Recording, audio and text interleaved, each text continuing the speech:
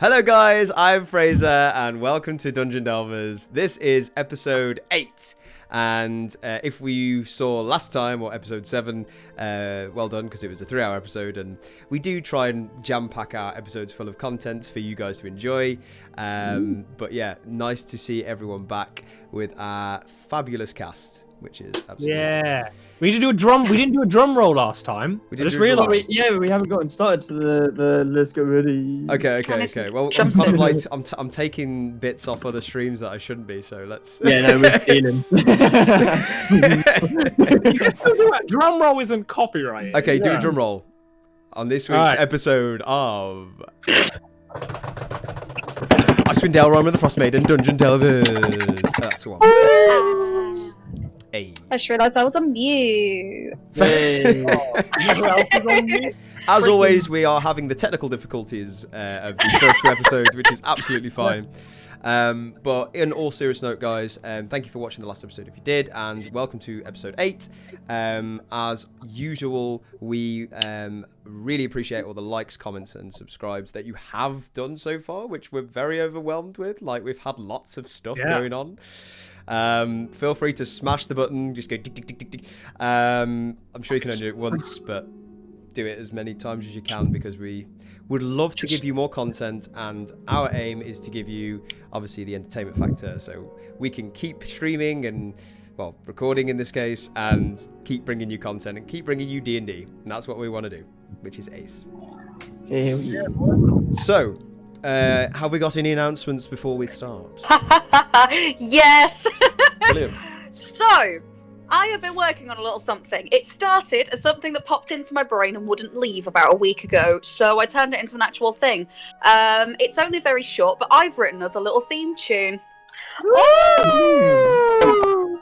Oh shit! Nice! This is new to all of us, can I just say? This is. Well, we could if it was in time, but unfortunately, over here... Pre-record it, so we can. As long as we don't sing with you. I am genuinely in shock. This is my shock face. Oh, we need to Just turn down a, the music. Okay. Let's put the whole production on hold. Give me a sec. Just a little copyright note. Okay. Just a little copyright note. I do not own this tune. I did not write this tune. I nicked it and put my own words over it, so don't sue me. Well, you're fine. Parody. I am looking forward to Covered. this. Covered. Fine. Is the music down? Are you ready? Yes. We are all ready. I call this Ode to Century.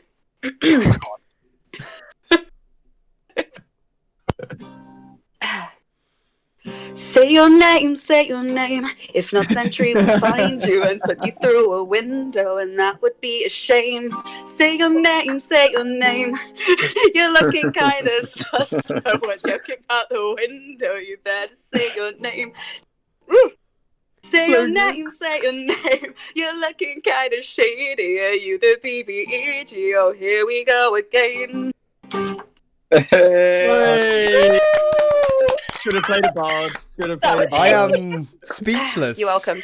Unfortunately, I couldn't actually hear the guitar over my headphones. I should have moved it aside. So that was probably I mean, you could go again. That was brilliant. No, you're never getting that ever again. That was a one-time deal. Should have played a God bard. damn, I thought we were going to have one for each character. I was going to say, you've got another 4 characters to go through. Yeah, you've got a load of characters to go.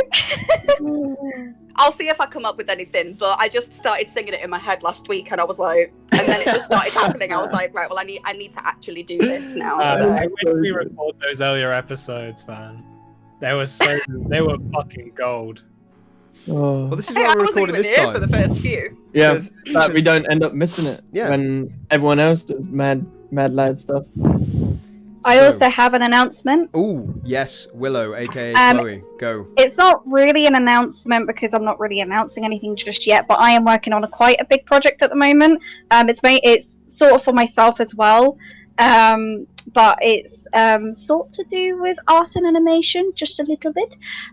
So I'm currently working on a big project. It should be done in a couple of weeks' time. It's only for a bit of fun, but I thought I might as well let you guys know because I'm quite excited about it. So.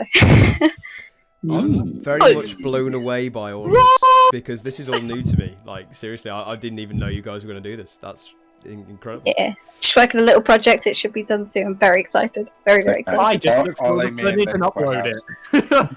I just turn up.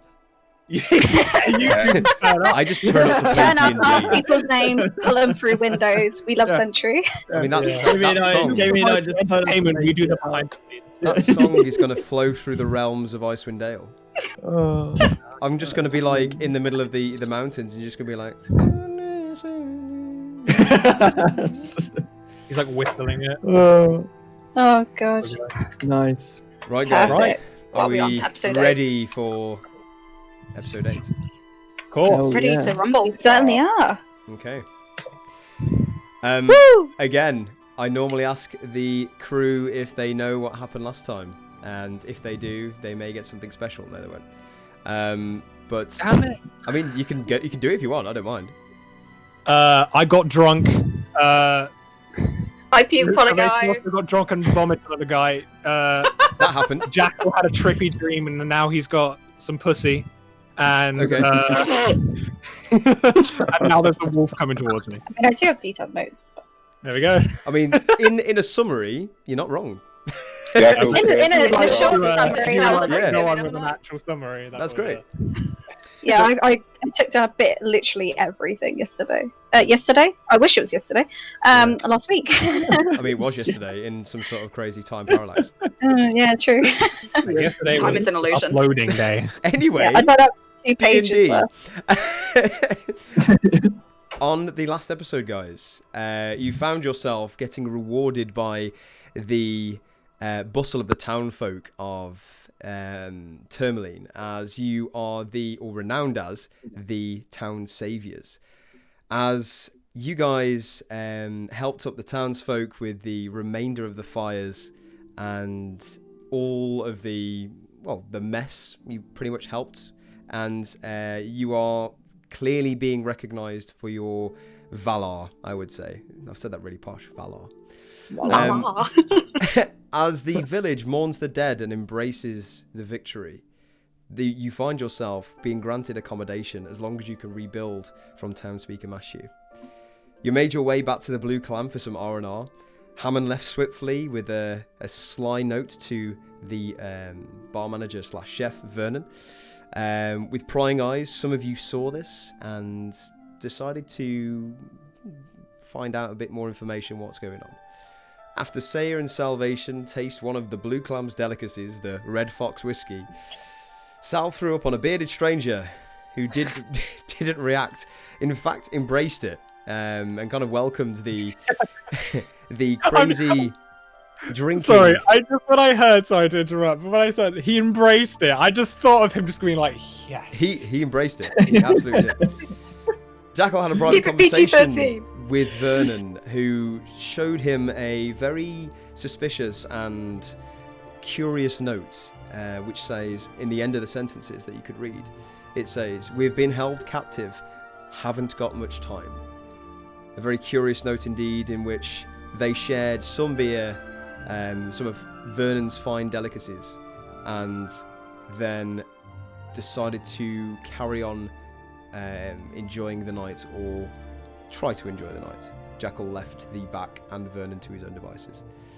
After a stressful conversation with Vernon, as Jackal asks for the help, he gives the description of the person in question. Hearing more news of rumours going around Bryn Shander about a lost shipment, Sentry and Jackal intimidated a small gnomish figure. By the way, guys, he was a gnome, not a dwarf. With a heavy clock around his neck. Trying to figure out more information about any hearsay or what's going on. Sentry and Jackal managed to pry this information quite easily. Heading off to bed, Jackal had a scary and disturbing dream or nightmare about visions of his family members in trouble and the destruction of Tourmaline. Before Jackal met his doom in this dream, a white majestic crag cat jumped out and saved him. Waking up from this dream, it seems all was not fantasy. In his bed, there was the same cat from his dream / nightmare. Meeting him for the first time, it offers Jackal companionship, which was sincerely overwhelming. Sentry, meanwhile, made a trek back to the gem mine to mine some more gems. In hope for rebuilding the statue of its former glory, he went to the 3rd floor of the very familiar Cobalt only gem mine, in which they had encountered the Kobolds before. After a shaky descent and nearly falling once again into the Underdark, but successfully collects the ores after fixing the bridge that led into the Underdark, he safely made his way past, back and towards where the bodies of the woman and the militia from Targos once lay. Only finding that those bodies had disappeared and vanished, with marks of what he could call drag marks coming from each side. We find our party in the morning after some very sore heads, some weird dreams, and some new companions. Find themselves trying out a new ride, Jackal. But then suddenly, Saya found himself being approached or stalked by some mysterious small figure from the distance that crept in and faster towards Saya. It became quite obvious. Within 20 feet, he saw this white wolf/dog with a broken harness attached to it, and it is currently looking at you with distress. I will open it up to you guys. What would you like to do? Lovely. I guess it's me now then. I was going to say, it's only Sarah and Jackal by the wolf. I'm at the gem place trying to sell gems. Yeah, so. Yeah. So we'll get to Sentry in a minute, purely for the fact that I feel like you guys were trying to sort out the gems. Is that right? So get them polished and cleaned. Cool. Yeah, we'll sort that out in a sec. Say, this dog at the moment has come up to you. It literally has its tail tucked between its legs. It has its ears drooped behind itself. It looks very sorry for itself, and it's currently going. I'll kneel down and try to comfort it. Like, I'll put my hand on, stroke it, try to calm it down. Absolutely. Make that animal handling check. You know you want to. I know I want to. Oh, look at that, 18. 18. Fantastic. With that, the dog that once was quite anxious in its stance, its tail begins to lift up as you scratch the underbelly of this majestic little beast. And its ears kind of flop up and look at you, and it sits in a position, but kind of still stares at this broken bit of apparatus attached to its back. What would you like to do? Can I investigate how the harness would have broke? Like, can I investigate if it was like a snapping or a slash by a sword or something? Would I be able to tell that? Yeah, absolutely. To be fair, this close up, you can actually tell it has been gnawed off. There's no slash marks. It looks like the end has been chewed, possibly by the dog that you're looking at. Okay. I'll call Jackal. I'll be Jackal. Jackal, you may want to look at this. Hold on a second. Let me see if I can see through this thing's eyes. I feel like connected with this beast in a way, as I would like to use my newly learned ability of primeval awareness. Okay. Basically, to sum up, you have an initiate ability to communicate with beasts, and they recognize you as a kindred spirit. Through sounds and gestures, you can communicate simple ideas to a beast as an action. You can read its basic mood and intent. You learn its emotional state, whether it is affected by magic or any of its short-term needs, such as food or safety, and actions you can take, if any, to persuade it not to attack. Sounds great. What would you like to do? So I'd like to just try and understand, if I can, what's happened to it, what it's currently feeling and going through, and if it's affected by magic. Yeah, do you have to make any rolls for that, or is that just Doesn't say I have to. So, yeah, it just says that I have a powerful link with beasts, and they recognise me as a kindred spirit. Through sounds and gestures, I can communicate simple ideas to beasts as an action. read its basic mood and intent. Basically, what I just said. So Okay, it brilliant. doesn't say anything about roles. So at the moment, how far? Well, I mean, you are currently on the back of your newfound companion. Yeah, Or so- have you walked over right now?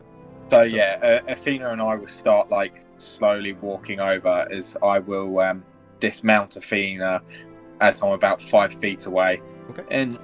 and then try and sort of interact with this beast that Say's found. So you go down to one knee. Well, it's as a halfling, it's comes up to your middle area anyway. So yeah, I it's, think on one knee I'd be like up to its paw. basically, yeah. So I mean, it's not obviously powering over you, but you wouldn't have to like go down to it. It would be quite easily to talk to.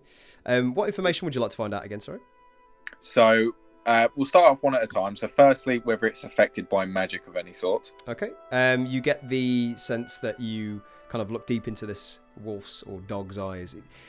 I say wolf. It looks very similar to a husky. So it's got a wolf stature, but it's not a wild dog.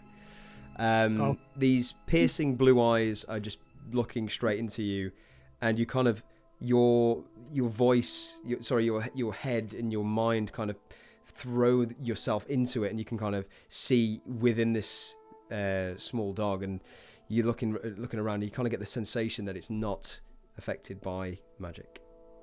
Okay, fantastic. Then second up, I get to read its basic mood and intent. Okay. Which is actually quite helpful and useful, purely for the fact that it's feeling very anxious, and its intent is, I would say, you get that similar feeling of being absorbed into it, and you kind of like swap round, and you can kind of almost feel as you were the dog, and what you can feel is a sense of urgency. Right. Okay. And then lastly, then I'll learn its short-term needs, such as food or safety, if it needs any of those. I would say, if anything between those two, it's more safety, and you get a second nudge to say, kind of, follow me. Okay. In that case, help maybe. Yeah. In that case, I'll turn to Saya and say, "Saya, something's obviously spooked this beast. It's almost as if it's scared, but it wants us to follow it." Can we clearly see its tracks, like where it's from where it's come from at the moment? Just make a perception check for me.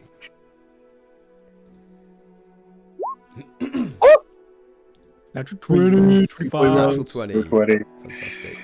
You can absolutely see where it's come from, and in fact, you do realise and recognise that the weather has picked up. It has become a lot more windy than you first started out. So as you left the Blue Clam, the wind was kind of at bay, but now it's become to gather up, and the weather is changing a little bit, as the snow on the floor is then being blistered around, and it's kind of obscuring your view a bit, but you have no issues in seeing where it's come from. But you do kind of get the idea that if you leave it too long, it might fade. Okay, well, I look, obviously, as Jackal looks at me, I look back at him and say, we need to get the others and move out now, otherwise those tracks are going to be gone soon. Also, say Right. what you do realise is that around the collar of this dog is a name tag. And on closer inspection with your natural 20, it actually says the name Boy. B-O-Y. Boy. Boy. Boy. All right. I'll lean down. I kind of get on one knee, like kind of look at its tag, and kind of ruffle its head and say, "Oh, you're a good boy." Kind of gives you a slight wag, like half wag, and then it stops. Yeah. Yeah, it didn't like my pun. Unfortunately, the wolf doesn't have a pun to roll, so he doesn't. Okay. Then. With a sense of urgency, Jackal's going to sort of quickly get up, try and mount Athena again, and say to Saya, "You get the girls and follow the boy. I've got an idea. I'll go find Sentry, and I'll meet up with you guys. Don't worry, I'll be able to find you." As I'm then going to cast Hunter's Mark on Boy. Okay. Do you want to describe what happens? Yeah, so you see through Jackal's mask, you see his eyes just pierce glow white. It almost looks as if he's zoned out for a second. And then suddenly, say, as you're stroking underneath Boy's collar, you see a faint mark start to appear in a language that you may know as Undercommon. Can you read Undercommon? No. Okay. In that case, you see a symbol in what appears to be Undercommon, and go get the girl, say, follow Boy. I'll get Sentry and I'll find you. As Jackal's then going to hurry off to the direction of roughly where he might know to be somewhere that Sentry would have gone to refine and clean up the gems.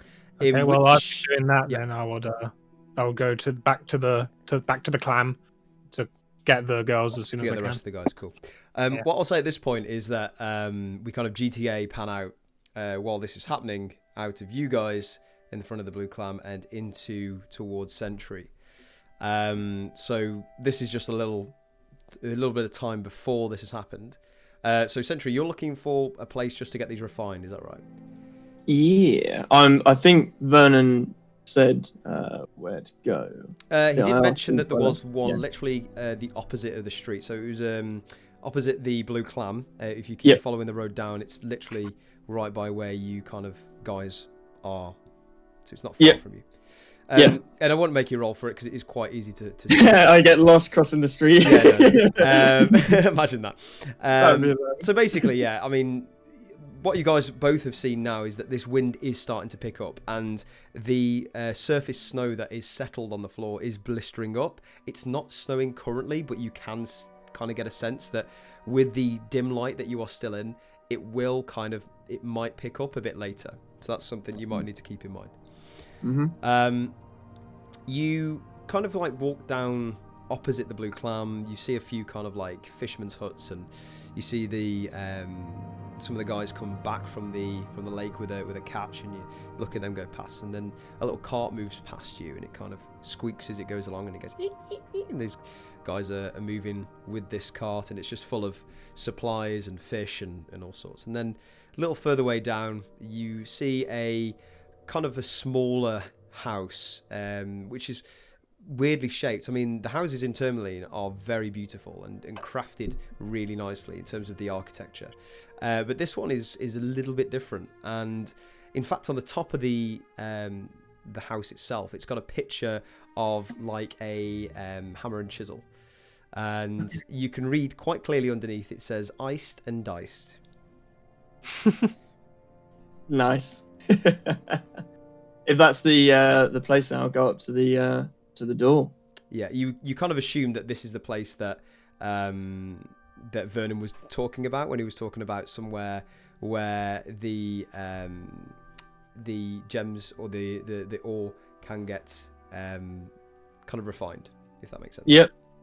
Yep. With the bags over my shoulder, I'll go up to the door, and if there's glass on the door, look through it, and then see what I see through it. Or if there isn't, then I'll just go on in. Okay. Yeah. I mean, the door you will not fit through. The door is about 4-5 foot. It's tiny. Yep. And you're 7 foot. So how would you like to do this? I'll open the door. Yeah. Okay, so it's a little wooden door, and it kind of got a little tiny knob, and it opens with a little creak, and it goes, yeah. Looking in, what do I see? As soon as you open the door, you do hear a bell, and the bell does a tiny ring, and everything in this place you can kind of assume for now is quite small. And as you open the door, you kind of like hear a voice from the inside, and it goes, "Who are you? Hello." The name is Sentry. I'm here to get these refined. Are you the man to do this? Yeah. Have you got an appointment? Now I do. What's your name? And you kind of hear a book opening. Like a big file. What do I see? Do I see him? So if you kind of like jump down, or like look down and crouch down and through the door, you see a small counter, and a very familiar face looks back at you. And in fact, I'll make you make a perception check, see if you can see anything else. Familiar face. Just shout out what you rolled. 20. 20, yeah, with a 20, no problem whatsoever. Not only do you see the familiar face of the gnomish figure with the familiar clock round his neck from the night before. Nice. He kind of looks at you with this monocle and pops it down on one eye, and he goes, "Oh, it's you." Hello, can you get these refined for me? Still, I suppose I'd have to stand up, kind of, Yeah. and just reach my arm in through the door towards him. As you do this, I mean, it's not like a dollhouse. I mean, you can kind of like, you could work your way in if you really tried. I mean, would you like to go in, or you could kind of fit, but I don't know. Am I going to wreck his place or not? I mean, you find out. If I think I'm going to wreck it, then I'm not going to Ralph Okay. it up. I'm going to stay outside. Okay, that's fine. I mean, you No, can clearly see that this place is made out of rustic timber. It's not exactly the most sturdiest of buildings. Yeah. I'll stay outside then. I'll just reach the arm in towards him. You just see this ghastly, huge arm walk in, like into his shop, and he kind of like hops off his stool and waddles over, and goes, "Are you showing the bag? Have you opened the bag, or are you just showing him the bag?" If he comes on over, yeah, I'll pass him the bags. So he kind of like jumps on the bag and opens it up and gets this secondary monocle out, and then it flips over to another one. It goes tick tick tick tick tick, and it's like it goes to like a big to a tiny monocle. Yeah, like multiple, yeah. That's the one. And he kind of flicks them over and he goes, I like it. And you kind of hear a lot of noises. He's like, he's kind of like shifting through them. He's got one, thrown it over his back. It's hitting his desk. He throws another and puts it in a little basket. And he goes, "So I suppose you want these polished, cleaned, and sorted out for you, right?" Yes, please. Well, hopefully you won't rough me up this time. Wait, this isn't the fella that we roughed up, is it? I didn't break his hand. No. No, that guy's dead. Okay. This was just the guy that we questioned from. Sorry. Yes, Too many Sentry, this is a person you haven't killed. Yeah. Well done. this is just the person that we asked. This is the person that you and Jackal found yesterday, leaving. Yeah, and the asked when he was leaving. Blue Yeah. Clam, yeah. Cool. Yes, please. Can you clean these up for me? And he shuffles through them. Is it just the one bag or both that you've given him? It is all the bags. So you've the given him a bag- full satchel canvas bag full of gems and an additional bag, Yeah. which roughly equates up to about 12 hours of mining. So, Yep, and the geodust as well. Yeah. Yeah. So all of this is I'll pop quite in the chat, a I'll big pass them. purchase itself. Yeah. And he kind of like he sees the rest of it and kind of looks over the mountain of ore. I was gonna say, I'd probably like, and it's like, and he's kind of shuffling up and he goes, "Beatrice, come here, Beatrice." And you hear a voice come from the back. You go, "Yes, honey." And you see this quite beautifully looking, much younger gnome, or you'd assume, with long blonde hair, come out. So it starts to tie in a ponytail with a worker's jacket on and a blush red cheeks, and comes out. Can you help me sort these out? I need to got quite a big order. And she starts getting another bucket and starts putting these oars in, kind of sifting them as she goes. And I'll, like, they've try both the and reach in and pick some of them up to pop in the bucket as well. As you do that, he goes, "Nope, nope." He slaps your hand like he goes, "Nope." Oh, pull the hand back out then. Just go back to looking in. From what I gather, these will probably be, I would say 15 gold down and 15 gold later. That's 1-5. Wait, as in total? Yes. What for the whole lot of gems? Is he meaning, or does he mean payment to clean it? So do you ask him this? No, I generally don't understand what he said. So to polish, refine, and clean, Yes. to make these worth something, Yes. he's asking you for a 15 gold deposit and Yep. a 15 gold after payment on delivery. Take it out of the gems and thank you kindly. And looking at the gems, I mean, from the rolls you made before and the ore, he kind of looks at it and he can see you've got quite a nice amount. Make a persuasion check.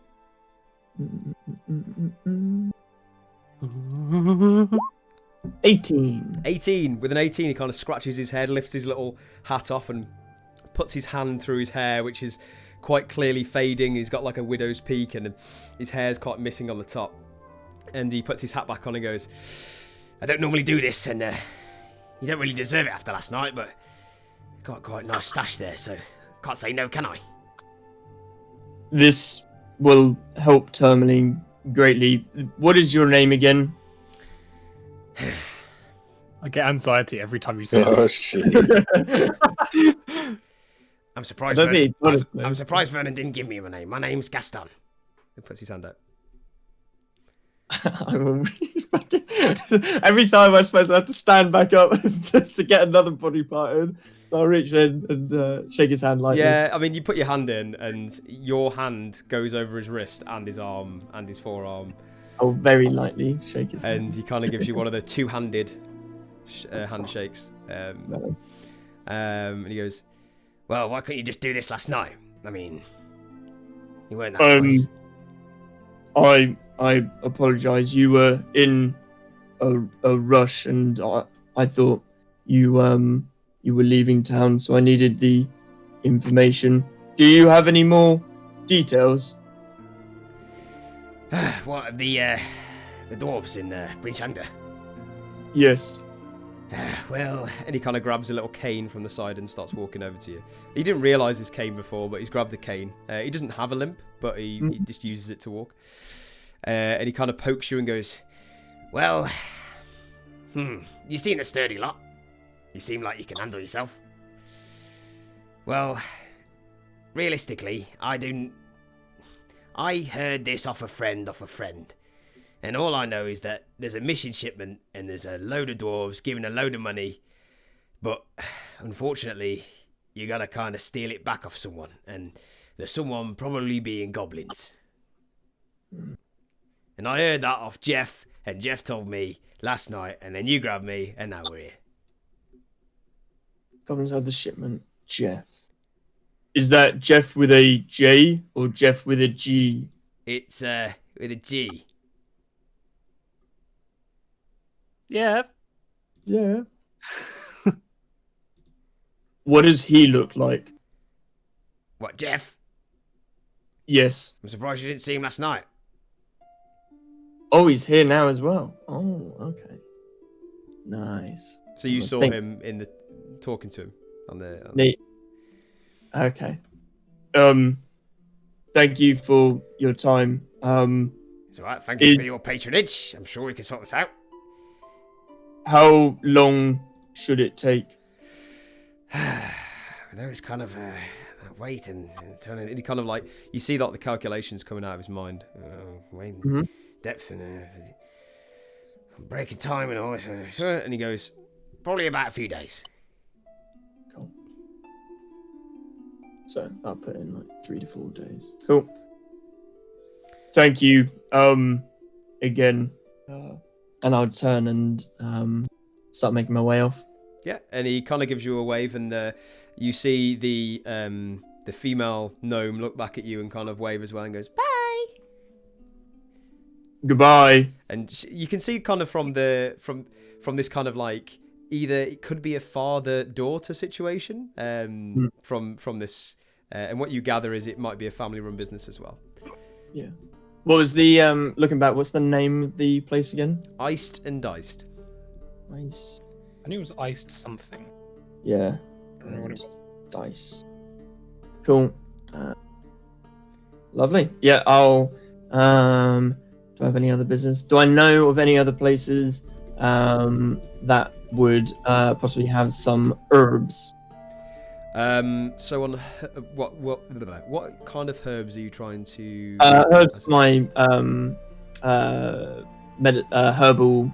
Oh, so for your kit. Yeah, Yes. From what you know, Tourmaline is mainly a mining and fishing village, and you haven't come across any sort of general store that sells those kind of things.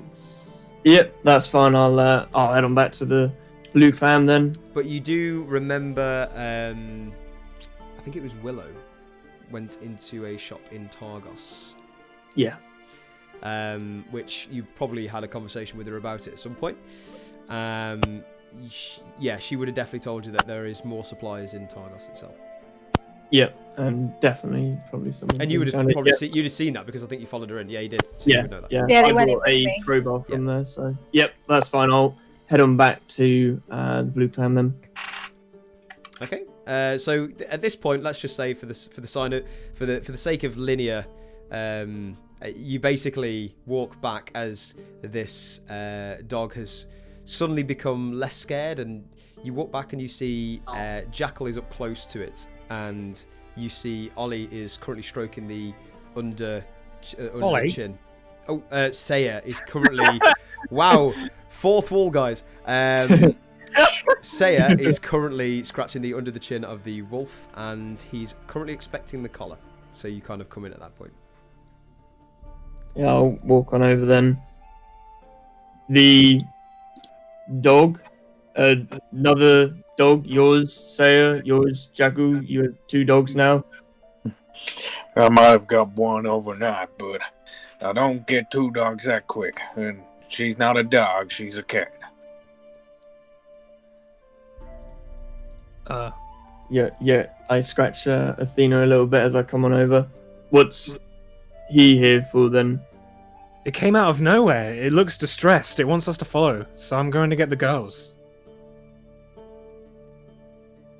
Shall we stay here and you find the girls?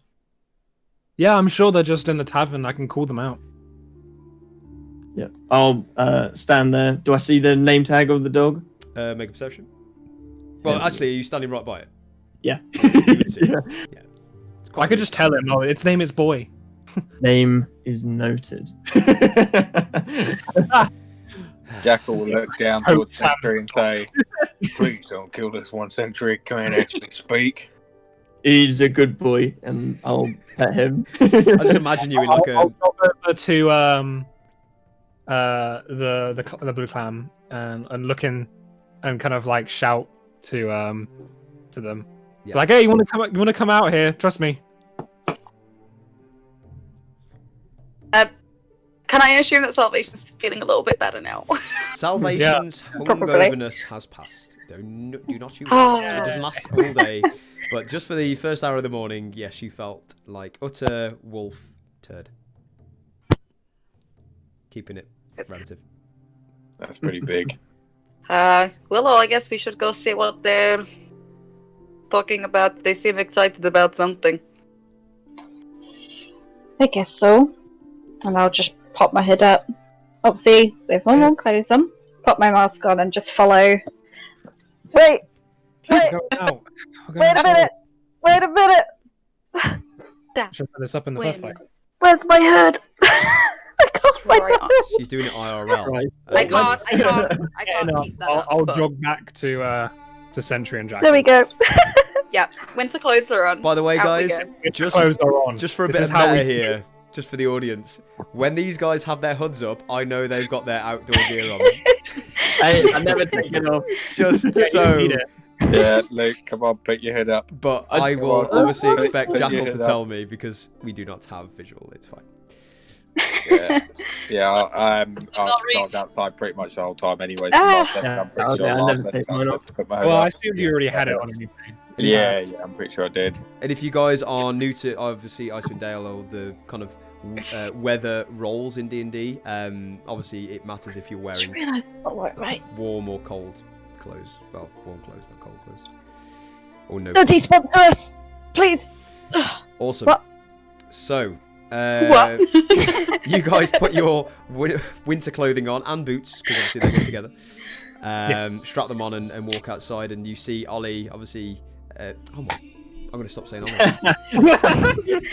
Saya. You see I Saya. had a really hard time. Yes, you see Saya. Yeah. Every time I say Ollie, I mean Saya. You see Saya walk over to this wolf-like dog, and the dog's kind of looking over at all of you right now with the same kind of urgent look. And Jackal, you are getting that sensation of even more urgency. Okay, in that case, using my primeval awareness, because with it, I can communicate basic ideas and stuff with it. Have the girls come out at this point? I would say so, yeah.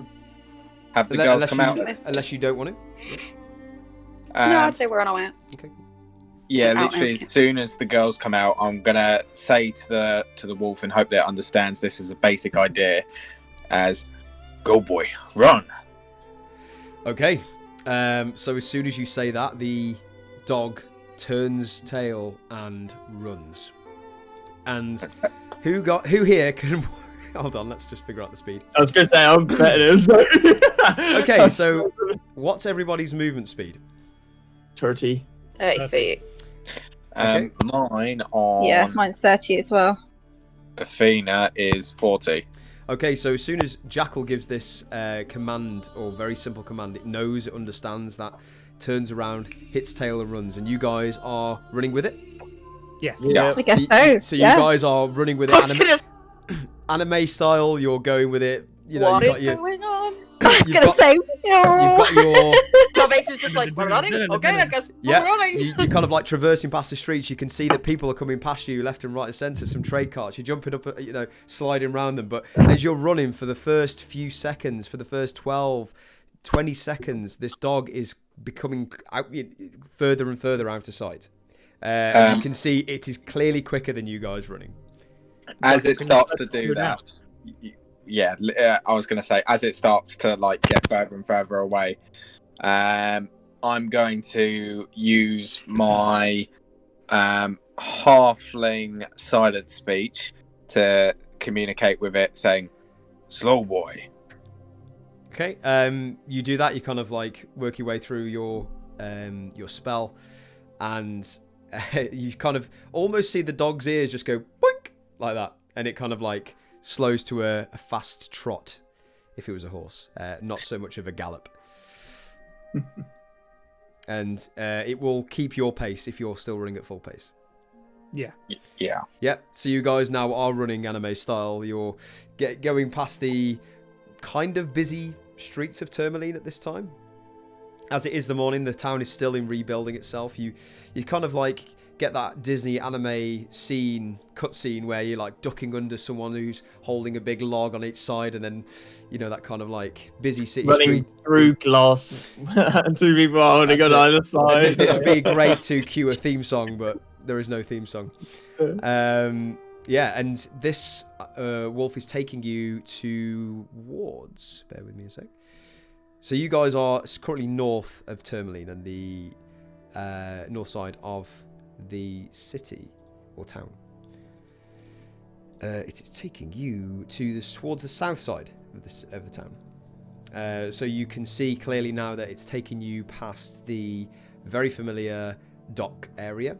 And in this dock area, you can see, obviously, the fishermen busy at work. You can see some of the houses starting to be rebuilt. And as you enter further and further down south towards the very southern end of the town is where the heavy reconstruction is going on. And you can see from a glance now that everyone is working together with building the houses that are burnt down. And you can kind of see...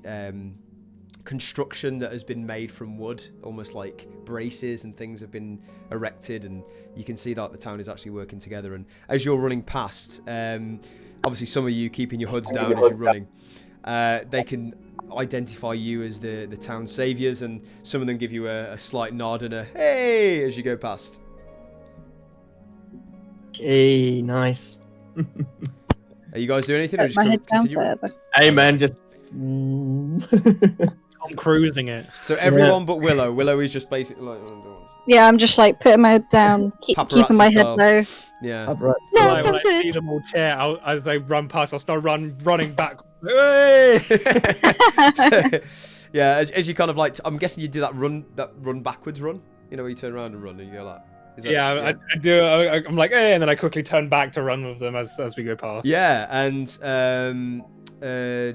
Jackal and in fact Jackal, Jackal. Let me have a think. Sentry and Willow, make me a perception check. Perception. Oh,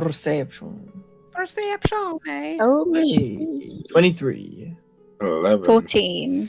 I would say that great. Sentry and Willow, you both see the very familiar old man that Jackal was speaking to the day before, and he now currently has much better and fresher clothes. The boy has a brand new hat on, and you can see some quite nice shiny boots and winter clothes. And he kind of gives you a wave, and as you do this, you point it out, and Jackal kind of sees it at the same time, and he goes, "Oh, hey there." I just give a little wave. Jackal's going to shout back to the group. Keep following the wolf. Don't worry. Me and Athena will catch up. As I'm just going to divert very quickly towards the two. Okay. Yeah, he goes, oh, hey, you guys are in a hurry. Yeah, I'm afraid we'll catch up chasing something at the moment. But it looks like you and your boy, you managed to get on quite nicely. Yes, well, thanks to you, we now have a place to stay, and we managed to find ourselves some new clothing. Well, I'm glad to hear it. Are you guys going to be all right for the next few days? You're not going to be cast aside, are you? Oh no, we're fine. The town is bustling with different energies this morning, much happier, and we are definitely settling in fact, probably more so than ever. So, you have our gratitude. Well, anytime. Anyways, I'll see you around. And literally, before I do it, I'm going to look to the boy, give him a wink, then slap Athena and go, here! As soon as you wink at the boy, the with your perception, you'd see this. He has his hand held out with something in it. Oh, shit. Okay, before I do that, then, I'm going to look to the boy and say, you okay, son? Is something the matter? He kind of just holds his hand out and looks at you with his big beady eyes, and in his hand you can see quite clearly which looks like a bait for the end of a fishing rod. So one of those feathered baits. Well, what's this for? He doesn't answer. He just holds it out. I will take it. Then I'll nod at the boy, wink, and then literally as I wink, it will be here, and chasing full speed, literally full dash after the others on the back of Athena. Amazing. As he does this, he's in awe. Like his face, even though you've taken it, his face is still like. I thought you were going to turn around there and say the kid starts crying. And the old man, as you were taking it and rushing off, he goes, "Are you sure you want him to have that? It's your lucky charm." Aww. Oh. And you hear that just as you turn around and run off. Athena, Jackal, he's got a little pouch on his jacket that's sat next to where his heart would be. He's gonna tuck it nicely in that little pouch.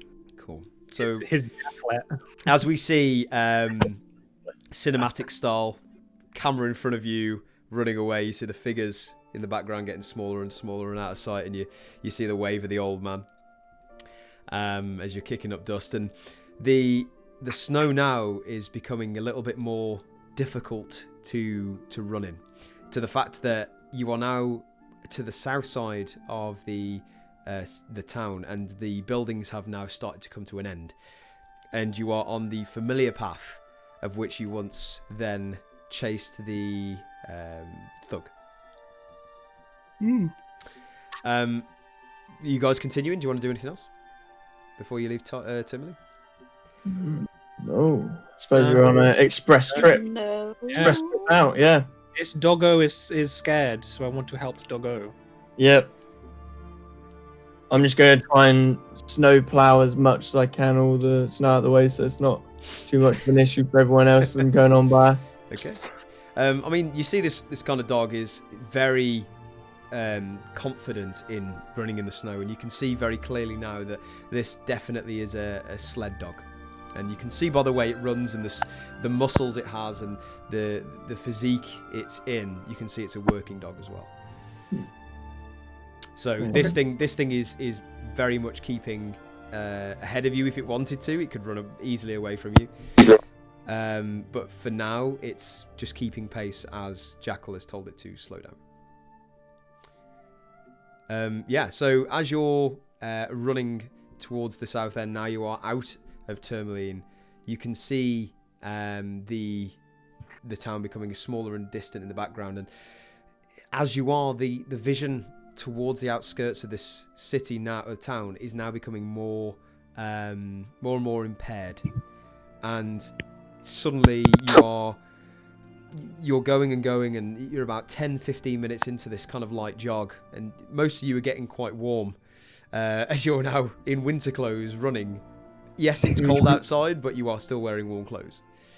Are you guys still doing that, or is there anything you want to do while you're running?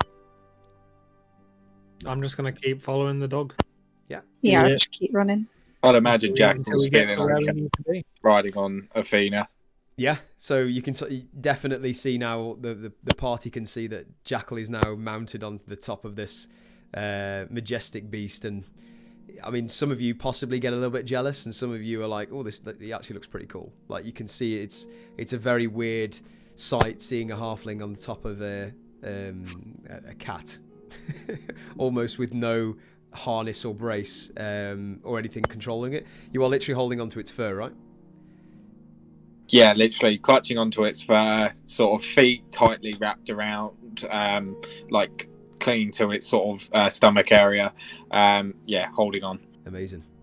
Go on. I'll just use the Psi crystal, which I'm attuned to, and I'll just focus in and make it give out bright light, 5-foot radius, and dim light for an additional 5 feet as we're running, and because it's getting dark, isn't it? So, quick question: when did you attune to the Psi crystal? Yeah. When we short rested, ages back. But was that in the first time you went into the gem? Because you were Yeah, mining so- the first time, yeah, and you were yeah. mining the second time. So when did you do this short rest? so when we mined, and then we had the short rest whilst we were walking before we got back to the town. Okay. If that's all right. Yeah, absolutely. I mean, like I say, if you want to attune to it, you absolutely can attune to it. Yeah, from the time we found it, I gave it to Century. He's had it this whole entire time. Okay. Whole Yeah, no, time. that's good to know. Whole time. Lovely. It's good to know. Yeah, and I'll just send a message on back then to Jackal. Oh, wait, do you accept it, Jackal? Yeah, Jackal accepts. Lido, you just get through the beast we're following. You've got it tracked, yes? It's alright. I've got a bond with it currently, so I can keep an eye on it. As soon as it starts to get too far, don't you worry. I'll be able to sort that. And I'll just keep on going with it. So you're using the abilities from the crystal, is that right? Yes, yeah. Okay, cool. And you've read up on it. Sorry, because this is the first time I'm hearing that you've done it. So Oh yeah, telepathy, yeah. yeah, so telepathy. Cool. Yeah, that's fine. So you guys can now communicate using your mind, which is absolutely allowed, because that's the properties of the crystal. Are you guys doing anything else while you're running? Jackal occasionally is going to run like tug tighter on Athena, as if to run like parallel next to Boy, and he's just going to do like every sort of 10 or so minutes, look at the wolf, just analyze its mood, just check in, see if it's doing all right, basically. Yeah. Do you want to make a perception check as well, just so we can do that? Yeah, of course I can. That's a 16. 16, yeah. Everything is fine. As you left, nothing has really changed since you've left the town. Yeah, cool. But I mean, from your senses, you do kind of like phase back into it almost, and you kind of like get a glimpse of what it's thinking, and you can just get a very clear glimpse of we're nearly there, we're nearly there, we're nearly there. Cool. In that case, I will sort of then tug Athena back as we aim towards the middle of the line of the party, and I'm just going to sort of scream out as loud as I can, because I imagine there's going to be a lot of wind, a lot of sort of natural weather sort of noise. So I'm just going to shout and hope that they hear me saying, "Boy says we're nearly there. Just keep on going. Let me know if anyone needs a break. I'll try and get him to stop." Who or what is boy? Why are we running again? We just sort of followed you. We're not entirely sure what is going on. I'm like sort of out of breath right now because I've got no muscle on me whatsoever. So basically, think of me as a stick man running. So, why are we following this dog? Someone carry me! I love everyone's running styles in the video as they're talking. So, why are we following this dog? It was in peril and it just really looked like it needed help. We're following it so we can lead it to what it needs help with. Thought we were going to So bring we are following Shando. Dog Why are we Danger. following a dog? I like dogs, okay? No. Trust All right. Sayer on this one. He's right. There's something odd about this dog. We better get there quick. I haven't got the stamina for this. Okay, guys, so the first 20 minutes in, you kind of realise that this weather is becoming more and more perpetuous. Is it petuous or perpetuous? I don't know. Perpetuous. Perpetuous, thank you. Perilous? Perilous? It's becoming worse. Cold. Words are difficult today. So you can see this blizzard now is spruing up, and you can definitely see that the vision is becoming less and less from, like, you could see 60 feet, you can now see 50 feet, you can now see 40 feet, and this is happening within the first hour. And within the first hour of running, you're continuing your way, very familiar path, like I said, that you took before to follow the thug towards Targos. The weather has now become a blizzard. You are now in a blizzard. Lovely. If you guys start venturing out more than 20 feet away from each other, you will start having a hard time seeing. Or just have to stick close together then? I'll get the rope out again. Yeah, I would have done automatically as well. Everyone that's got a torch out, I'll make it a magical flame so it doesn't go out. Yeah, it's currently quite light, so it's not dark. Yeah, but just in case, Yeah. if anyone had a torch out, I'd offer to. And the kind of like tales you hear about people getting lost and in the storm, and you now think about it, and this actually feels real, because yes, there is a path that you're following that has kind of been carved out by the patrons and locals and villagers that live around here, but it does go off from time to time. But you are lucky you've got a guide. Take it that way. Yes. Cool. Awesome. And you would definitely struggle if the little boy was not with you. Little boy. Little I'm boy. going to stay relatively up front, and if it seems like anyone's getting further back, I'm going to use Thaumaturgy to make my voice louder so that they can hear us and catch up. Hey, I would try to stay in the middle, so like, yeah, I'm just in between everyone. Cool. I would say now an hour has passed. We're now moving into the hour and a half. Would you guys like to do anything, or are you still running? Still running. Yeah, Jack was going to be right That's a by long Corey time to run. doing his regular checks. Mm-hmm. Yeah, I was going to say my How character are has we doing not on got the strength exhaustion for that. levels? So, yeah, this is the reason why I'm asking. So, if you are still running, I'll tell you this now, and then in the future, obviously, you'll know. So, if you're running for roughly about an hour to an hour and a half, maybe 2 hours, the next half an hour, I will make you roll a Constitution saving throw. Okay. So, if because you're feeling your body getting tired, you are running for a long time, and some of you aren't going to keep up. Sentry at this point isn't having any issues. Neither really is Jackal, but I would definitely say that Sal and Probably, Willow I'd are probably be the worst out of the situation because feeling the burn. Yeah, I wouldn't. Yeah, I'd probably be very much struggling at this I point. mean, you guys are used to traveling and walking. We and maybe traversing slow down a miles. little. You guys are used to traversing miles, but not running. So, yeah, I mean, if you Salvation isn't. if you guys are going to continue to run, then you may have to make a bit of a roll. Didn't the dog say that we were almost there, like 30 minutes ago or something? Like, how are we still running? To a dog, yeah. I guess that's fair. Dog Legs run. And again. leg over.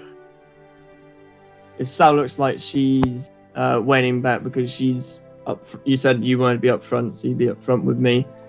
She looks Probably like be flagging a bit now. yeah, she looks like she's tiring. Do you want to hop on Do you want to hop on? Yes. Nice. Sure. Let's go. It's fine. Just leave the wizard at the back of the party.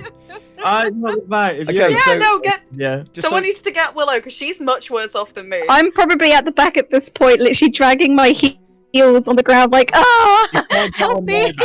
Can you take both of us? Wait, Willow's only small. Could she get up on Athena? Oh my god, guys! I just realised what top I'm wearing as Ooh. well. Oh, very nice. My God, you've already made No. merch for Athena. That's The dog in front. Yes. It's a big dog, isn't it? It's a husky, so it's not a huge dog, but it is a big, fluffy Not white massive. dog. Yeah. Jackal, maybe give your dog to Willow for a minute. I'm going to, in my head, I'm going to tell Boy, stop. Okay. So Avatar. you do that, no problem, and as soon as you do that, the dog suddenly like comes to a sliding stop, but then looks at you and looks back and looks at you and looks back and it's kind of like, are we going yet? Are we going yet? Me and Sal just both like career past.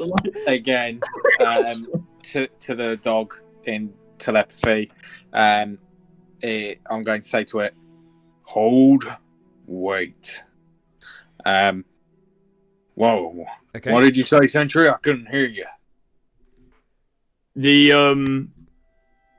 through telepathy, it looks like the Willow's getting tired. Do you want to give your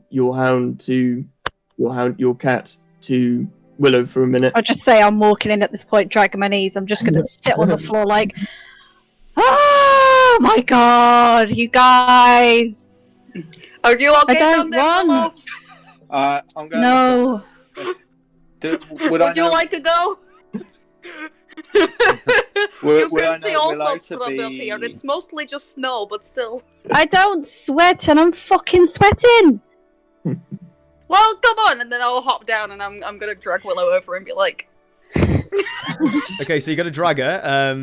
If you're going to do this as a move, I would want to make you make a dexterity check, please. See if you can grab her. Doesn't need to. I don't have the strength to fight it. No, a dexterity Okay, check yeah. to see if she can grab you. I was going to say, I think it's fuck pretty it, go on then. Ah. Let's go. So hot. Let's do it. Or if you guys are stopped, that's fine. You don't need to. Do you know what I mean? I was gonna say, yeah. That's a 7. Okay. Lift my arm up. Have you guys stopped or you keep moving? Which one? Are you moving or are you stopped? No, you've stopped. We Wait, stopped. stop, stopped. yeah. dog- Okay, the that's dog fine is then. stopped. Forget the roll. Yeah. You did it. Yeah. Yay. Woo! Yeah. I'm Oh, you being thought I was dragged gonna try across and the do it while floor we were by Yeah, running? I saw it. I No. thought I Salvation. Okay, so you Wait, guys have no. now stopped. The dog is actually stopped as well. I thought you were catching up. Sorry. Can So- I ride dog? So as you kind of like stop the dog and the Jackal made his command, you can kind of like see the dog now is kind of whimpering. It's like it's very unsettled. Whilst all this commotion's going on, Jackal's just going to comfort the dog. He's going to go over with Athena, try and get Athena to like calm down the dog. Jackal's going to like pet the dog, sort of rough its neck and just wait until everyone else has sorted themselves out. Yeah. Make an animal handling check for that. Yeah. Animal. You can feel, hear, and all of its pains and worries, but actually handling it is a completely different situation. Well, that's a 20. With no issue whatsoever, the dog once again goes from a very anxious, barking, howling noise that it does get a bit, ooh, come on. It suddenly settles down and kind of like wags its tail a little bit and gives you a little lick on the face. It's okay, boy. Don't worry. We're here to help you. Just we're not as fit as you. Whether it understands that or not, that's what Jackal says. Yeah. It continues to just kind of give you this affection. Cool. Guys, the dog's getting anxious. We ready to move out? Are we ready to move out? DM? Oh, I'm ready. I guess so. Sentry, are you taking Willow? No, it's fine as long as we don't. Yeah, is run. Willow still? Are you still tired, Willow? Nah. You sure? I'm fine. I just running for a while. It's not my forte. I like Jim, walking. how long have we speed stopped for, Fraser? Right now, you've stopped for about a minute or so. I'm Would going you like? to I mean, you can hang on. obviously- How much? You can stay where you are if you want to, but obviously, I mean, you can always walk with the dog. You don't have to stay still or run. Do we feel like we've gathered their breath back? I would say to get their breath back. I would say both of. I've got an idea. Go on. Please. I would like to grab my rope, go to Jackal, and go. Could you get Athena to hold this? And I'm going to I'm going to put Nia's coat on the floor, try and wrap it around my feet, and I'm going to use it as a sled. Okay. Maybe you should give it to Do that with Bully sled Dog. Yeah, maybe. Yeah, put it on Boy, Willow. Boy, He is a okay. sledding dog. Yeah. Could you do it to Boy? I'm not good with animals except my one. Hand me the rope. Just give me a minute. He might need some getting used to. He is a bit anxious at the moment. Just fair. to caution, Salvation's going to go over to Willow and pop a hand on her shoulder and just be careful, okay? And I'm going to cast resistance. Okay. Yeah. Mark that off. Cast resistance. So it's a cantrip. Oh, is it? Brilliant. Fantastic. So just describe what it looks like as you're doing it. So I just put my hand on your side, and it just sort of like glows, sort of like warmish white for a second, and you'll get an extra D4 on any saving throws for the next minute though. What was that for? Well, you know, it just if this plan goes wrong, I don't want you to hurt yourself in a minute, so I just gave you a little boost just in case it go bad. Thank you. You are welcome. The cold doesn't really bother me, but I guess if I face plant, it will stop my nose from breaking. But thank you. Yeah, less the cold, more the fall off, break nose thing. Yeah. And I'll wait for my sled to be ready. So what was you making your sled out of? Sorry. I'm gonna try and use Nia's coat because it's dirty and battered. Nia's nurse. Yeah, whichever way you want to say it, yeah. I'm gonna use his jacket because of everything, and I'm gonna use the sleeves to wrap round and make it curl up, sort of like a sled. Okay. So I can stand up. Yeah, I'd say Either stand up or crouch, but not put my I'd say back out. for this- Otherwise, if something comes, it's gonna hurt. Yeah, I'd say for this, that's fine. But as you start, I mean, have you started going again? Have you now decided to? I'm waiting for Jackal to sort it out so Okay, I cool. can get myself ready. Yeah, we're waiting on them. Before I attach the rope to Boy, I'm gonna sort of go down to his level, look at him in the eyes, and whilst I'm sort of stroking his neck, I'm gonna say, "Now, Boy, if you want our help, then I'm gonna need your help. Now, I hope you trust us, but I need you to pull my friend. If you're gonna want us to help you, can you do that for me?" Kind of gives you a kind of confused look.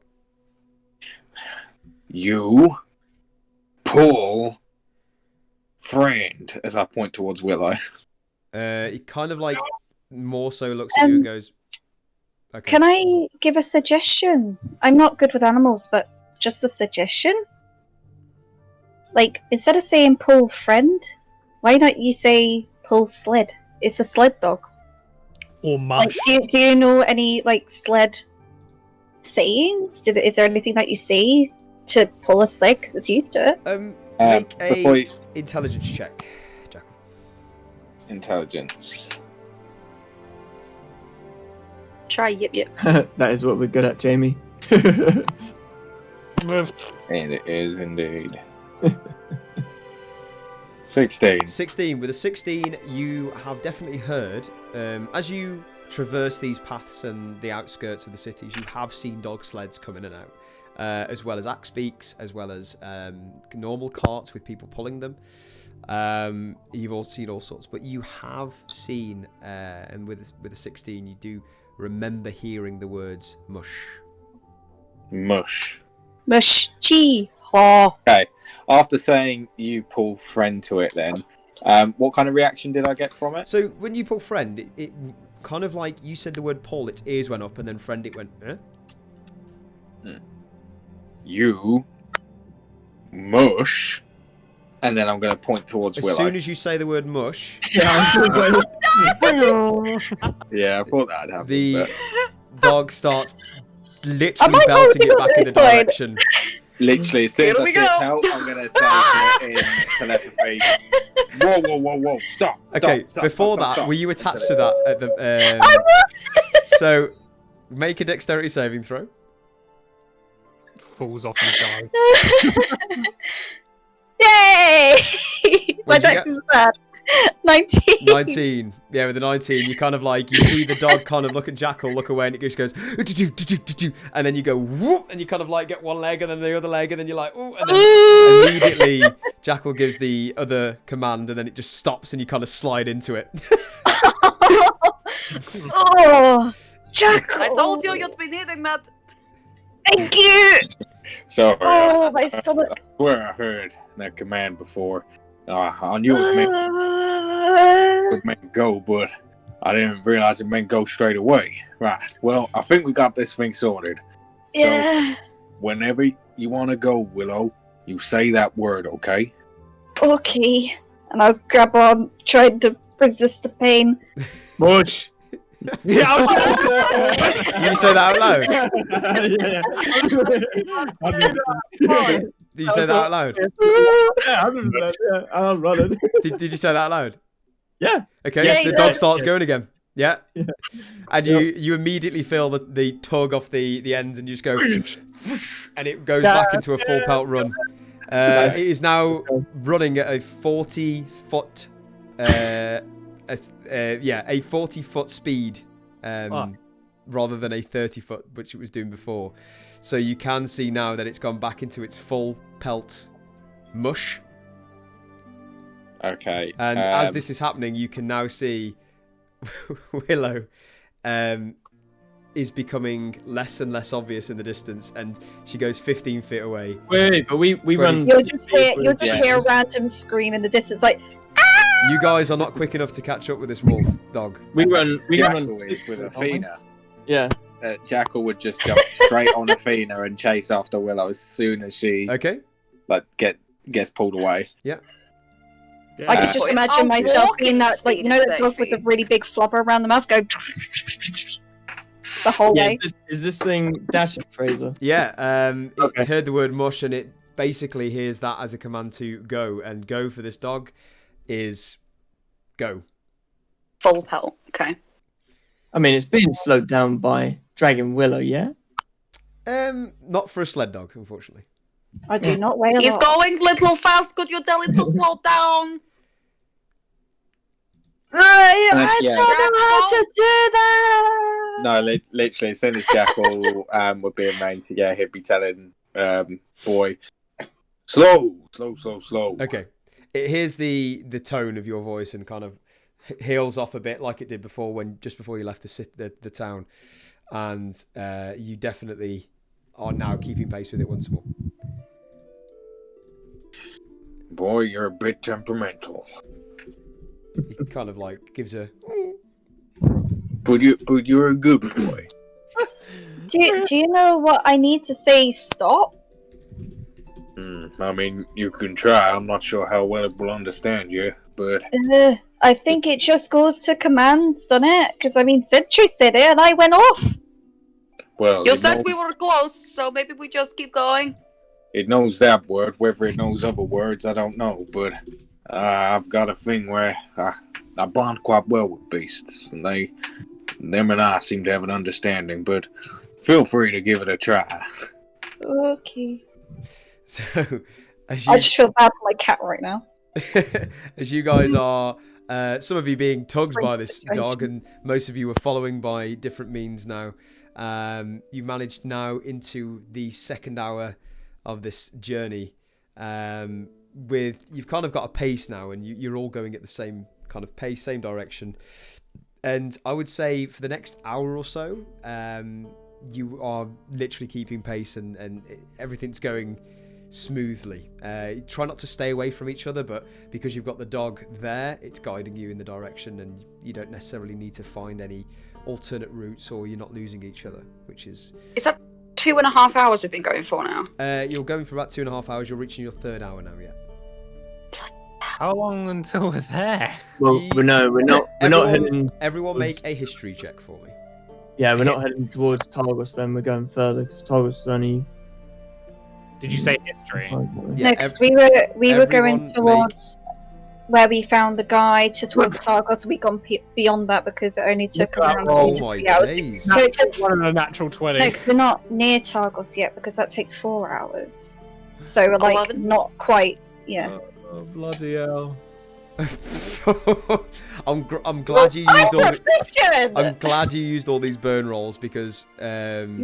Willow basically I mean, just said it. It takes 4 hours. it takes 4 hours to get to Targos. Targos, and we're not quite there yet. So once we hit the 4-hour mark, we're near Targos, so it could be around that area. Yeah, but last time we walked to Targos, we're running at the moment. Yeah. I mean, would've- we could be beyond that, but realistically, at the speed we were going, it took 4 hours, so we could be beyond Targos at this point if we're going 40 miles per hour. Well, let's just keep running. Just run. Okay, so marching into the 2.5 hour, you kind of like see the wolf dog slow down, and it's kind of like got its hooter to the ground, or hooter in this term's nose. So it's just like to the ground, and you see it kind of like look away, and then it goes in a bit of a different direction off the path. Do you follow? I'm Yeah. attached, so I'm going. Well, yeah, you've got no choice. Does everybody else follow? Yeah, Jackal's literally right next to it on Athena, keeping very close eye on the dog. That's fine. Everyone's keeping within 20 feet of each other. That you should be able to see each other. That's fine. The blizzard, obviously, it stings your face at times, and as you're going through, especially through the coach, you kind of get it wisping around your nose and around your extremities, and it is starting to get painful, and you can feel the cold really hitting in at this point. So you kind of go off track a little bit, and as you start to like run at this full pace again, but it's kind of like slowing down, and the dog is almost gone to like a bit of a trot, and it's trotting forward for a good 2 or 3 minutes until you kind of reach the outskirts of this very similar wall to Targos. It's not as tall, but it looks like an outer space or fort or building. It's made of stone brick, grey brick. It's roughly about 15 feet high, and you kind of like follow it down, and you can kind of see that this is becoming more apparent, and the dog's following it, and you kind of carrying on. And about 3 or 4 minutes into it, you see in the distance a few figures, and you can kind of see about 25 feet where you can just make out a blur, and then 20 feet, and the dog's kind of like running towards, and then it almost like stops by you, Willow, and just kind of looks at its bindings towards you in confusion. What do you do? Nice So doggy. at the moment, you know, you've got your you've wrapped around it and you're attached to it. Mm-hmm. It's kind of like chewing on that. I look back at Jackal. What do I do? I'm gonna do my checks on boy. Yeah. You kind of like phase out a little bit, and your eyes go white, and you see straight into this dog, and you kind of hear the words, "Set me free, set me free, set me free, set me free." I'm going to look down at Willow. You see almost one eyebrow raised through Jackal's mask and hood, and then you get a subtle nod. Let go. Okay, so You get another subtle nod, yeah. have you now freed the dog? Yeah, I just let go. Okay, cool. So you've let go, and as soon as you let go, it bounds only about 10, 15 feet in front of you, in which barks into a direction. It goes, "Ruff, ruff, ruff." And you hear from the distance a voice of a man come back going, "Boy, is that you?" And that's where we're going to take a break. Hey! Awesome. Okay. There we Where go. I have are learnt we? how to ski. Welcome back, guys. This is after the break. Just take a few seconds, obviously, just to recoup. So obviously we need toilet breaks and foods and stuff like that. So we should be doing this quite regularly throughout. Just kind of bridges the gap almost, just so we can sort ourselves out in IRL. But yeah, as we continue the story, we find our party have reached a quite a large stone wall, and through this stone wall they can see some figures in the distance, roughly about 15-20 feet away. And as Willow has let go of the dog's kind of like braces around this makeshift device that she's made, throws it off, and the dog runs straight towards a figure, and you hear the figure say, boy, is that you?" What do you do? So how many figures did you say we saw? Make a perception check. Ooh, okay. 13. 13. So you would see that this single figure is accompanied by roughly, you can just barely make out because you're about 20 feet away, I would say 4 or 5 others. And from kind of coming closer, you can hear almost like dinks of stone, like they're either mining or fixing something. So they do look like some sort of workers that are working on this wall. Yeah, I'll start walking over. Yeah. Head on over. Wouldn't it be funny if boy was actually a girl? So yeah, you start walking over. I think we'd know. As you guys make your way closer to this figure, you can see he's wearing kind of like a makeshift harness, and he's got very mucky, kind of a mucky outfit, but it is a winter outfit, but you can kind of barely see a face through. But as he's kind of like crouching down towards boy, everyone make a perception check. So Willow and Sentry, you've done yours. Everyone else make a perception. Yes. 18, but Jackal got a 9. 18. 8. Fantastic. So Yeah. Willow, Jackal, and Salvation, you do not see this. Sentry and Saya, on the other hand, you see the this male figure crouched down to this dog with a beaming smile. Looks up at you guys, looks towards the back of the dog, and then his face drops. oh, there's more. There's more dogs that have gotten lost. Salvation's just gonna shout over, "Hello? Are you okay? Is this your dog? Do you need help?" Hello? Yes, this is my dog. He's this is boy. Who are you? We are just travelers. We were in Tourmaline when this dog appeared, I think. How did we start following the dog, you guys? I'm gonna kind of like usher Saya forward and push him forward and be like, "You Oh. tell the man." Well, I was just chilling, really, and it just ran up to me, and it obviously needed help. It was kind of beckoning me to follow. He was asking for help of you. Yes. He looked very distraught. Okay, What happened here? And as he comes closer towards you, kind of with Boy, and he kind of looks towards your direction, pulls down his face covering. And what you can see is a very, very handsome, roughly 30-year-old bloke. He's got piercing blue eyes, he's got features in all the right places. And he kind of looks towards you guys and goes, he must trust you guys. I hope so, considering he came to me. I think we need to talk. Follow me if you can. And he will basically make his way back to where he's come from. Can I do an insight check? Absolutely. Just see. Yeah. I was gonna... He's You sounding took the words as though- right out of my mouth. Hey, Yeah. everyone's just like, "Brrr." Yeah, I always Yeah. Everyone make an insight who wants to make an insight, by the way. You can feel free to do that. Yeah, just wanted to determine what his That's nice. predictions. God So damn. Willow 23, No, say never mind. 22. Jackal 12 and Century Nat 4. one.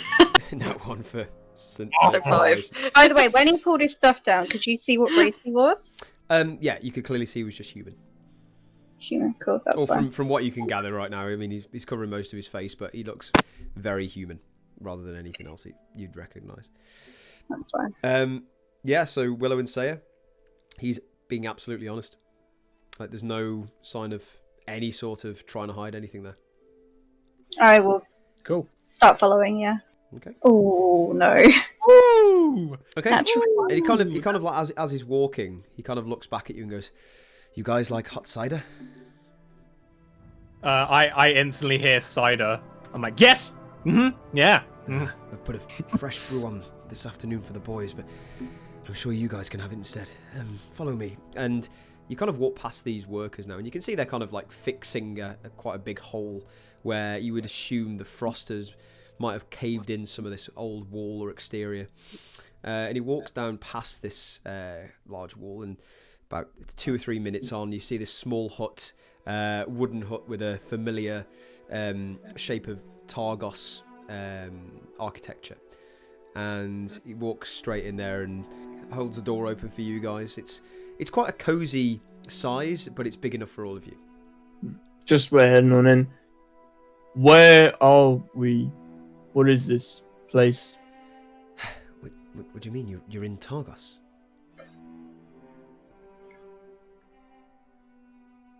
What? Are we... So we're outside of the wall area? Do you ask him that? Oh. No, Well, no, as in I'm just asking wall. if you specified that earlier, if we were like, if we actually went in, or we're like on the outside wall, because Yeah, you said we saw a wall. So you would assume this is an exterior wall. You're not in any sort of city at the moment, but you would assume that this may be an extension to one of the larger walls of Targos. Attack on Titan theme, where it's like a wall. Yeah, and- that's Yeah. fine. I just wanted to confirm. What's your name? What happened here? Because your dog obviously wanted us to come to you. Yes, Boy is very... He is a very keen sense of smell and awareness, more so than me. My name's Keegan. What's your name? Keegan. That's Keegan. K-E-E-G-A-N. Yeah. Boy. My name's Willow, and this is, I guess, my friends. What's a bit of a motley crew you are. Hey ho, come in for some cider. Get in the warm. And there's a small fire in this hut. It's not as big as the ones you found in Blue Clan, but it's functional and. I would say to more towards the door area where it's a bit colder, and if necessary, I'll like be half in, half out if it's too hot in there for me. But obviously, that's your discretion. Yeah, do you guys all walk in and let Willow go last? Yes. Yeah. Yeah. So I mean, as you kind of sees you half in, half out, he goes, "Can you close the door?"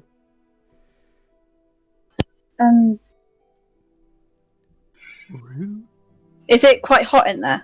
Not really. It's still very cold, but around the fire it's a little bit warmer. Okay, I'll take my jacket off and stay towards more of the back of the tent where it's colder. Like not tent, sorry, but lean myself against like the wall area and just keep myself a bit cooler. Yeah, you can be in this kind of far corner. I mean, this thing is only probably about 20 feet by 20 feet, if that. Yeah. And it's for you guys, it's quite compound versus like the Blue Clam, but this is full of work gear, and you can see kind of like harnesses, and you can see stone slabs, and there's all sorts of things in here that would represent maybe a worker's hut. So you all guys take a seat around, except for Sentry, I'm guessing, for obvious reasons. If there's no seat that looks like it can take me, I'll stand. These things are literally made of thatched kind of I'll stand wood. then. Yeah, and yeah, I for you would assume you wouldn't be able to sit in one. Yeah, so as you guys are sitting on a Sentry, he kind of looks you up and down, Sentry, and goes, "You're what are you?" I am, and I'll reach hand across. I'm Sentry Dawn of, and I'll do the same thing I always do. Introduce the from Tourmaline back at You got the date? 1065 DR. Blah blah blah blah blah blah blah. Town speaker. Blah blah blah. Done. 1065 D. That was 400 years ago. Who are you? Oh wait, no, we've already got his name, don't we? Yeah, that's fine. Yeah, Keegan. This place, lots of climbing gear here. Do you work on the wall? Yes. Sorry, me and my buddies here. We fix the walls. We are maintenance for exterior and anything that needs building or fixing. Normally made out of stone. We're your guys. Yes, I've been working probably around here for past few years now. Lived in Targos most of my life. What about you? Where'd you hail from? You'll just gesture to all of you. Yeah. Here and there. Quite far away. I don't live around here. Some outsiders. But we came from Tourmaline, so we're currently stationed there. And that's where we met your dog. Tourmaline, that's a ways out, isn't it, boy? And he'll give him a kind of a scratch, and he goes, "Well, I suppose you're wondering why you're here. So, like I said, I was born in 10 Towns, but my husband came from a wealthy family in Netherwinter. Have you heard of Netherwinter? Have we heard of Netherwinter? Would I have heard of it? Everyone make a history check. Ooh. Say character-wise, I probably wouldn't. I like that roll. That roll's nice. Do everyone want to say what they've got? I have got a 25. 13. Jackal's got a 3. Okay. Salvation? I was going to say, I don't know whether character-wise, Salvation actually would have heard of many places too far out unless they had specific significance. I mean, like I said, make a history roll, but your DC is going to be a little bit higher than the rest. Okay.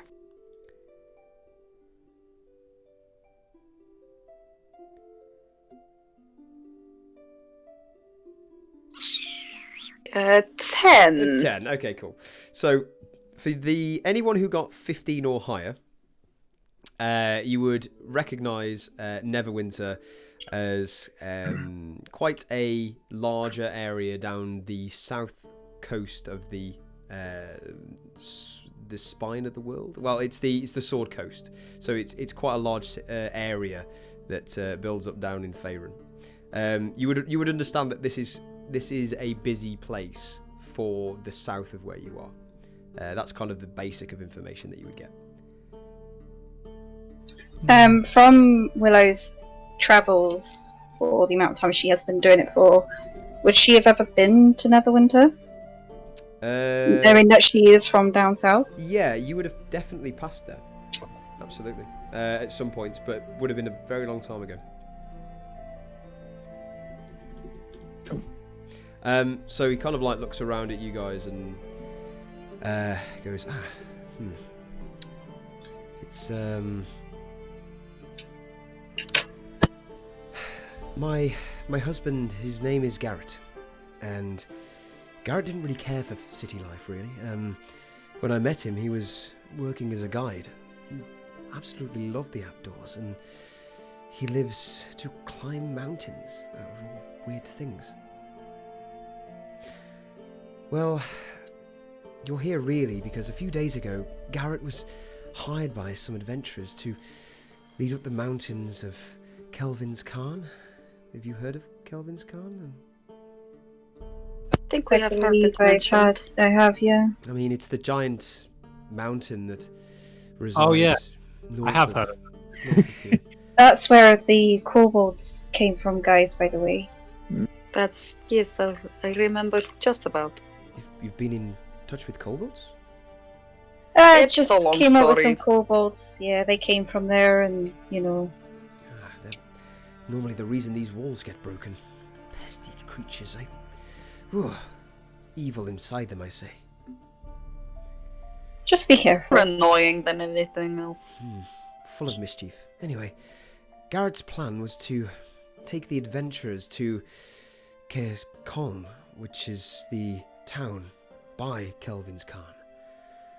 After they acquired some climbing gear from the outfitter there, he was to lead them up the mountain. Garrett took 6 dogs and a sled with him. Boy here was Garrett's favourite. Raised from a little pup. Boy would never leave Garrett's side unless something absolutely terrible had happened. And Oh, So, I now what feel was the worse. town called? So he mentioned a town by Kelvin's Khan. Now my pronunciation and my dyslexia, I apologise. It's spelled CAER -KONIG. Siakonik. There you go. Siakonik. Okay. Siakonig. Thank you. or Sick. maybe care.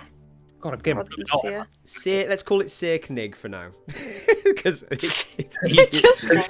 To be Siakonik. fair, Fraser, Siakonik. whatever you name it is what it is. To be fair, one moment, guys, because I do have a pronunciation table, so I will let you know. Maybe don't trust me. I just spelt town TOW. If it's either that or it's Kirk. So- Down. Down. Going Well, down. I mean, we can hear on the recording what I said, but it's definitely nothing what you said. People would be watching like, I know how to pronounce that. You pronounced it How wrong. dare And I'm you like, pronounce yes, it we wrong." did. my campaign. Shush. Let's just call it CK for now. So, Siakonik. yeah, Siakonig. Let's call it that. It's he basically described it was a town at the foot of Kelvin's Khan. Kelvin's Khan. Yeah, it's spelled differently as well, so that's fine. So he will just kind of look at you guys and with a really sad face now, with this kind of realization that his husband could be lost here in peril. Kind of like wipes away a few tears and kind of looks in your direction and goes, I don't know, I'm not sure what to do now. Saya, feeling a bit awkward, he would like slap his knees, get up. Right, we could find him. Says Could we? English. You're going to find him? Yeah. Let's We've done not put all We have. up. I mean, we could go up there and he I don't know, he may not be up there. I don't. Do I know anything about Siakonik? Unfortunately, you probably haven't passed that way. It's quite up north. I probably would have got up the mountain, sort of thing. Yeah. You know the spine of the world, which is a mountain range, but I would say that very singular mountain you don't know much about. In fact, make a history check for me, just to see how much you do know. I was going to say, would it have been a place that might have still been around whilst I was obviously probably changed, but Yeah. Also make a history check. 15. since I lived in Tourmaline. I think it's enough. History 17. So, So yeah. I'd know the spine of the mountains of obviously Yes. the Sword Coast and stuff. So Absolutely. So your question is about the city, Sirkanig.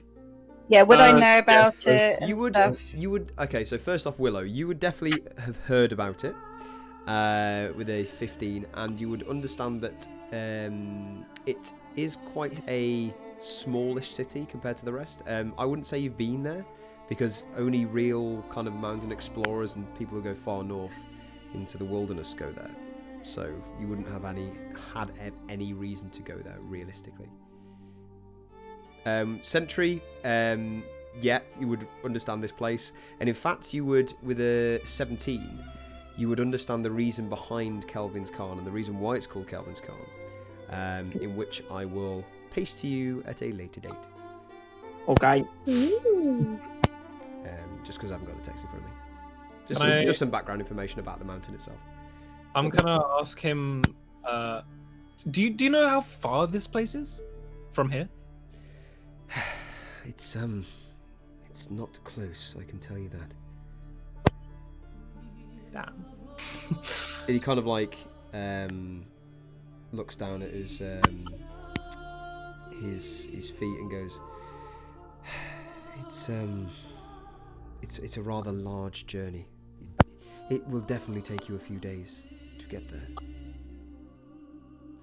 May I ask? I know about some of the sacrifices that go on, and I've been told that Dorgan's Hall and stuff do food and warmth for the sacrifices. And does this include this town, city?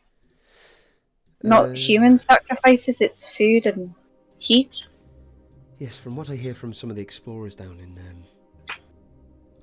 it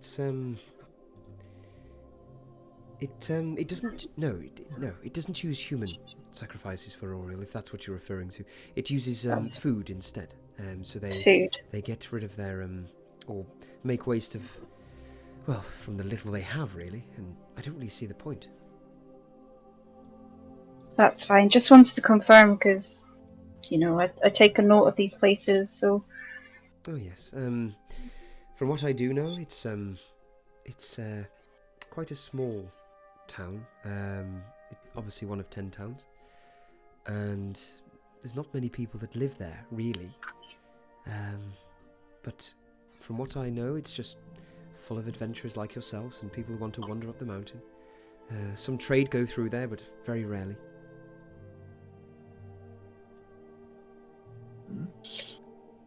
Okay. He kind of like continues to look at his feet, just in deep thought. So take a couple of days. Do we have any objections to going and helping this person in need? I mean, mountains don't bother me at all because, I'm quite familiar with mountains, so I don't mind going up one. It doesn't bother me at all, and as you guys know, the cold doesn't bother me either. But what if we go up there and we don't find him? That's my only thing, because, there's other things we could possibly do to help. I'm just a little bit worried about going up there. I mean, you heard about the Yetis being up there. It's either because Yeah, it's up there then. Yeah, the kobold said there were Yetis. Jim, is this correct? Sorry, that was Izzy brain. Okay. Are you saying this out loud, by the way, just for matter of interest? Who? I've already said it out loud, so I can't take it back. So he will look at you and go, yes, I mean, there are some sightings of Yetis up the mountain, but they haven't been seen for a while. I don't see why there would be. The mountain is quite a large area. I mean, the area you're going, would go up is an excavation site, a place of which people have traversed there quite regularly. I want to insight check him about the Yetis to see if he might be trying to lie to us as an incentive to, go up there, all is fine, when it might not actually be okay. Yeah, make an insight check for us. And at this point, Jackal is just sat silently, listening in and taking in everything, leaning against Athena. With a 9. With a 9, he looks humble as anything. Okay, cool. Jack will continue to sit silently and listen. He kind of like he comes up from his slump and goes, "I'm just I'm trying to think of the routes that you can take. You can take 2 routes, as I'm aware, to Kelvin's Khan, and the first one requires you to pass through a dwarven valley. That is the more direct route, although the longer route would be to Caer Cnig, which would take you a little longer, but it's more the safer route, I would say. The dwarves sometimes are a little bit angry or anxious that we prey off their foods and as they live under the mountains, but the paths are there for a reason, and you can take your way east to Caer Cnig and safely make your way to Kelvin's Khan from there. But like I say, that will be a rather large journey, a few days at least, whereas the quick way would be straight to Kelvin's Khan through the valley. Personally, Excuse us one moment. I'm just gonna turn to the others. How far out of our way is this? How long is it going to take? Are we really going to get much out of finding this man? They Do said we a couple really of have to? days, so we'd probably be gone for, no. depending how long we're there for, I'd say a week. Couple of days is if we take the long way. The short way when we. But that's the safer way. Yeah. Just to the town, though, not up the mountain where this man is gone, and we don't know this man. He's nothing to us. Well, then let's ask him for a reward. Why not? A favor, Um, a kind favor earned now is a promise for later. Sometimes that's true. earning nothing but one's thanks can be very useful. Thanks don't fill belly with food.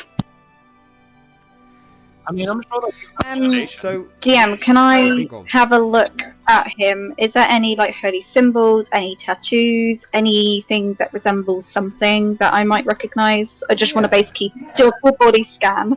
yeah, make a well. He's got his winter clothes still on, so do make a perception check with disadvantage. Okay. He's still got his clothes. He hasn't taken them off.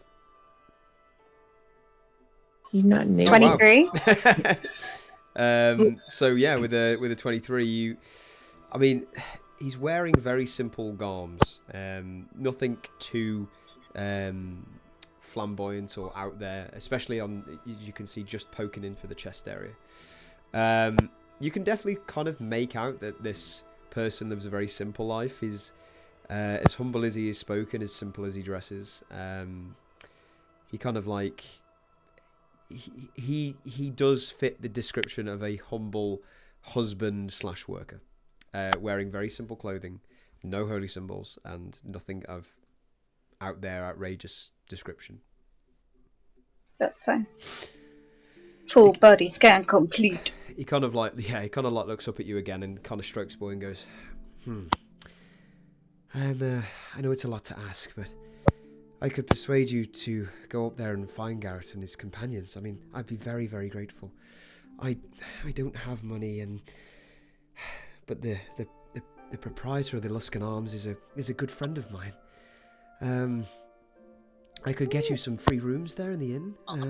Owen. Owen, yes, Owen.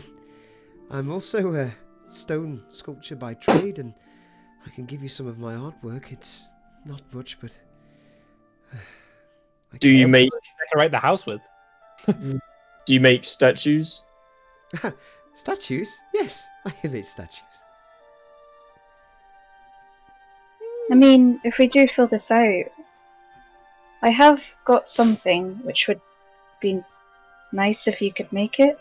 Obviously, I think it's more of a description I can give you when I'm back, and maybe do that as like a friendly payment. Listen, if you save Garrett from whatever trouble he's in, I will give you anything of my possession. Thank I just you. want him back. I know how that feels. I will help. I'm in.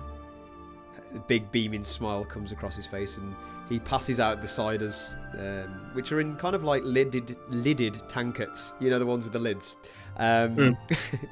Description.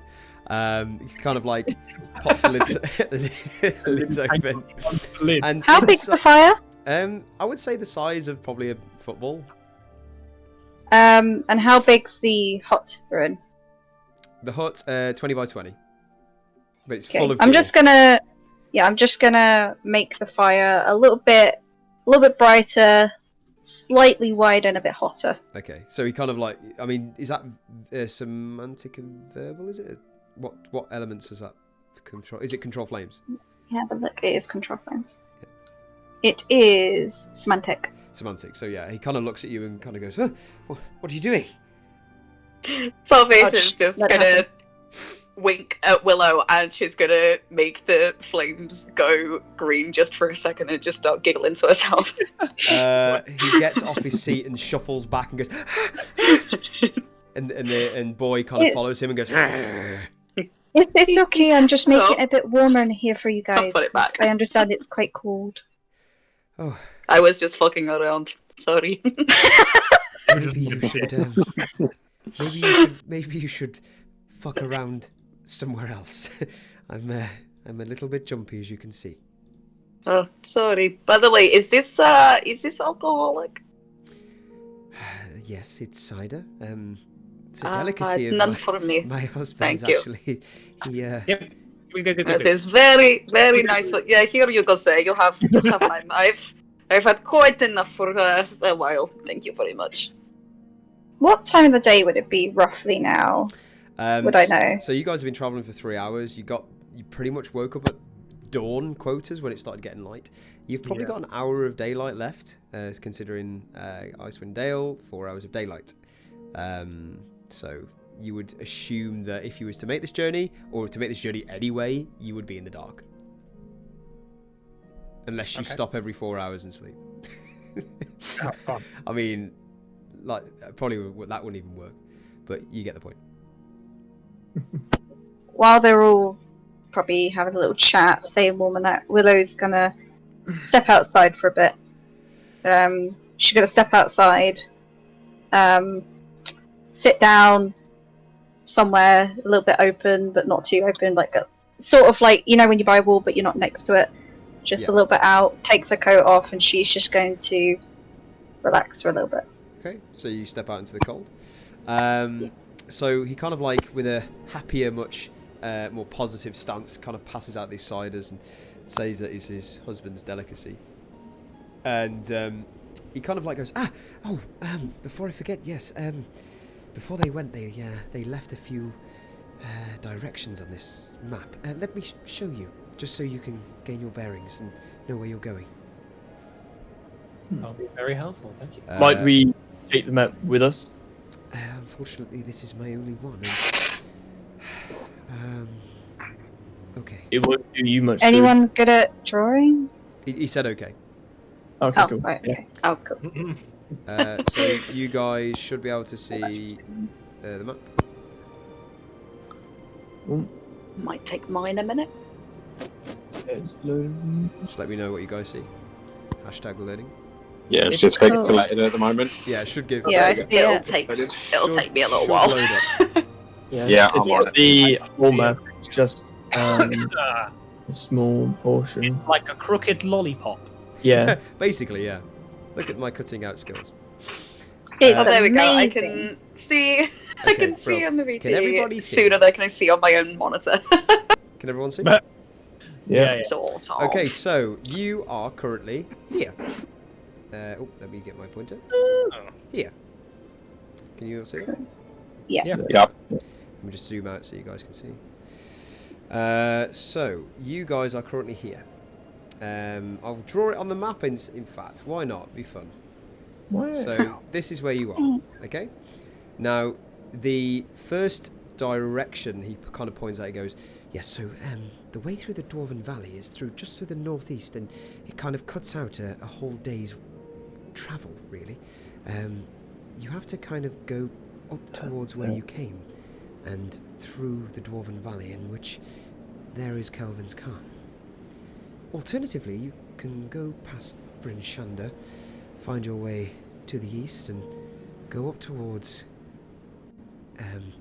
Caer Dineval and Caer Koenig, and then find your way to Kelvin's Khan.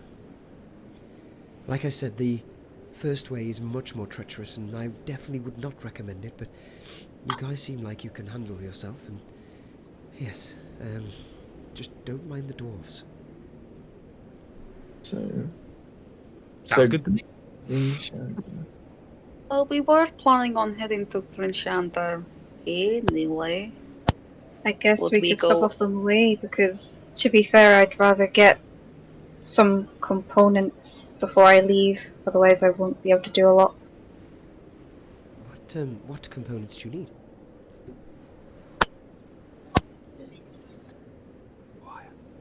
My list of things to buy. The first one, which I've been bothering everyone about, is A small silver wire. Is it silver wire by any chance? It is. No.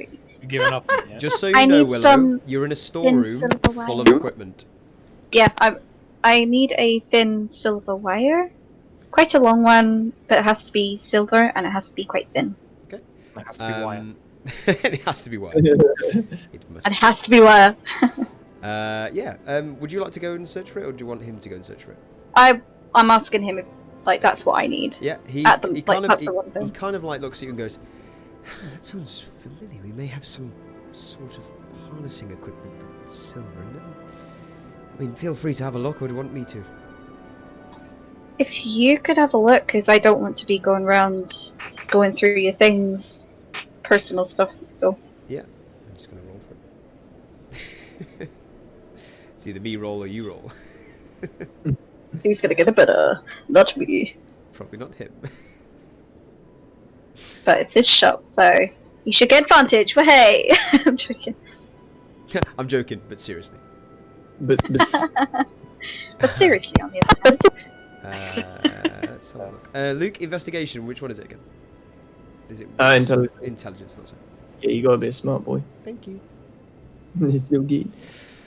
He rolled a 2. So he kind of looks through this pile of stuff, and he spends about 20 minutes, and he goes, I swear we had something around here. I'm so sorry, I can't find anything. Can I get up and try and look with him? Absolutely. Either help him or he Yeah, help me. he gestured you to do it in the first place, so yeah, he offers you up. Yeah, I'd say with advantage anyway, because you're doing it with him. So with a 19, you kind of like look through these harnesses and pull through different kind of ropes, and you go, no, this isn't the one. Dog sled attachments and hiking gear, and you kind of pulls out this kind of like thin clip, and attached to this clip is like a it's like an attachment for a harness that kind of straps around, but he kind of thins it out and uses his knife and cuts some bits into it. And he goes, I believe this is silver, and it's only a few inches long. Will this do? I'll give it a go. And he hands you a 2-inch strip of thin silver wire. Did you say that there was I got it! a lot of climbers kit? Yeah, there's all sorts of gear in here. So what would you like? Do you mind if I take some of this climbing gear? Are you asking him? Sorry, you asking? Yeah. Yeah. He goes, oh, by all means. I mean, anything to help my husband. I'll pick up some climbers kit. Hey. Yeah. I had poopy brain for a second there. When you said, "Oh, anything to help my husband," I thought Sentry was the husband. So I had poopy brain for a second. there is a huge stash of things here. Aw. But for climbing, he will point out that there is a rope, some jagged almost like mini pickaxes with spikes in with handles. So like you know when you're climbing like quite a steep mountain, you pitch it in, you climb up, and you tie a rope round your harness, that kind of thing. Also, you probably will have this, to be fair. Do you just have like a small, straight piece of iron? Unfortunately, I don't think we've got any raw materials in here. It could be anything. Just stone. Just even tiny. No, and we only keep stone in here, and no iron. The only iron I can think of is on the. He kind of has a think, and he does look around the equipment. He goes, "We've got these hammers, but you'd have to melt them down."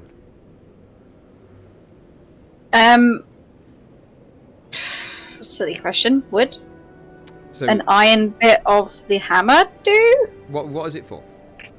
It's for my hold person spell. I need a small straight piece of iron.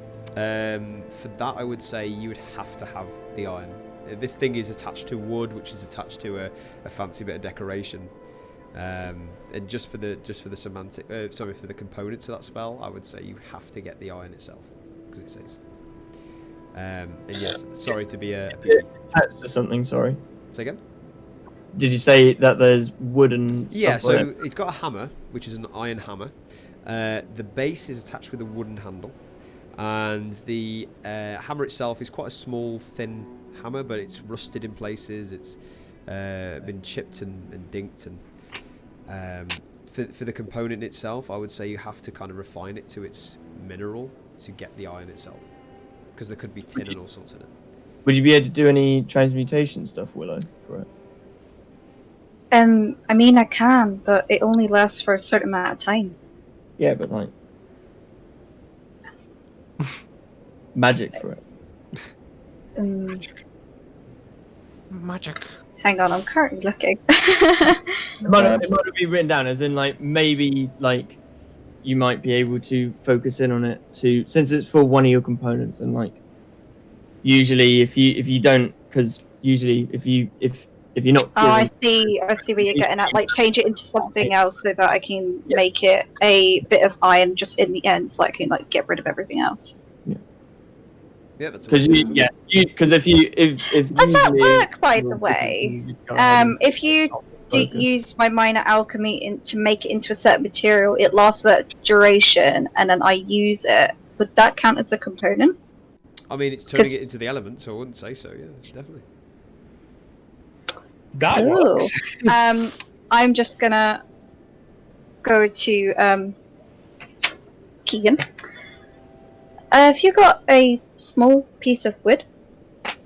Just a small piece. A small piece of wood. Yes, we have braces and all sorts in here. And he hands you like a plank of timber, like a 4x4, or 2x4. Sorry, hands you. Oh, okay. And Things quite you'll long, just see yeah. you'll just see Willow wobbling like a penguin outside, and she's going to do what originally she was going to do: go outside, sit down, and just relax for it, and keep this ridiculous Do you size need plank on him. that smaller, Willow? As I'm walking out, I can't go through the door, so yes, please. I'll break it.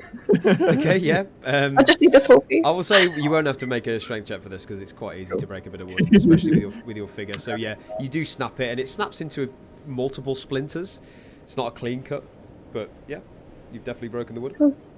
I'll take a piece of the wood then, and I'll go and sit down outside. Add a splinter of wood in your inventory for now. Splinter of wood. Woo! But yeah, I'm gonna go and sit outside in the cold. Well, does anyone else need anything before we start heading off? Do you have any herbs? What kind of herbs? I'm sorry. Like medical herbs. Oh, I think if you go into the town, there is a vendor there. I'm not sure of his name. I can't remember. It's I think it's called Triglio. I think. I'm not sure. It's a general store. I can just see Luke like, yeah. In Grimshander's, he's Yeah, in Brimshanda, I assume. What did he say? Sorry. So he says there's a general store in Targos where you are now. Oh, Targos. Okay. Oh, not in What did he, Brimshanda. yeah. What did he say? The name of it was. Sorry? It's spelt Triglio. Trigilio. What do you want to call it? Cool. And one sec. That's funny. I'm not there. Do you ask him about Bryn Shander, by the way?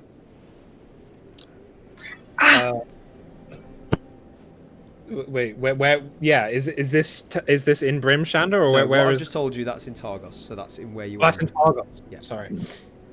He's asking if you want to ask questions about Yeah, Brimshanda itself. How fares Brimshanda? Yeah. Well, last time I was there was not too long ago. We were sending minerals and all sorts down there and taking trade. Very busy. It's, as you probably know, it's the largest city in 10 towns. They get thousands of people jumping in and out of there, so try not to get lost if you go in. I wouldn't stay too long though, because... And he kind of looks down and he goes, well, I mean, I don't know how long he's gone for, and I know you're busy, but I would rather ask if this could go into the top of your priority list. I mean, we don't really have anything else to do, and we'll go in there in the first place. Yes, we will make sure to find him. Yeah. I will make my leave. Okay. Same. I'll Yeah. follow Central. The dynamic duo. I'm not gonna say the name, but yeah. Don't say the name of our thing. Yeah. Okay, Salvation will follow as well. So as you're leaving, you're all going, and he goes, oh, okay, and he kind of like looks a bit nervous, and he just kind of like, you see Boy just shift from under his feet, and he kind of latches onto your side. Whose side? The last person out. So who's last to leave? Probably me, because I actually still need to ask him something. Okay. I've just been sitting waiting to ask him something. I was gonna I would say just the last like- person to leave, so probably Sayer, was it? Yeah. Yeah. So he latches onto Sayer's side and then leaves as Sayer's leaving. Just as I get out to the door, I'll use telepathy again, and in his mind he'll just get a pictorial image, which he'll be able to understand as the picture of my town speaker's statue prior, and just leaving with that as well comes through with the message of please make plans for this. Make a performance check. Okay. Just see how much you remember what the actual thing looked like. Okay. Do I get advantage as I've like? It is my one and only goal. For this, I would say so. Yeah. Cool. Just to be nice.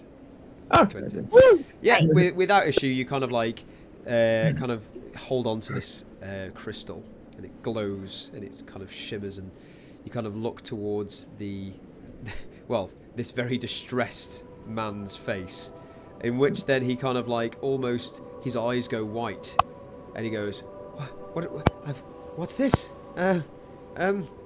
Yeah, you should be able to until the spell ends. You can share words, images, sounds, and sensory messages. Blah Yeah. blah blah blah. Yeah, he understands the meaning of your words and can take Yeah. in the scope of any sense. At the moment, because he's quite distracted, he's still seeing this as like a very shocking thing, so he takes a second. And he goes, is this your, is this a statue? Back through the telepathy. Yes, please make plans with this. He kind We'll of, help you, friend. he kind of like goes, and then shuffles through, finds a bit of parchment and pen, kind of like sketches it over his eyesight, kind of thing. And you see him working on it, and goes, can you just look after Boy for me? We'll make sure they both return. Thank you. Yeah, I kind of like ruffle his fur. Go, come on. He undoes the harness that was once broken and replaces it with a warm winter coat. Oh, he's wearing a coat. Dog with a coat. Yeah, little blue coat with that. It's got a little collar on it as well. It's Yeah, little tailored up. It looks pretty decent. He'll start walking like that. What, is Boy like attached to me at the moment? Is he? He's currently following you, Sayer. Yeah. Yay! I have doggo. Yeah, Yeah, he's healing then- to your leg. Yeah. As you were the one who is the most excited to help. you would Yeah, assume. I mean, it's just the guy who wants to jump into any kind of like. He doesn't want to be bored. No. Yep. So Jackal's left, I believe. No, Jackal's No, literally your last. left. Is Like your left. last. dude. Yeah. Oh, I was gonna say, yeah. Yeah, Jackal, you just left. I've Yeah. decided this is final. You have left the Walked building. out on his own initiative. Yeah, go on. Yeah, from the silence, Jackal's gonna get up and get Athena to get up as well. He's gonna go to Keegan and say, "Now I see everyone else is taking stuff from your storeroom, so I hope you don't mind me asking if you might have anything for my girl here. Any sort of saddling equipment, coats, reins, anything you can spare." But, I mean, what are you looking for? I mean, priority rise would be just a nice comfy saddle for me to sit on, although Athena's got some nice fur. She's got a bit of a firm back. But anything you can provide to help, a fellow animal lover. He kind of laughs and goes, "Yes, I am definitely an animal lover. I tell you what, I know a fantastic tailor. Yes, I do. In town, he does all of our leathers for the harnesses for our dog sleds. When you come back, I will have something made for you. I'm guessing it is for your comfort. Is that correct?" Indeed. Any sort of comfort, utility, anything like that you can provide, I'll be greatly appreciative. He kind of looks down at you and looks at the cat and goes, "What a majestic beast you do have there. I wish we all could have them. I mean, I like sleds and sleds are good, but I suppose you get around quicker just riding on that." I mean, feel free to give her a stroke. She doesn't bite. Kind of gives her a tickle under the chin and goes, "You are quite the majestic beast there." She is indeed. I'm a lucky man. But thank you for your time. For this, I'm more than happy to help as well in finding your husband. Can I just get the measurements before you leave? Of course. Now, Athena, you be a good girl. You let the man do this. Again, Athena just kind of stands very regal, chin out, chest out, kind of very elegant cat. And he kind of gets this tape and goes around and takes a note and then does the sides, and you can kind of see him taking note of that as well. He goes, "Come back and I'm sure I'll have something for you." That's mighty kind of you, Keegan. I just make sure Garrett's back in one piece, please. You have my word, I assure you. Thank you. And he kind of shakes your hand with two hands. With two hands? Yeah, because he's shaking it, desperately shaking it. Oh, got you. Yeah. I will take his hand firmly and look him in the eyes as I say, "Don't worry, he will come back." Well, Garrett, he might still be alive. His skill and survival skills are rather good, so I am in good hope. And don't doubt him. This has happened before, but not as dangerous as where he is now. Well, if he's out there, I can promise you we'll get him and he'll come back here. Now, I'm sure Boy, between you two, will be the more disheartened one, if otherwise. I'm sure he will. So we'll bring him back too, don't you worry. I'm sure of it. And he kind of gives you a nod and goes back to his sketch of the statue. Yep, Jackal will prepare to make his leave. Yeah, so you all leave the cozy work shack of Keegan. Put on my winter clothes. That's fine. I can see you doing it. It's cool. I'm guessing Willow isn't.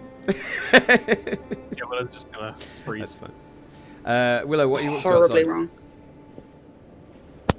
So at the moment, Willow, probably when you walk out, you'll just see her without her warm clothes on. She's just cross-legged, holding her chest and just looking out. Doesn't seem to be doing anything much, important. So you all see this, and I would say for one of the first times you've seen her without any sort of clothing on properly. I do have clothes, by the way. Winter clothing. She's completely nude. winter clothing. Skinny dipping. Winter clothing on outside, and some of you, it kind of takes you back, especially you, Saya and Jackal, as your human forms are a little bit tender to the cold.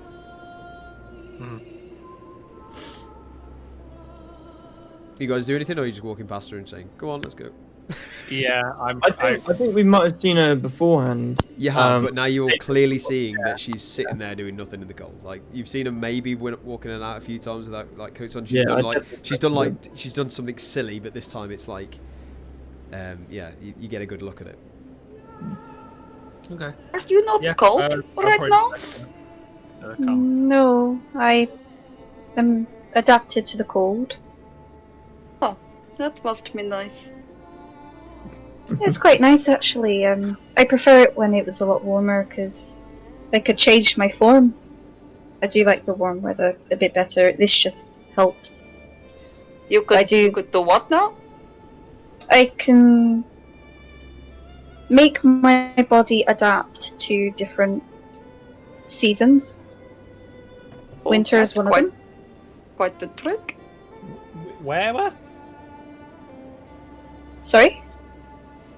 I didn't remember this. Yeah, I can do it. I tend to keep it on a low, but I trust you guys, so... That is very cool. Maybe we see you do this sometime after we get out of this winter. Oh, I would like to see summer again. Spring is my favourite. Because I like the flowers. But, you know, I think I really remember what spring looked like. It was beautiful. I used to have my own garden, actually. Oh. I do miss spring, but... hopefully this won't last too much longer.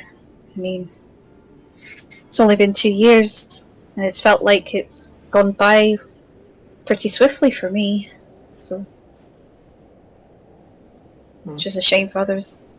And I'll get up, I'll pop the jacket back on and put the mask on. Okay, awesome. So you get kitted and booted.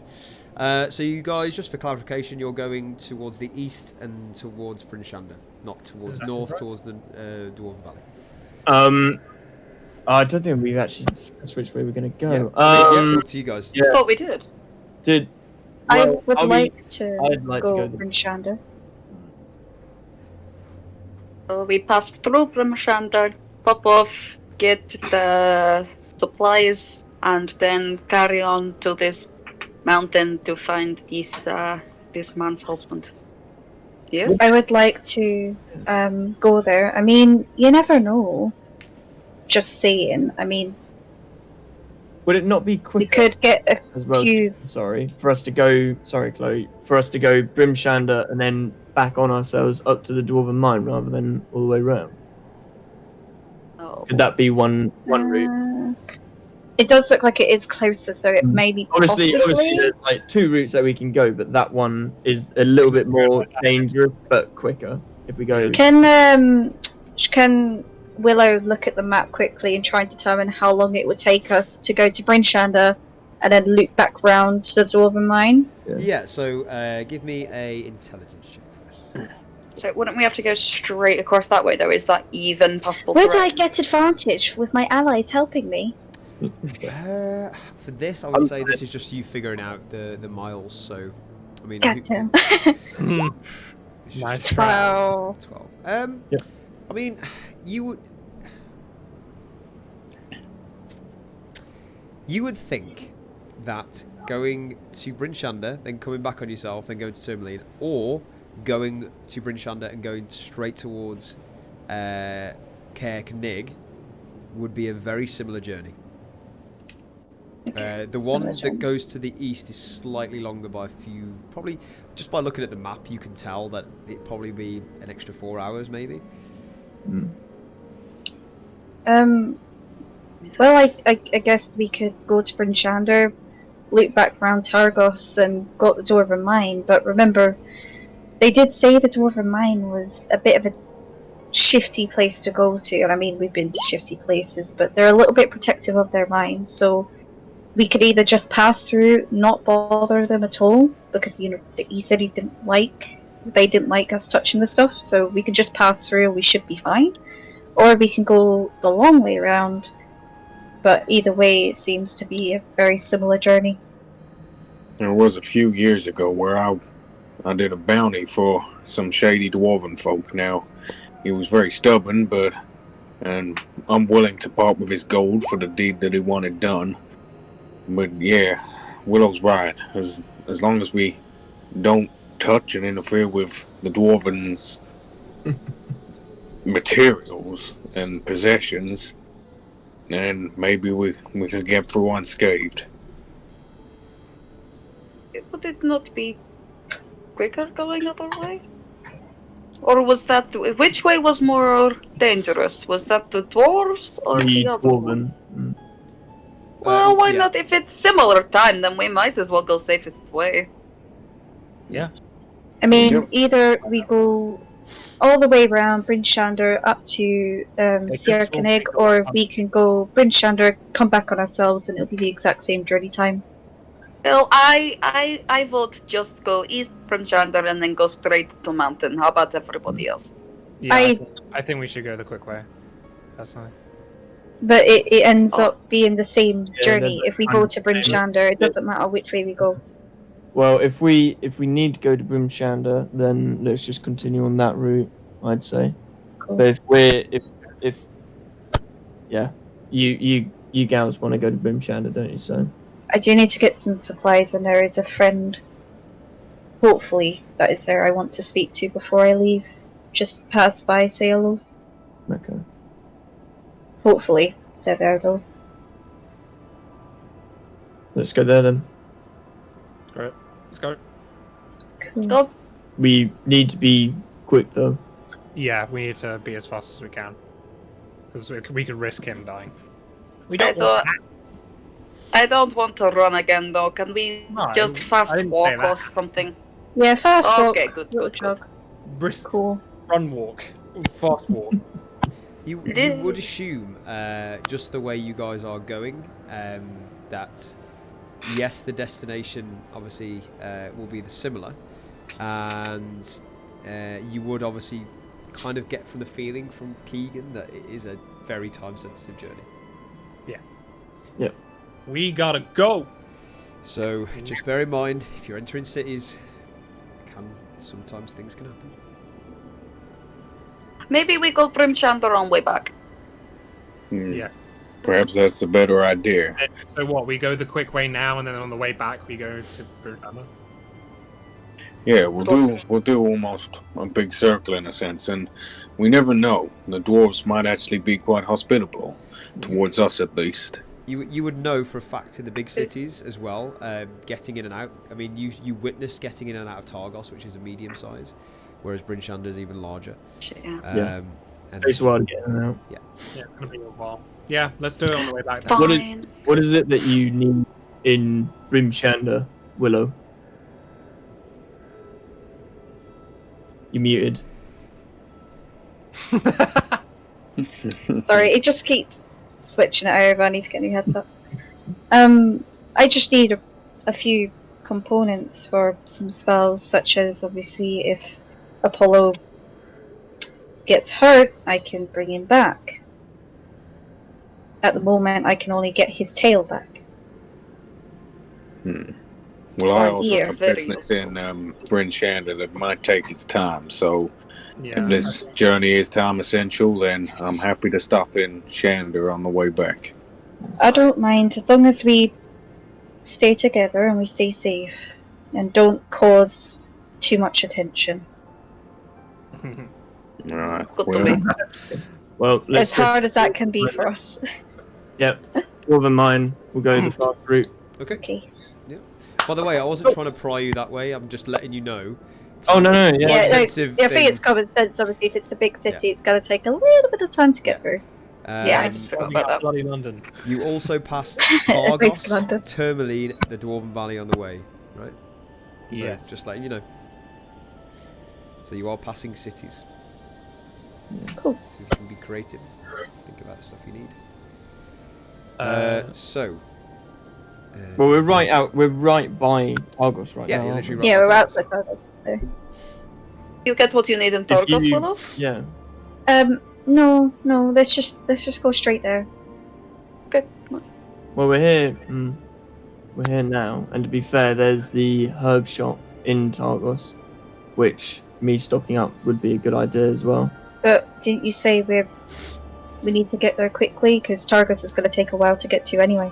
But not get to, but like get in. So we either go now, It's a big city. do it on the way There'll be back. A lot of Last stuff time- on the way back there. Last time you were queuing up for Targos, it took you about half an hour to an hour to get in. Ooh. Ooh, yeah, we no. better head off because obviously if this guy's in trouble, Go.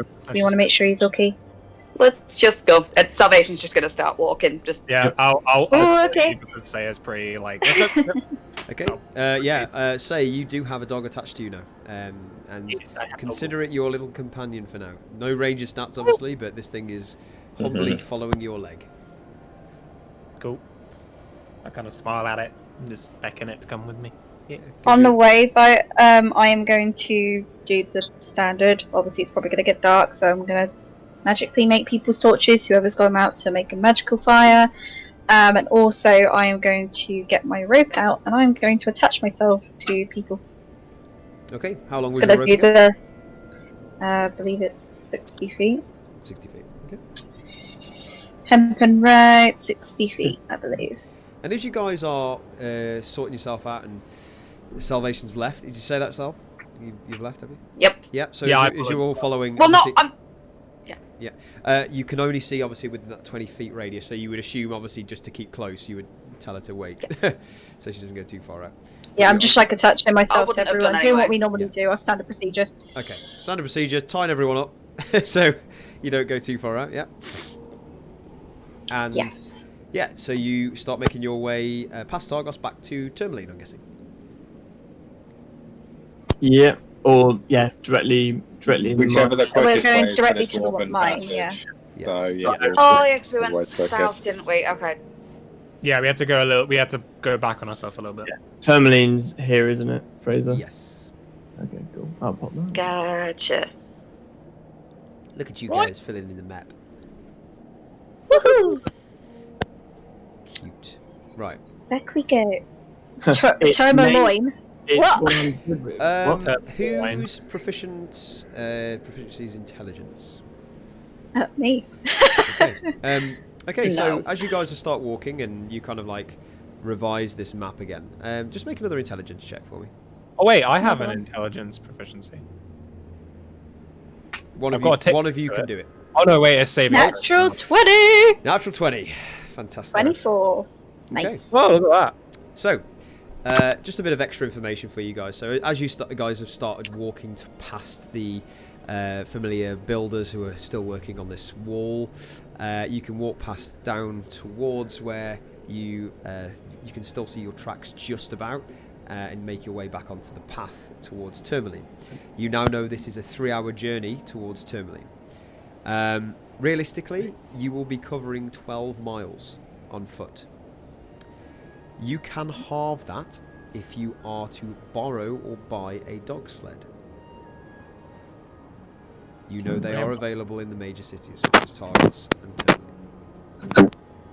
The fella though. We only have one dog. Yeah, the And a fella big does cat. A lot So of his You wet. while you've been in these cities, the kind of like just in the outskirts before you go out, there are little huts, and in the huts are basically the sleds and the dogs. Oh, So you don't have to just buy the sled, you buy the dogs Oh, and the sled. You can buy either, but you can buy both together if you wish. And that's the same with an axe beak as well, didn't you say? Also with an axe beak, yeah. Yeah, axe beak and dogs. Axe beaks tend to be in the larger cities only, whereas the dog sleds tend to be in most of them. Because I remember Tourmaline did have axe beaks. Yes. do you have like an average? Tis an Would you know axe like would any of us know like an average? Sort of like a terror bird, if you ever seen like the dinosaurs. Like they're like really, really freaking tall and they got big giant beaks. And they got big legs. I'm just gonna. Obviously, Just search up terror bird or something and you'll get it. In Egan fact, what I'm going to do, doesn't have Oh, a- they're well Just- cute. It's like a big dodo. just so Yeah, you it's like it's guys- basically a giant dodo. Just so you guys know, I'm going to slot the handout into your journals. So everyone has seen an axe beak at some point, either on the roads or in the cities or passing. So this isn't anything different to any of you guys. So if you guys have a look into your journals now. There it is. Oh, that's much different. That's cute. I like it. Reminds me of the thing from Star Wars. Very similar. Obviously, Keegan would have offered us a sled, I suppose, but he's currently got all of his dogs had gone out with Gareth, didn't they? His dogs weren't there. He did have a sled supplies, but no, you would assume that all the dogs are out. Yep, cool. Just for the guys on the stream, here is an axe beak. Hey. Wow! It does look like a big dodo. I love it. It's so basically cute. a big dodo. Yeah. Aww. It's got big boots. So you can hire them from the major cities. You have seen them being used as almost like mules or donkeys. They do carry things from town to town, and you can ride them. Out of curiosity, I probably wouldn't know, but if I do, awesome. Would I know on how fast axe beaks are compared to dogs? You would assume the same. The same. That's fine. Cool. Just wanted to check, make sure they're not slow. Would anyone know how many people you can get in a dog sled? Good one, yeah. Or like, if there's a particular weight that they can carry, because obviously an axe beak looks like it can take one person, and that's about it. And Sentry Big Boy. So, you all Sentry have Big your Boy. weights. So like, noted would we down. even be able to get a dog sled? You all have your weights noted down, which I've made a note of last time. They can take up to 300 pounds. What's our combined weight? Okay. So sleds can take a up to lot 300 more than that. pounds. Okay then. You would assume you would assume 300 to 360 by the weight of them, and you'd know this anyway from standard carts. But yeah, you would assume a kind of maximum capacity is 360 pounds. So two or three. A lot of. Well, I'm very light. Almost one, or maybe two people, light people, could go on it. But because we got Jackal's cat and the dog and me, I think I'd take two alone. Sorry, revise on that, guys. Read it wrong. The weight of the sled itself is 300. It can pull up to 60 pounds plus, so it's 360 in total. So it can hold 60 pounds plus the sled. That's not even my weight. Can't even hold a person. Is that No. right? 360. So you No, because can't. my weight is 84.58. Did you say 360? I'm 152. Its weight and 60. Did you say, Fraser? Yes. 152. So it says the dog sled weighs 300 pounds. Yep. And then the wolves themselves can pull up to 360 pounds. Okay, cool. Yeah. So we can only have 60 extra pounds on the sled then. Correct. So that's Yeah, not none of us can do it. No. That's not worth So it you at all weigh over 60 pounds. Yes. Yeah, I am. Yes. 260 I pounds. started over 60 Let's pounds. make this easier. Let's make this easier. No Let's just say- person weighs less than 60. How about an axe beak? How much can they carry? Just for the sake of the dog sled, and let's go by realistic terms. I would say that if you, I mean, how much do you weigh, Willow? What's your weight? 84.58. 84 pounds. I would say let's round this up to possibly 460. Maybe a person and a bit. I still don't think that's very worth it. No. Well, it doesn't matter. We're not getting one at the moment, so we'll just have a look at it after. Let's we're just get just moving go. on Yep. traveling now, So so we can actually do Yep. stuff. moving on up. Moving on up. Cool. I will also hand out all the statistics for dog sleds and axe beaks by the next round as well. So all you guys know. So you guys are making your way back towards the familiar path of Tourmaline. Would you like to do anything for the next 3 hours? Let's just shave some time off. I'll get my loot out. Oh, God, right. Okay, that's fine. Wonderful. Excuse me. I mean, you can absolutely get your loot out if you wish. I thought you said, "Oh God." Oh God, yes, go and get your loot out. It's fine. Okay, I get my loot out. Absolutely. And you grab your loot from your back, and you remember the lessons that you were taught from the familiar dwarf from the previous night, and you kind of go for a. Are you going for a jolly tune, or what are you going for? Yeah, I want to keep us morale high. You know. Brilliant. Do Doesn't I sound do like you at all. Like, excuse me. Sarcasm is not my thing, clearly. Roll a performance check. Yes. What'd you get? I mean, 13. Okay, what are you playing? Well, I'm trying to emulate the tune that we heard during our victory. Trying to get because it's fresh in your mind, the DC's lower. And also, I would say, because it's above 10, you're okay. So, Yay. you happily, in this blizzard, through very thick, kind of like snow beating on your face, and you kind of have to turn away from the wind with your loot, so it doesn't fill up with snow. And you play it, and you kind of like, it's a nice jolly, it's it's a nice, happy, upbeat song. And you are playing it for how long? For the current 3 hours? You got 3 hours. 3 hours. How long till it gets annoying? That's up to those guys. How long will it be until it gets annoying? 5 minutes. So guys, I'm joking. you are walking along for the first hour of your journey, guided by obviously the path in which familiar you walk down, no problem. And you hear Saya play a very jolly tune. What are you doing? Yes. I'm doing what my herbalism kit allows me to do, and I'm just keeping an eye out for the occasional herbs on the 3-hour journey and pick up enough for our recipe.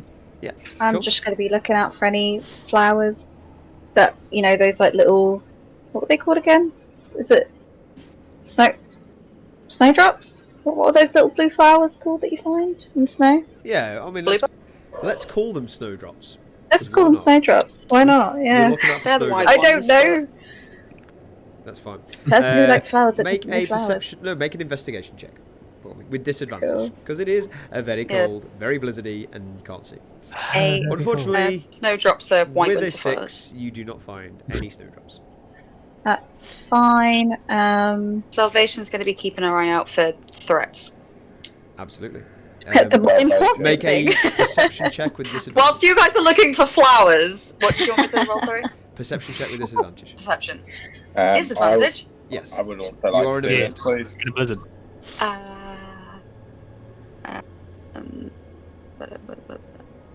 Jam, you might went a bit odd, what were we saying? Oh yeah, I said Nice. I'd also like to do this. Okay. Yeah. Also. No, Jackal? not nice. Oh no, it's disadvantage, No, isn't it? It's with disadvantage, so it's a 2. That's a 2, Damn and that's a it. 17 for Jackal. What are you looking for, Jackal? Also, before I say, can Athena Wait, make a what? perception check as well? As He's you a can ranger. As you can communicate with it, yes, I would say so.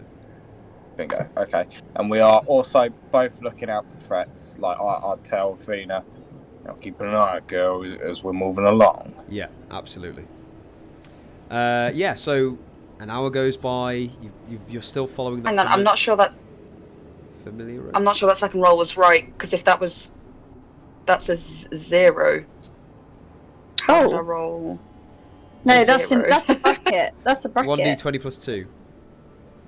Yeah, Yeah, that it doesn't is- make What's any your sense whatsoever. what's your intelligence? Plus 2. Do I need to roll it again? Yeah, It's my roll that one perception again. is plus 2, Wisdom. yeah. We didn't actually roll it for you on that second one. No, it didn't do that second one. Yeah, roll Perception one is more done by d20. wisdom. One by the more way. d20. Oh, there we go, 11. There we go. No, that's fine. Yeah, it's pretty high DC for this, purely for the fact that the blizzard is literally God. pommeling your face. If you guys have ever been in thick snow, you would know what it's like to try and make your way around. I would say so for the first 2 hours now, you're walking along. What are you looking for, Jackal? So I'm Threats, did you say? literally looking, for any wildlife or anything that looks like it might cause an issue to us. Okay.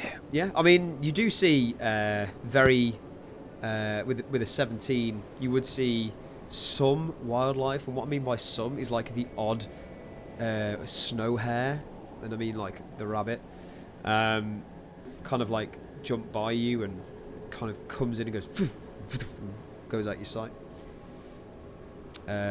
Besides that, nothing. Okay, cool. Yep, that's all good.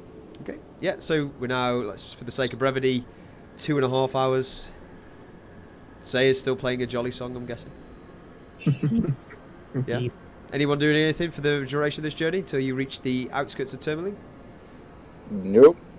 Okay. No. So you guys are coming towards the very familiar path, and it kind of curves left a little bit, and you start to see the lake to your left. And the map itself that you kind of realise, and obviously Willow, you've pointed this out, you don't quite go towards Tourmaline. It's a little bit off. So 2.5 hours in, you kind of go to that bit where actually Tourmaline is half an hour that way, but you now need to veer to the right. And it goes off this kind of lumped path that you're familiar to absolute barren snow. Ooh. Cool. Well, let's go. Would you guys like to go off the path? Yeah. Amazing. This is Let's do it! So you start to off-road 4x4 mode, going off the path, and you start heading towards the Dwarven Mine or the Dwarven Valley. Now, what you can kind of estimate from your time from Targos to Tourmaline, from the outskirts of Tourmaline to the Dwarven Valley, you would probably guess it's going to be about an hour and a half, 2-hour journey until you get there. So, what would you guys like to do as you're rearing off? Are you preparing in any way? Are you doing anything? Do we know what temperature it is? You don't, because no one's checked the crystal. I don't know who. I has don't it, know whether unfortunately. I don't know I whether have Salvation is crystal. aware of the Okay, crystal. cool. Saya I has can't the remember crystal. whether she knows. Sorry. I believe we have used it before. We are aware, by the way. Yeah. We have used it before. Yeah, you've used it before, but you haven't checked it recently. Yeah. Yes. Saya, do we know how cold it is with your magic little stone thingy?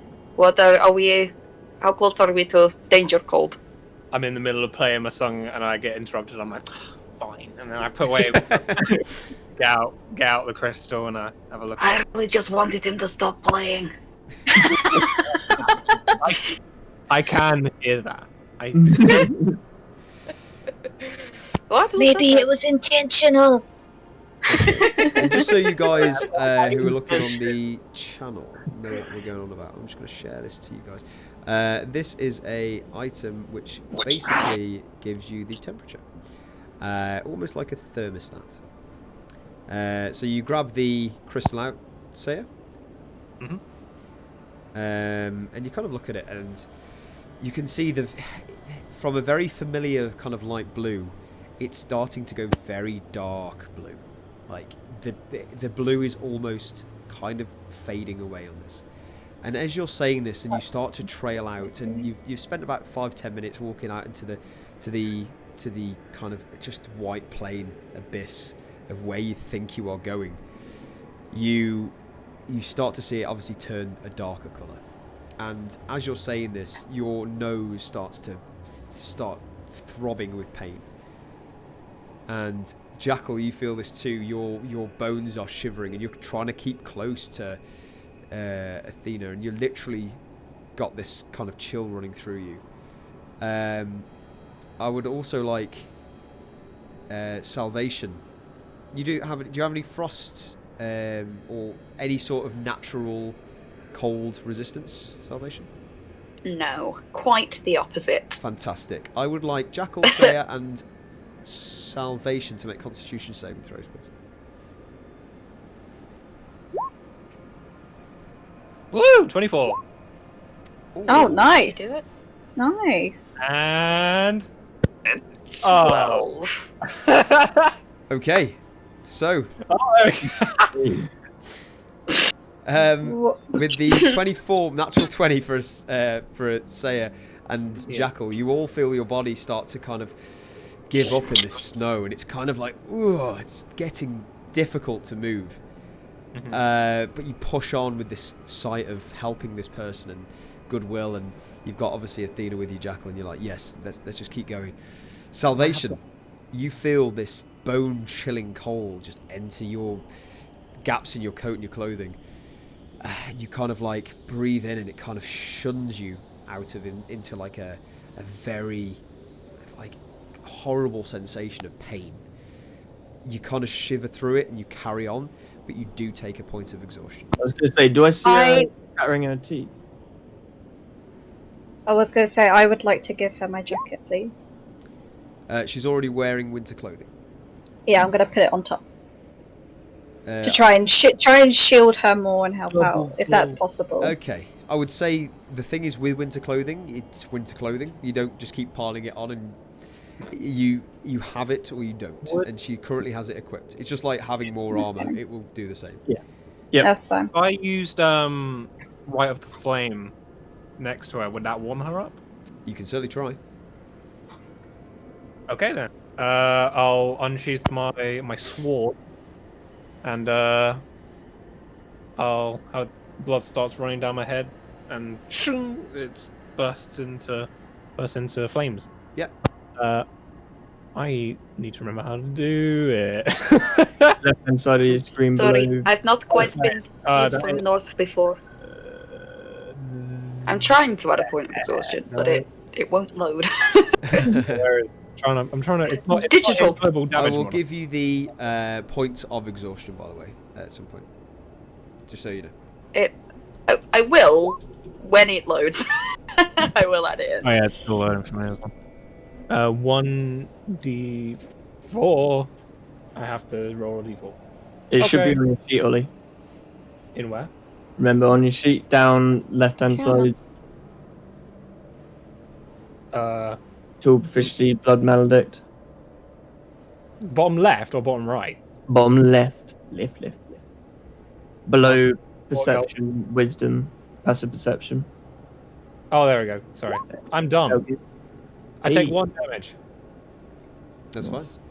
So as your flame erupts into this sword, you try and put it as close as you can to Salvation, who's clearly struggling in this cold, and unfortunately it has no effect in this weather. Great. Okay. Well, I'll sheath it then. Might as well. Don't want to draw. Can I try and do what I did with Sentry not that long ago regarding my magical flame? Am I able to try and do that again? Because remember that helped him with the warmth a bit? Because it can't be blown Just out. so you guys are aware, the last time you did this wasn't this bad. The wind. Oh right, and it's the really cold bad. Are super cold versus what you were used to there. Okay, I your understand now. flame would be similar to my mine. It's like me putting you out in the middle of the frozen wastes with a candle. Mm. Fair enough. It's not bad. Okay, that's fine. Keep on going. So yeah, you Keep take on 1 going. point of exhaustion, salvation. Just mark that down. I'm just doing it on my phone because my I'll mark internet's it been on crap you. and I'll mark it for D&D you. Beyond won't load. No, it's okay, because I'm doing it all in D&D Beyond. So. Brilliant. Yeah, so do it in here. I would like everybody to make. Conditions. First, I would like all of you to give me your marching order, if you don't mind. There we go. I'll be in the Me middle and towards the Salvation front. next to each other because I tried to warm her up. Okay. Where? I don't know. Jackal, you and me, but side by side at the front. Yeah. I'd say I'll probably be behind them two, So sheltering. we'll go from front to back. Who's at front? Jackal and me. Okay. And then it's Willow, and then it's Salvation, and then it's me. Okay, cool. Nice. Awesome. So, Jackal, I would like you to make a wisdom saving throw, please. Wisdom save. That's a 9. Brilliant. Okay, guys. So, are you all got? Is everybody just following Jackal? Well, it's me and him at the front. Yeah. Yes. Yeah, I'm just tailing behind on, Okay. attached to the ropes. So they're basically dragging me along almost. Yeah. So if you're side by side, how are these ropes attached? Just a matter of interest. Just holding on to a rope going on. Yeah. Okay. So there's not one person in front of the other. It's just side by side. Do you want us to be one by one? Well, realistically, just for the sake of ease, yes, because otherwise you could all be walking in a line. Yeah. Think about it. It's like that. Do. I can't see it. I can't Ah, see God it. damn it. Never mind. I tried. So Too many You- pixels. Ah! sentry, you can make me a intelligence roll though. No, in fact, survival. Make me a survival roll. Okay. Bum-ba-dum. Survival. Okay, so No. yeah, you assume you're going the right way.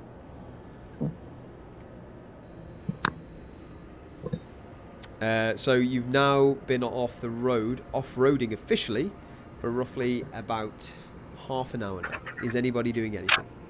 I would like to, because I'm behind them. Obviously, I probably would be keeping an eye out on everything. Can I determine if we're going off track? In what way? So, like, obviously, you're walking, and then you look around, you keep walking, and then obviously sometimes you don't realise you're veering off. But then if I look around again, do I realise I'm veering off a little bit? Because of the vision is only 20 feet in front of you, you can't like turn around and go, actually, you could be walking in circles for you know. Okay, so basically I was just trying to see if I can help them out behind absolutely. them. You can definitely make a survival check to see if you're going the right way. Funny enough. Let's have a look. Survival, yeah? Yeah, just to see if you've got a bit of a niggle, because you're intelligence as well. 11? You assume you're going the right way? Okay, cool. That's all I do. Was my wisdom save for something different, or was that also to know the right direction? Because I'm proficient in survival. Yeah. It was for going the right direction, yeah. Right, okay. I do a perception check and use my heightened senses ability, which gives me an advantage on hearing and smelling types of perceptions. So can I like try and listen out for any like maybe threats or any other people around, any maybe a town or anything? Yeah, I mean you can certainly try. So yeah, I get it an advantage.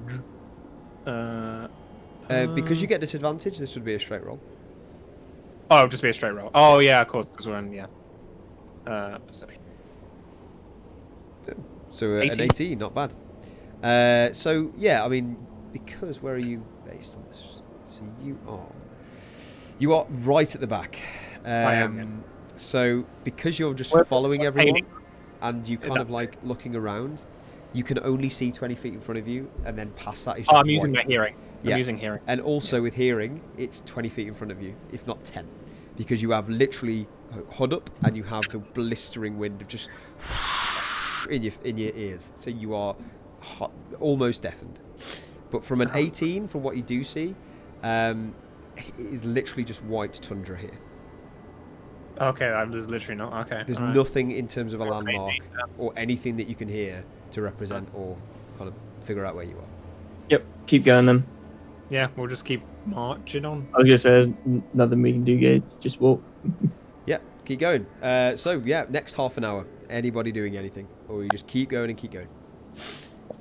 Does it seem like what is the time expectancy that we should have got to at least some sort of dwarven settlements? So Willow would have given you an idea that it would have been about 2 hours roughly until you get to the. How long have you been travelling for? For about an hour off road now.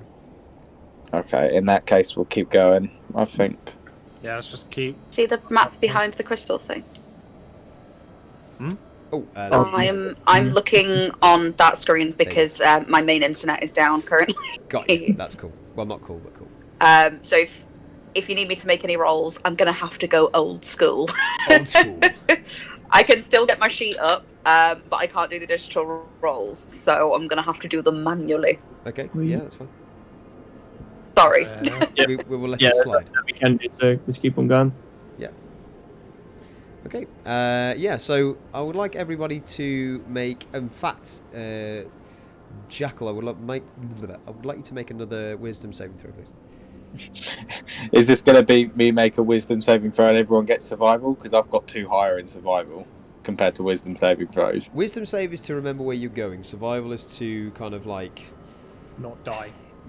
In a way, but what you're trying to do is you're trying to memorize this path because you're leading this expedition and you're trying to figure out your way through. Survival is more if you're trying to get past something or figure out something. So I would say for wisdom, it's more for recalling that information. Next to it's kind of next to an intelligence check, but for you it's wisdom save. Reroll. Hey. 11. Much better than before.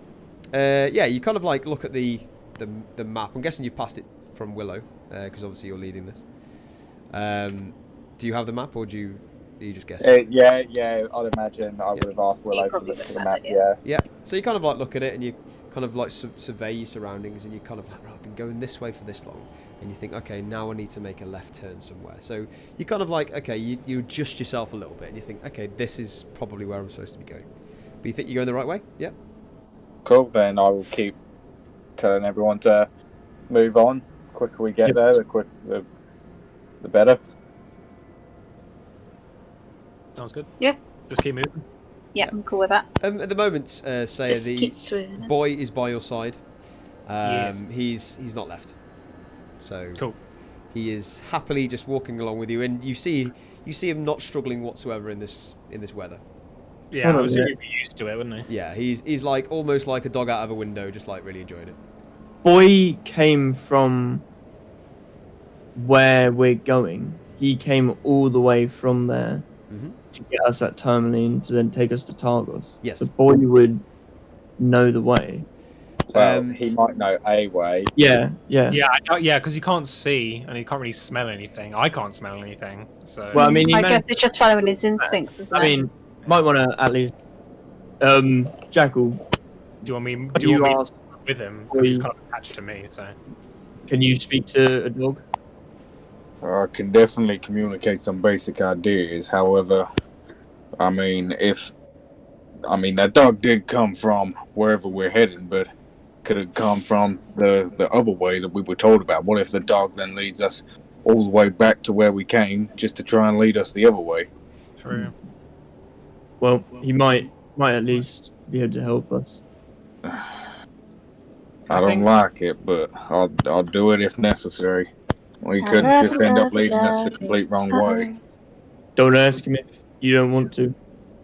I'll continue walking. Yeah, I'm feeling pretty confident. Yep. Okay. Sarah, how are we doing on temperature? I have not been this far north before. I am very cold. I'll get out the crystal and have a look. Okay.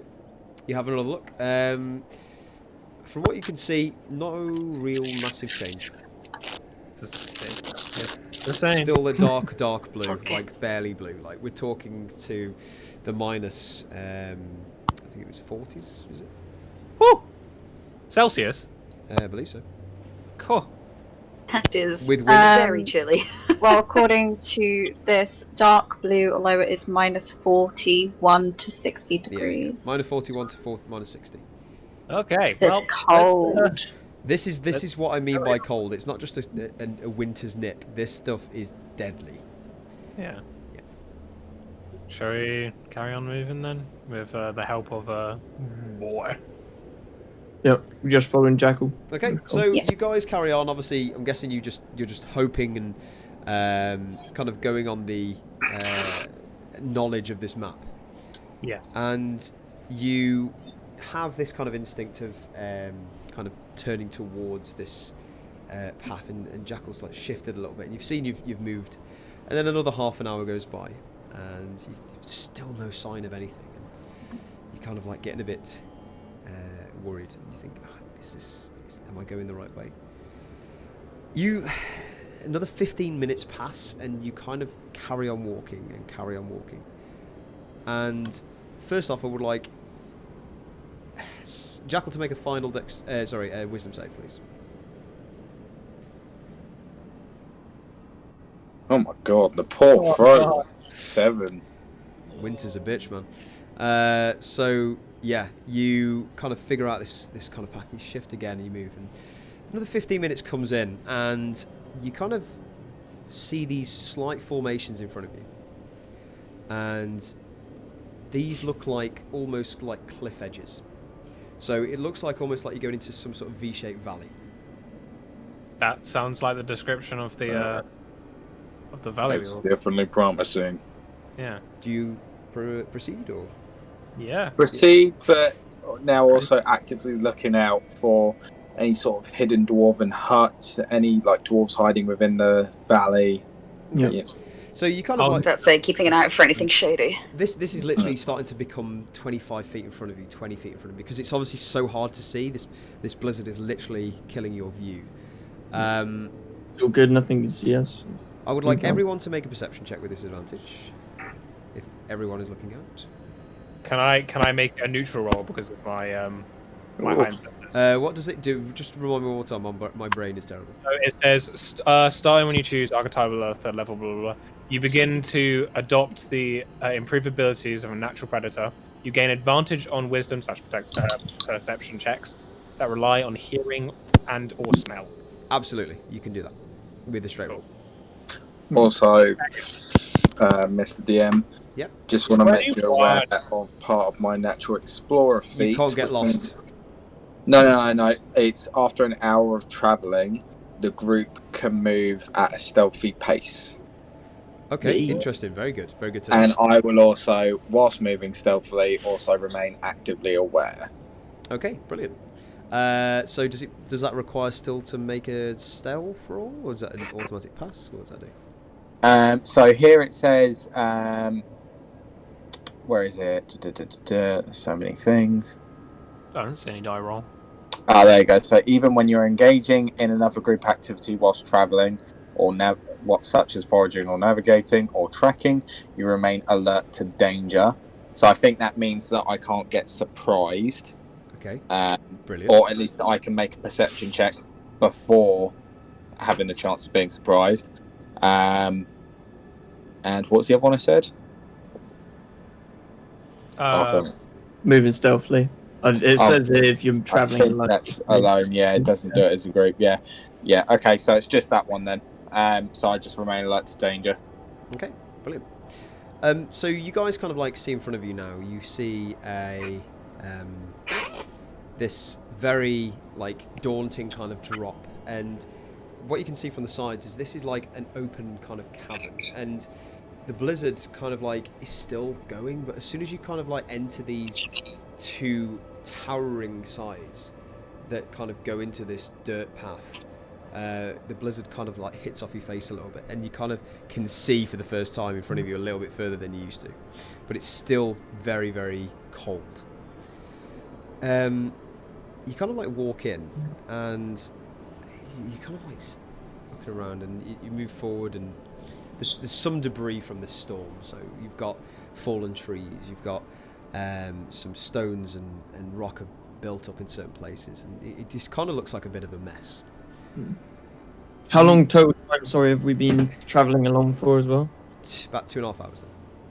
Okay, so 3 hours to Tourmaline and then another 2.5 to where we are currently. So this is 2.5 hours now. So you're reaching on hopefully your last final leg of this journey. With your perception rolls, what did everyone roll? Just so I can say it loud, so I can hear. I've got 21. 24. It was with disadvantage for those who don't have 11. anything special. 14. Yeah, but I used hind sense. 10. Yeah, so Ollie's the only one that gets a straight roll. Everyone else with disadvantage. That's correct. I got an 18. I got 21. Yeah, not great. Brilliant. So, I would say that Saya, you're pretty much the only one who can see this straight away from far. But you see that you pass this one tree and fell over, and you can kind of see these other trees, and just in front of you see this huge oak just start going, and it falls over 20-30 feet in front of you, and you can see clearly that this is a broken tree that's frostbitten, and it's just fell on the floor. There's nothing else behind it. You can't really see much around it, let's just say. Yeah. But as you come closer, you notice just under the tree that has just fell, a kind of like two black things underneath it. Like it's a shape. You can't quite make out what it is. When I get close to it, because obviously I've used the flame, can I pull my sword out and kind of use the flame to kind of light it up a bit to see what it is? Yeah. So I mean, it is quite dim in here. I mean, you guys now are reaching the dark of the night, and I should have said this earlier. It is turning pitch black, and I would say probably from tourmaline, it would have been dark, but I completely forgot. So I'll put that as a DM failure. But it is pitch black now because you only get 4 hours of daylight, and you went off in the morning and you went back. It took you 3 hours. It should have been dark by then, but I'll let you have it. Either way, it is dark now, and your flame does light up this canvas. I'm guessing you guys would have done this anyway when you're walking with the lantern. Oh yeah, that's fair enough. So you can see that you're shining your lantern on this exterior of this cave, and you see all this what I've just described to you. And as you're walking forward with your sword, you can kind of like see a flicker of light just hit this two kind of like lumps underneath this tree. Are you guys still attached together? Yeah. We're now coming into a. You're in a cavern, which isn't as bad in terms of vision. So it's about 25 feet. You can see a little bit further in front of you. There is no longer a massive blizzard hitting your face. Is it quite narrow? Yes. Okay. How Every much single like part is space, but like from like on our left and right? Like, how To much? your left and right, probably about 30 feet. Oh, okay. It's not as bad as I It's not thought. too All bad. right. on the corner road. Yeah. What Okay. are you guys doing? I would like to light my hand up and do same as him, but I'd like to investigate to see what it is that's underneath it. As Saya told you? No, I'm just seeing what he's doing. I don't know what he's looked at. I don't know what he's doing. I just want to go and Would be I nosy. have seen anything? Being at the front, and I got an 18 on my perception. You would absolutely be able to see this. Cool. Yeah, Okay, well, then I'll yeah, stay I'll go through. over. Sorry, dude, Like- I didn't see your roll. No, yeah, it's all good. Yeah, I got an 18 on my one. In fact, let me all put you on a map. So you can have a look. Ooh. Woohoo! Not going to be able to move myself. That's fine, we'll move. Oh, no. I mean, Fraser will be able to move you. I will hopefully have this sorted by next week. I will try and move you anyway. Ooh, spooky. Thanks. Guys, there's something underneath this tree. I'm kind of illuminating it with my my blade, trying to get a better look. Let me just drag on our old friend, ye olde camera. Hey, it's you guys. It's the audience. It's you guys. You guys got to see this. Oh my god. Yeah. Oh, the dog has an icon as well. Okay. Cool. Oh, okay, that's the dog, Nate. Yeah. Yes, that is an enemy. No. Yeah, I just accidentally stabbed him. Oops. Yeah. I'm glad we got that cleared up before. Yeah, that would have been. That Fourth would have been century bad. asks its name. Yeah. With the obvious name tag it has on around its collar. I mean, Yeah, that, yeah. that sounds like What? a century. Joy. I can't read. That sounds like a century thing to do. How dare you assume? Tell me your name. Dum dum, give me gum gum. Okay, guys at home now can see this. So, yeah, just so you guys know, this camera is your vision. So this is you. You are here as part of our little experience. So, yeah, this is the film. You know, Yeah. because that's You've unlocked a special race and subclass of camera. yeah, has no movement speed or intelligence, but it's damn good. Right. Okay. Cool. So you see these two, Jackal, you would see this especially. You now know that these are figures. You can see the legs kind of poking out either side, a bit obscured to this, under this tree. And you kind of like, did this just hit them, or is it? Yeah. Or have they been under there a while? Okay, so I recognise them as some kind of living figure. As a humanoid, you would see a leg and you would see an arm, and you kind of see this mangled two figures underneath this tree. Okay, in that case, I'm going to pull my bow out, draw an arrow, and say, "You there! You better identify yourself if you don't want an arrow in that damn foot." Jackal, what do you see ahead? Look, just up ahead, under the tree, there's some legs. Can I go and have a look? Do They free to you, move under yourself the around the map. tree like they just got squished. Yeah, I'm pretty sure they're dead. do we get a response back from or anything from Jackal? You wait a few seconds and we'll see. I'm gonna go over, light my hand up again, sorry, and I'm gonna investigate to see if they're who they are. Yep, If they're make an dwarven, possibly. investigation check. Are they Investigation. squished? 22. Oh, nice one. With a 22, what are you trying to figure out? What race they are? Yeah, figure out if they're dwarven, who they are, any symbols on them relating to the area. To start with. Yeah. But I'm just having Are a they full alive? blown again body investigation to see who it is and why they're possibly there. Okay. It could be the dwarves, I don't know. So yeah, you kind of like look further, and you can see these kind of like shambled, tattered clothing.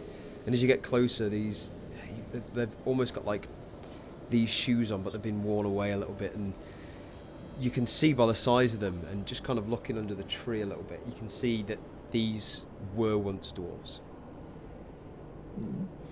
Squished. Could I go over and find out if they were dead already when the tree landed on them, or if the tree killed them? Make a medicine check.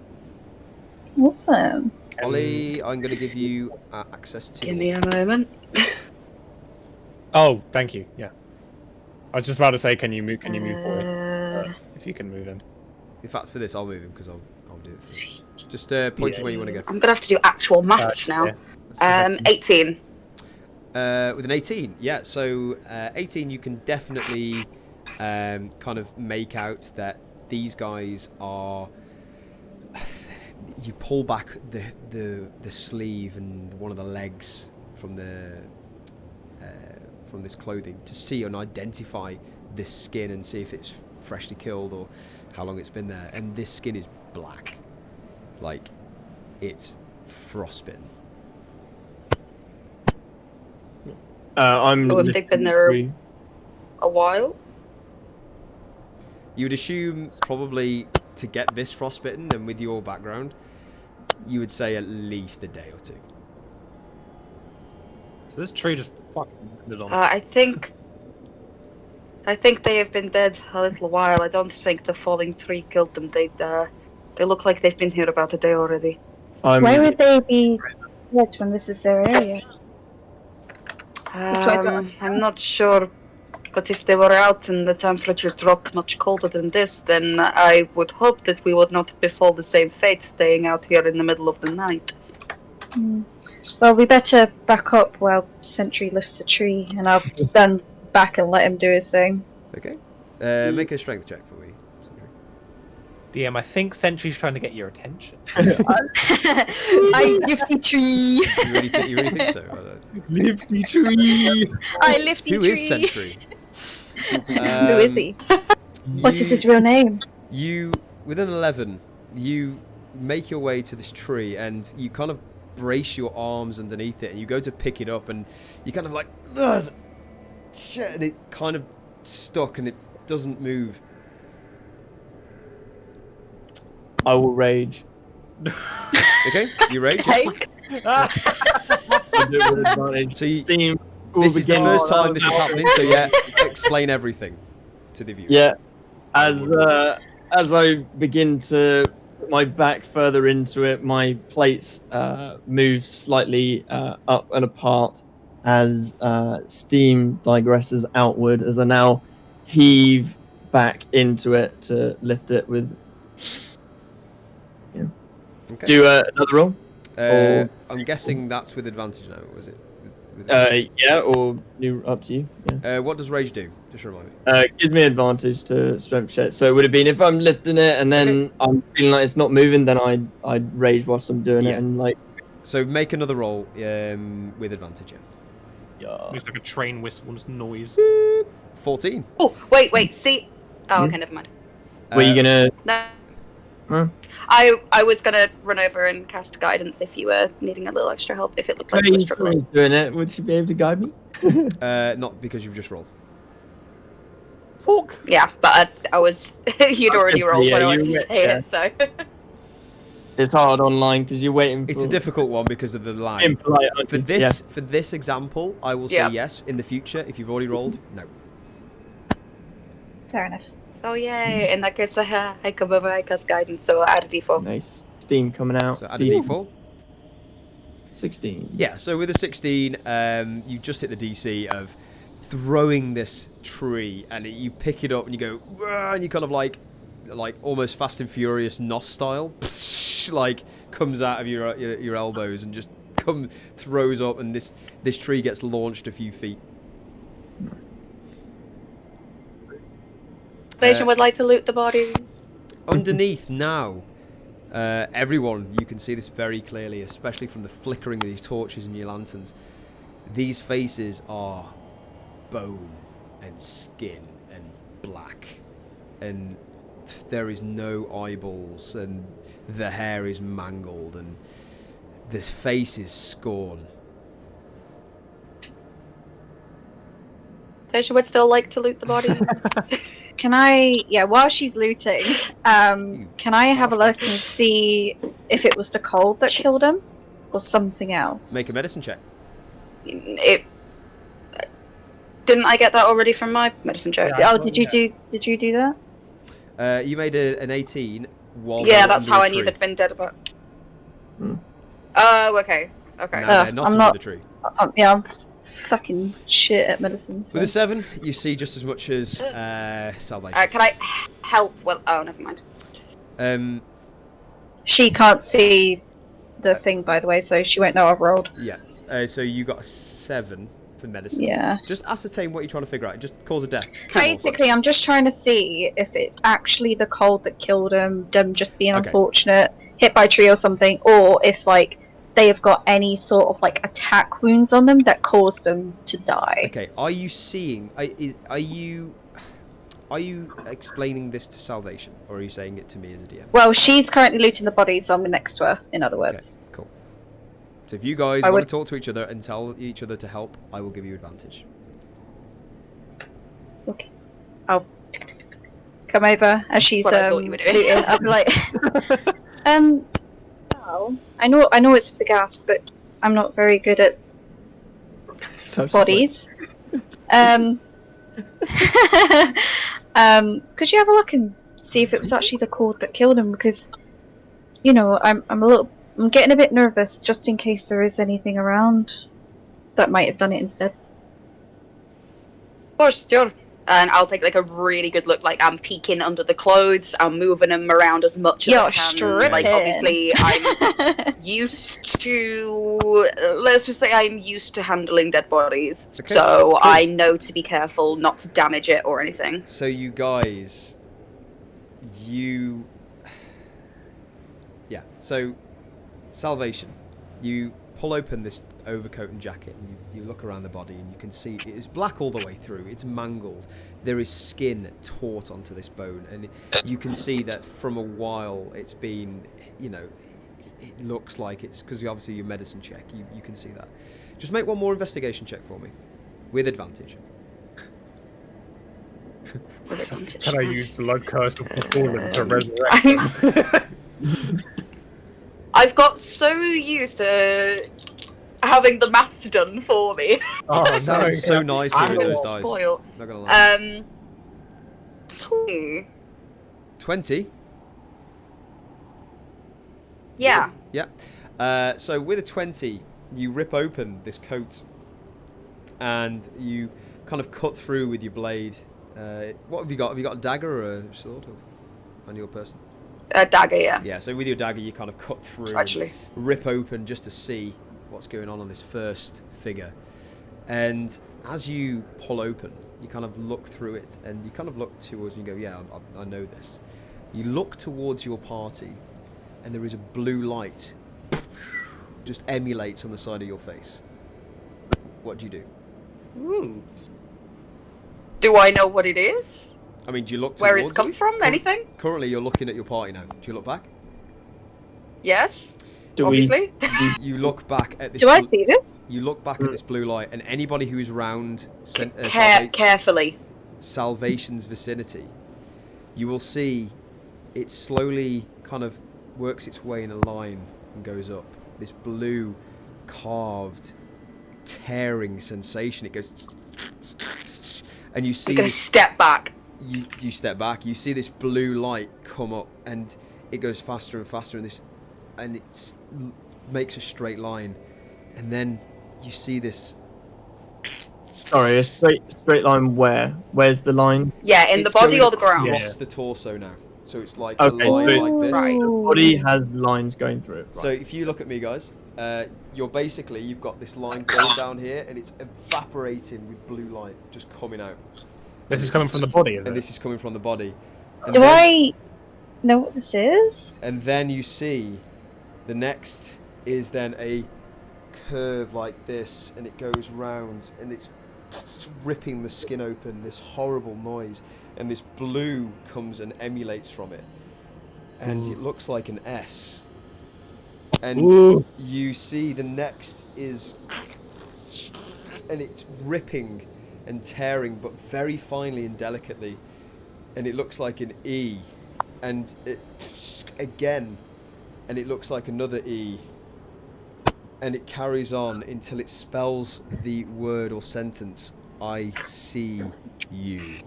I love this. I love this. This is what I've been waiting. Quick question: Do I know this to be a spell or something? Make an Arcana check really quickly. Oh my god! DM as well. I put in the chat because I don't want to interrupt anyone. I got a 22. I put actively looking around. Do I see anything? What did you roll? I haven't rolled yet. I just put it in chat because I didn't want to interrupt. Oh shit. Okay, so first you obviously with Willow, we're checking this out.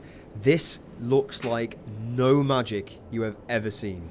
The way that the body is rippling and evaporating and the light is piercing through it, you have no idea what this is. This is beyond magic. This is godly. I'm gonna take a step back, grabbing my head. I'm literally, basically grabbing my scalp, but going, we shouldn't mess with this. And I'm gonna turn around and just start flicking through my book, trying to figure out this. Obviously, knowing I'm not gonna have any. And I'm just gonna say, guys, this is not a magic. This is not magic. This is not magic. As you're having this conversation, the light is fizzling away, but you still see the remnants of this I see you cross this torso of this mangled, rippled body. I would say that, Jackal, you do see this with your passive and Saya and Willow. What's your passive perception, Salvation?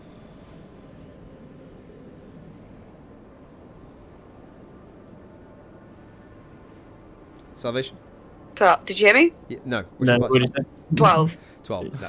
Oh, I'm on quite a delay. Sorry, guys. That's fine. That's fine. For us, you were just like... With this, you look up at the left ridge, which is a little pathway up, and you hear this horrible, ghastly noise, and this blue light, almost like a torchlight, coming towards you. What do you do?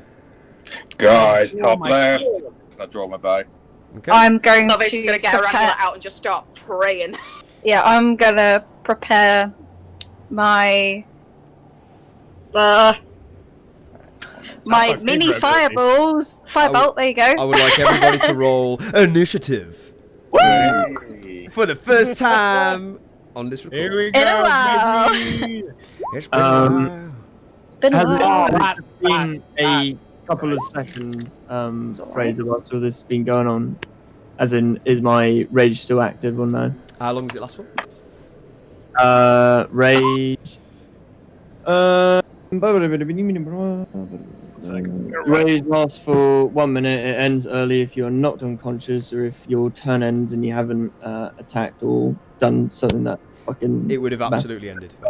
Yep. That's fine. Quick question. Obviously, it's a blue light and it's emanating from the left-hand side ridge. On the map, would we be able to see that emanating a light so we know Yes. exactly where it is? Absolutely. And what you do see is this shuffling kind of figure just coming over towards the edge of this ridge, and you see it and you hear it more so than you see it, and it almost looks like this figure is a humanoid, but the head is a lantern, and it is lit with this blue light, and it is just in mangled clothes, and all you hear from the distance is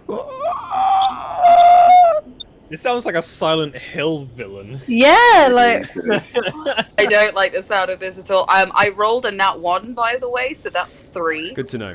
Yeah. Awesome. Those laugh. It's good. gotta love it.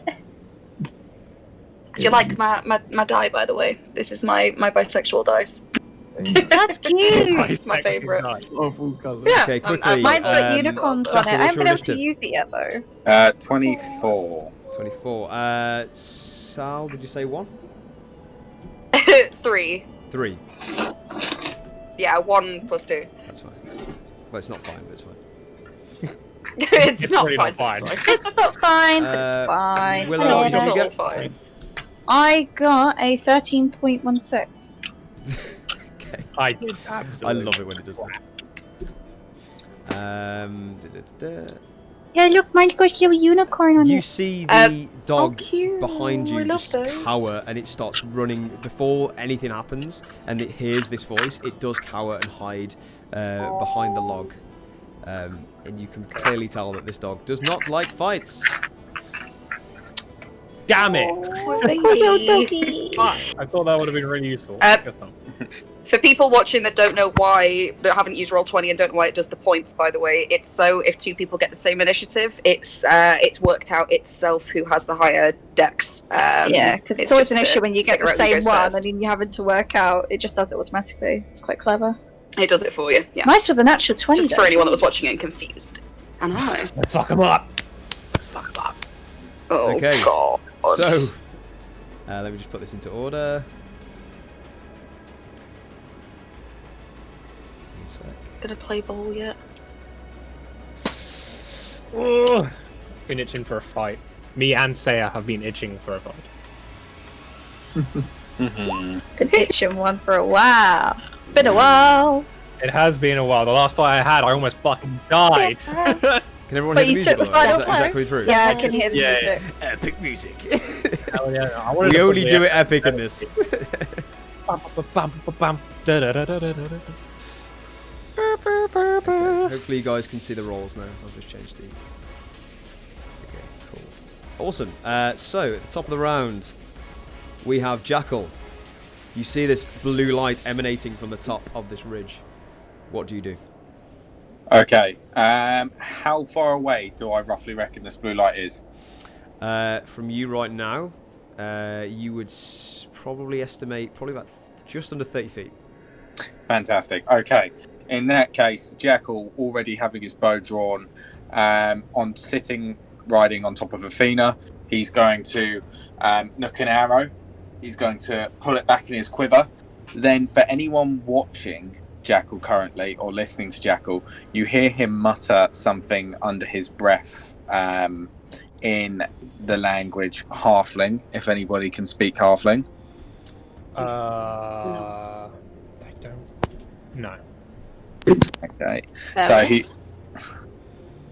Well, No, in the I don't. meantime, he mutters something under his breath in Halfling as you see his arrow start to become thorny and fristled and spiky, and it gets covered in moss and all other sort of natural looking deadly plant life, basically. Yeah.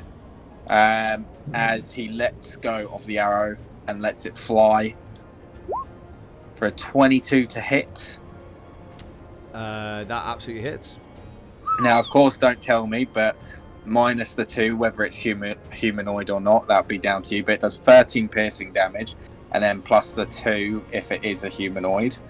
On top of that, it and anything within 5 feet of it, also from me casting Hail of Thorns, also take an extra 6 piercing damage. Ignore the roll to hit. Okay, so do you want to just describe everything that you've just done?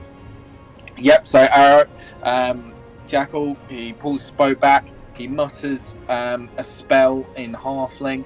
As you see his arrow start to become thorned, mossy, vined, he lets it fly. It lets out some green moss as it's flying through the air.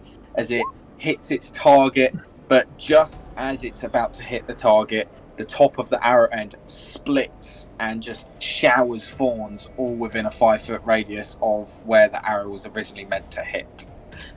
So that is 15 plus 7 damage. No, 13 plus 6. 13 plus 6. Yeah, 13 piercing from the arrow and then 6 piercing from Hail of Thorns. Okay. Yeah. Math is hard. Give me a sec. I'm joking. And then, of course, plus 2 if it's a humanoid. Yeah. But I will leave you to... That's fine. As you throw this arrow, and it unleashes this kind of bewildering kind of sensation of thorns and shales it on this creature, it kind of like stumbles back with this hit, and it goes, "Wah!" And it like moves forward, and it kind of, it took a hit. Okay, and then I'm going to look down at Athena, pat her like on her neck, and say, "It's okay, girl. Hold your ground. Now's the time to see what you can do." And that'll be the end of my turn. Fantastic. Sentry, you're up. Is it out of melee range, and how far up is it? It's 5 foot up, roughly, and from you, it's 25 feet. And then I will rage again. Okay. Do you take a point of exhaustion if you rage and don't? No, Berserker, Frenzy Rage, completely different subclass. Interesting. Run towards him, steam coming out, draw the blade as greatsword as I run up through, which all the plates, the first time actually, all the plates split apart on my back as the blade comes out, and like a Stanley break knife, it forms outward like that. This time round for you guys though, you see it pulsing blue, and I'm gonna take a swang at this thing. Yeah, go ahead. Do I reckless? I'm not gonna reckless. No, I'm not gonna. Probably should have, but So 11 to hit. Yep. Unfortunately, you throw this blade in, and it kind of sees it coming, and this blinding light in your eyes kind of catches your eyes for a minute, or your sensory organs, and you throw this blade just wide, and unfortunately misses. Okay. I'm going to close my eyes. That's the end of my turn. Okay. Yeah, absolutely. Yeah. I'm shining a light in my eyes. Next up is its turn. Dun, dun, dun. So you see he runs up, slurries up towards you with this kind of drooping momentum, and it kind of like looks towards you you've just hit it, and it kind of like throws its beam of light in your direction, and I would like you to make a Constitution saving throw, please. Of course. Is it? Oh wait, who? Sentry. Oh shit, Sentry. Oh shit, I thought it was me. No, sorry, straight in front of you. So. Is the blinding light? Is it into my closed eyes? If you did close your eyes, then make it with with advantage. Wait, neat. I thought they had shit like that. I was like, blinding light. I'm like. Did you bonus action do it, by the way? Bonus action do what? Or free action? I mean, let's be honest. Closing your eyes, it's not really an action, is it? No. Okay. Normally that's like a free action or something. I can either bring my blade or close my eyes. Yeah, I'll let it slide. But if you are going to close your eyes, then you could technically just close them at your end of your turns. So I would say for this. Yeah, but I didn't know that this thing had a thing that blinds us. So that was only from reading what you were saying. So I'll read up on that later. But yeah, you do it with advantage. Cool.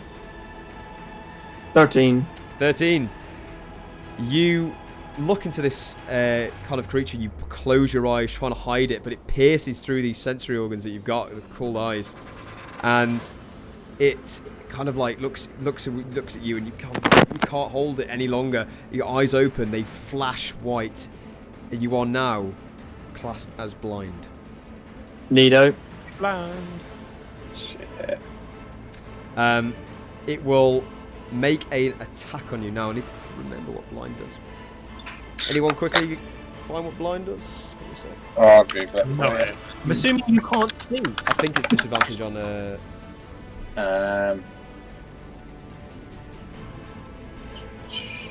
Attack rolls against creature have advantage. The creature's attack rolls have disadvantage. blind creature. So, Hey. yeah, attack rolls against the creature. Okay, so he makes an attack roll against you with advantage. Fantastic.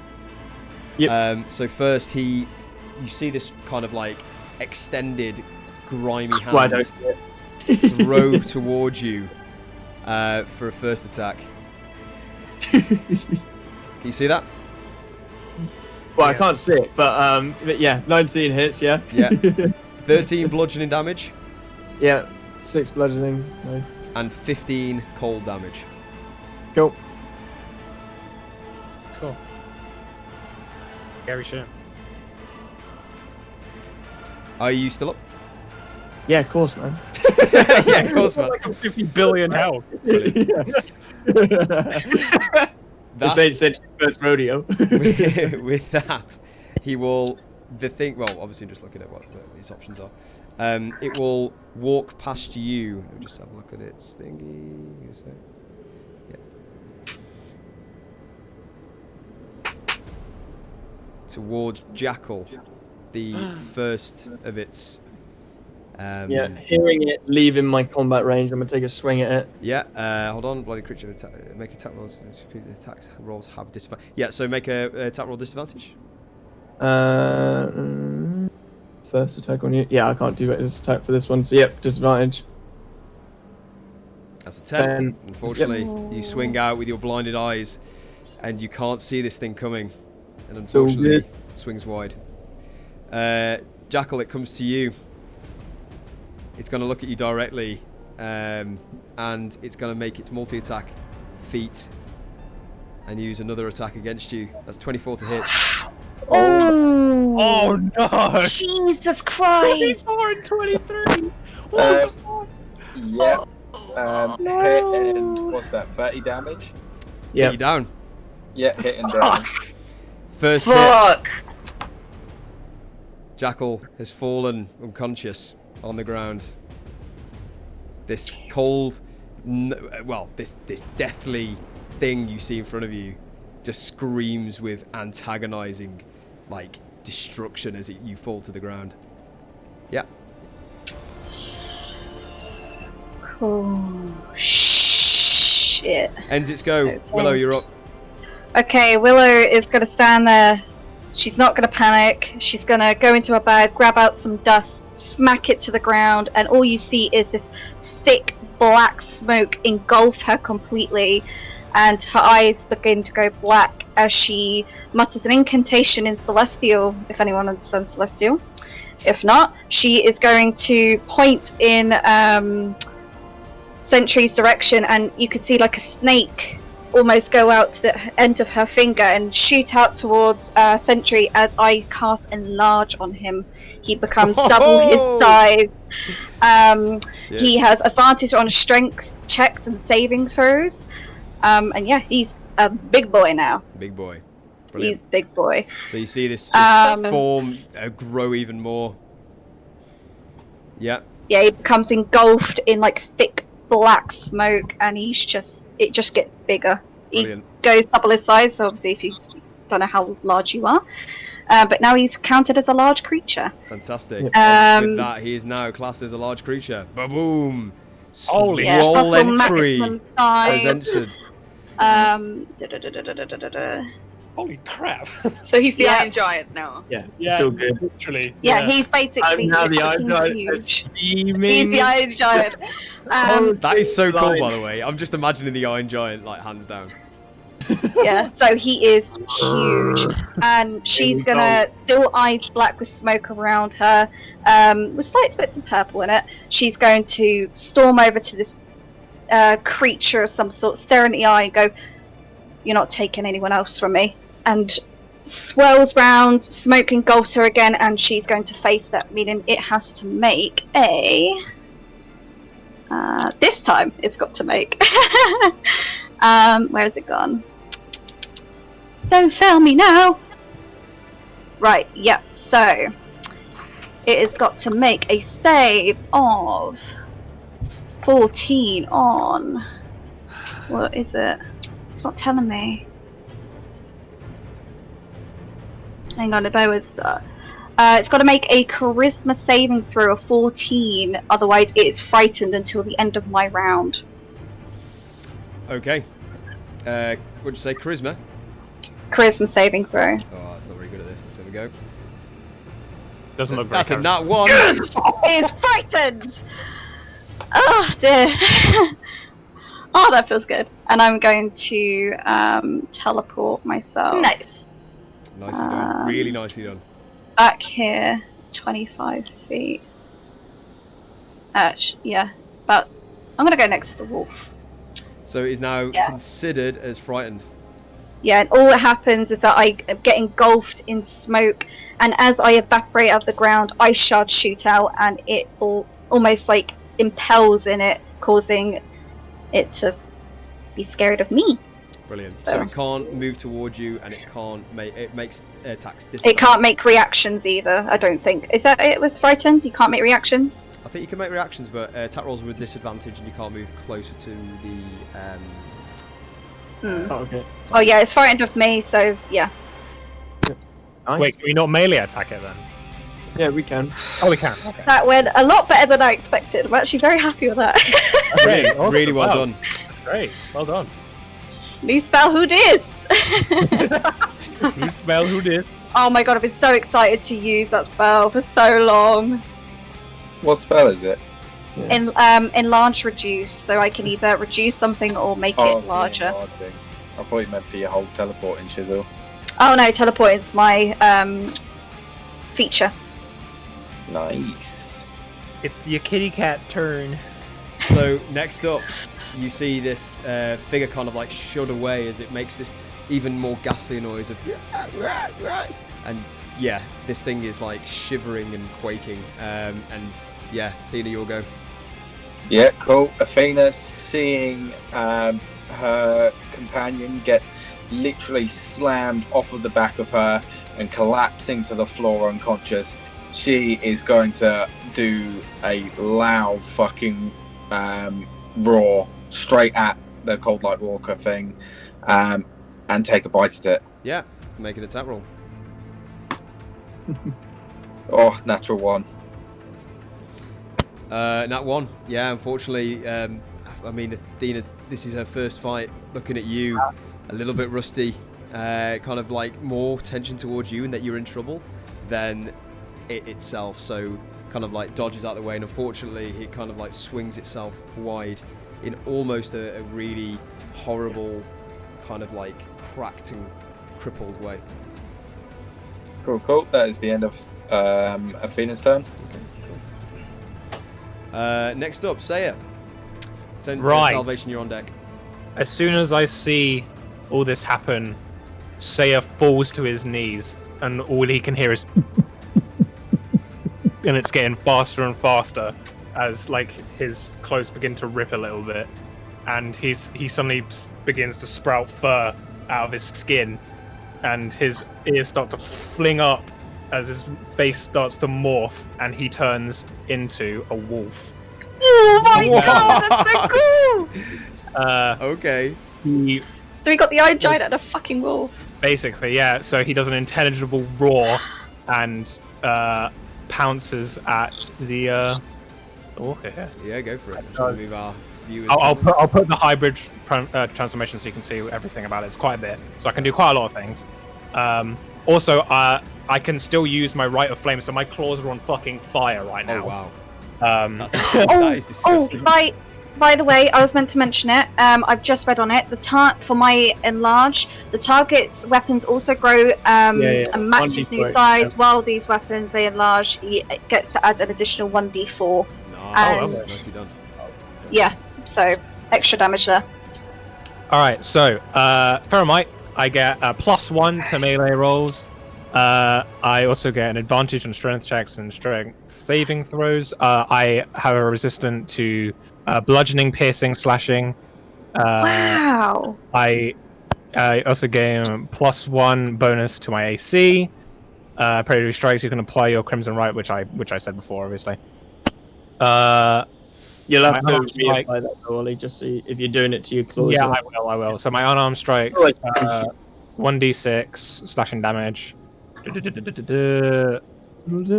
don't need to worry about yet. Put you on beastie But form. I do a friend. Yeah. Okay. So It's fucking awesome. That's really cool. Excuse my language. That's really good. dueling. Oh, by the way, I'm Flame, concentrating. Feral Might. Yeah, good to know. Everyone who is concentrating, I would really appreciate it if you put the clock on. Yeah. What do I click for an unarmed strike? Is there anything? You'll do your Lycan claws. I popped it on your sheet. Where is Make that? sure you got everything all ticked. Oh, yeah, I've got everything ticked. Yeah. Bam. 19 to hit. 19. Absolutely. You swing these ferocious burning claws into its side, and you see the cloth that it is wearing, this mangled fabric, just burst open, and it slashes directly in and makes its purchase. Absolutely. So that is that 6 damage as well as 6 slashing? So 12 in total? Yeah, 12. Fantastic. Nice damage, man. Really cool. I don't know if I can do anything else from this. I don't think I can. What I would advise is, from now on, stay away from me. Don't get near me. I'm just as a meta, they don't know that. Yeah, we don't know that. Unless I pull it out. Yeah. Do you? I think you seeing me do that in the first place is a little bit shocking anyway, to be honest. We'll get everyone to roll. We still for don't that. know. Yeah. Naughty Ollie. Yeah. No meta. No meta allowed, boy. You can speak, Oliver. You can speak. Yeah, no, yeah. That's, yeah. Yeah. I can speak. I thought, I was saying, like, if you're saying don't come near me, that's you what could say don't come near me. Yeah. That's what I'm saying. Yes. So if that's the case and you can speak, Oh, he can still speak Yeah, as I can use. I've got all my equipment, and I can still speak. okay, cool. Awesome. That you go. Wow. Okay. Brilliant. Salvation, you're up.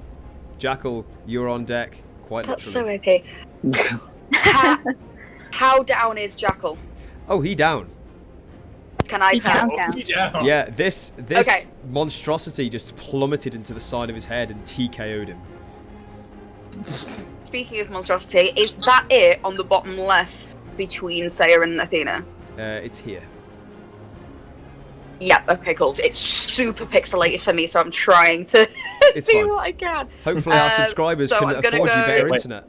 I hate to do this. It's My fine. token. I'll have it sorted by next week, but I'm running it through my data right now. That's fine. My speed is so- 30 feet, and hopefully with that I can go up and around Saya to Jackal. How do I And flip cast my Feather Dime. token, by the way? Sorry to interrupt, but you made a flippable token last time. I forgot how to do it. Right. I right-clicked. Don't nothing. think I've put that on. Just bear with me, okay? Okay, sorry. Okay, cool. I was just trying to find the button. That's fine. It's alright. I've got. Did you some- put my old token on or something? Yeah. So this is from the last one. I've got I'll a find it token. during this match. Don't worry. Yeah, go for it. Sorry. That's fine. Yeah, so can I get round to Jackal, like going, like, hopefully giving a bit of space around Saya? If I would have heard him say, "Stay away from me." Oh, can you move this one? Say it. More focusing on giving the creature a wide berth.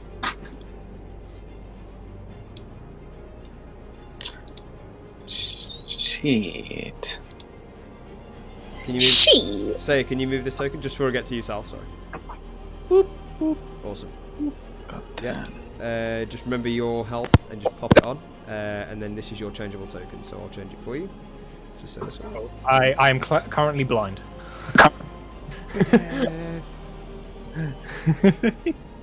Yeah, I'm just checking my thing. Amazing. So, sorry, Sal. Say that one more time. I can't going- see anything, by the way, guys. My token isn't I can't see any light. Oh, Oh, wow. Yeah, I'll sort that for you. Sorry. Technical difficulties. Yeah. I literally can't see anything. There you go. Yeah, there we go. Awesome.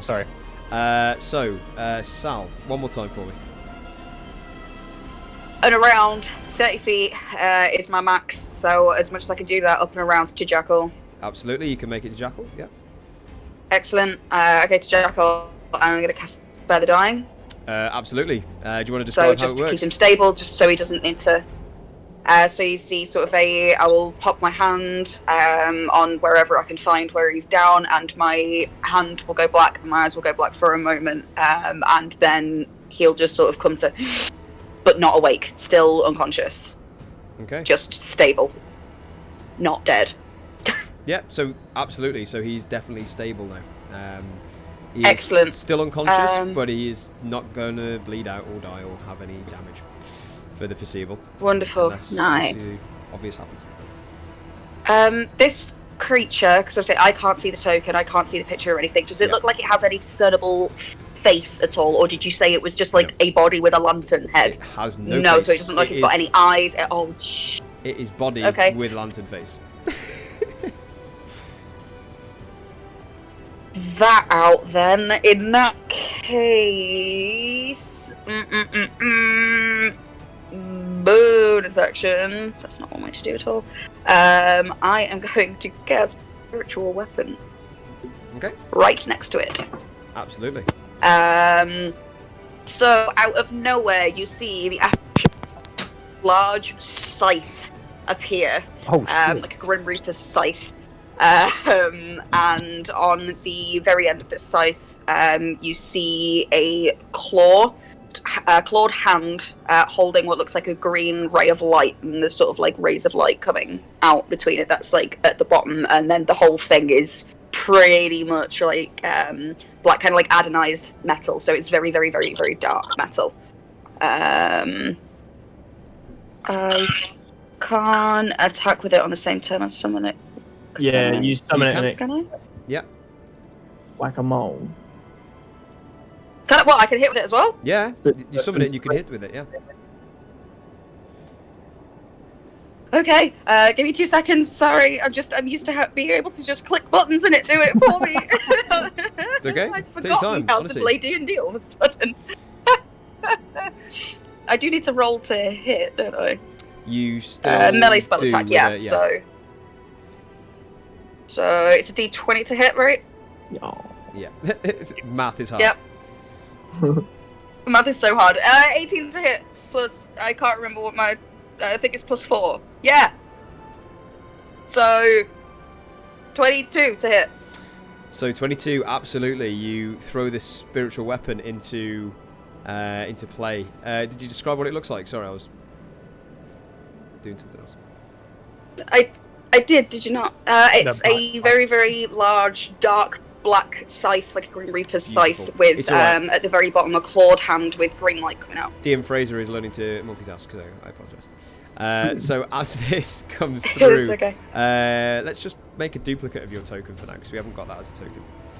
Did you say you summon it to the side of it? Yeah, I'm gonna make one. Right next to it, yeah, there. Absolutely. Perfect. Cool. So we'll call this your So if that hits, spiritual weapon. Spanner of spiritual weapon. There you go. 4 now until Yeah. So that I was absolutely. going to make a token. I forgot. I didn't think I'd. That's fine. It absolutely makes purchase, and you see this thing just slice on the top back of its kind of side of the light source, and it kind of stumbles forward. Yeah. Do you want to roll for attack? 7 damage. 7 damage. Nice. Yeah, absolutely takes that, And that's me. it falls a little bit forward. Yeah. So, Jackal, you're no longer going to be making death saves, but you are still very much unconscious. I mean, this is now DM discretion what happens really here, because obviously you're not awake, but you're not going to die. So, I will say, for purposes of this, make a Constitution saving throw. Yes, sir. It's going to be on the cuff roll. 11. Okay, yeah. So you kind of like your body is being enthralled with this magic, and you don't feel it fading away, but you aren't conscious currently. Okie dokie. That's your turn. Sentry, you're up. Oh, Fraser, I don't know if you heard. When you changed my token, I'm not on the turn order anymore. You Good need point. to add me back. Do you remember what you had? 8.18. Okay, thanks. Technical. Hearing it go on past me and the blows and stuff coming from the side, would I be able to ascertain to move across as I'm blind? Am I still blind? Let's have a look. Just see how long you're blind for. It's alright, I got a cat who's trying to play with me at the same time. Like 3 times multitasking. The cat's name's Jimin, by the way. So if you hear any noises, that's him. He is our new mascot. He is definitely our mascot, but for now, he is derailing my campaign. No, Should give him a spin-off. Just Jimin comes walking in. Hi guys. Yeah, so you are blind until the start of its next turn. Cool. Will I be able to try and ascertain the direction to go to, since I knew it passed me and now I'm large? Yeah, I would say you're massive, so you kind of understand your bearings right now, but you would still make attacks with disadvantage. That's calm. I'm gonna come on across then, and get behind it. Yeah. Flanking it. Do I have advantage to straight roll? You or? absolutely do, so straight roll. Medio. Swang, bada bada, swang. Please hit. 14 to That's hit. a 14. Nice. Radiant for 24 damage. Plus 1d4. Plus 1d4. Plus 1d4 is already added. Oh, nice. Sweet. Yeah, I Is already that added added to the it to my damage or the Yeah. attack? Cool. It's all good. Yeah, so 14 is just about hits.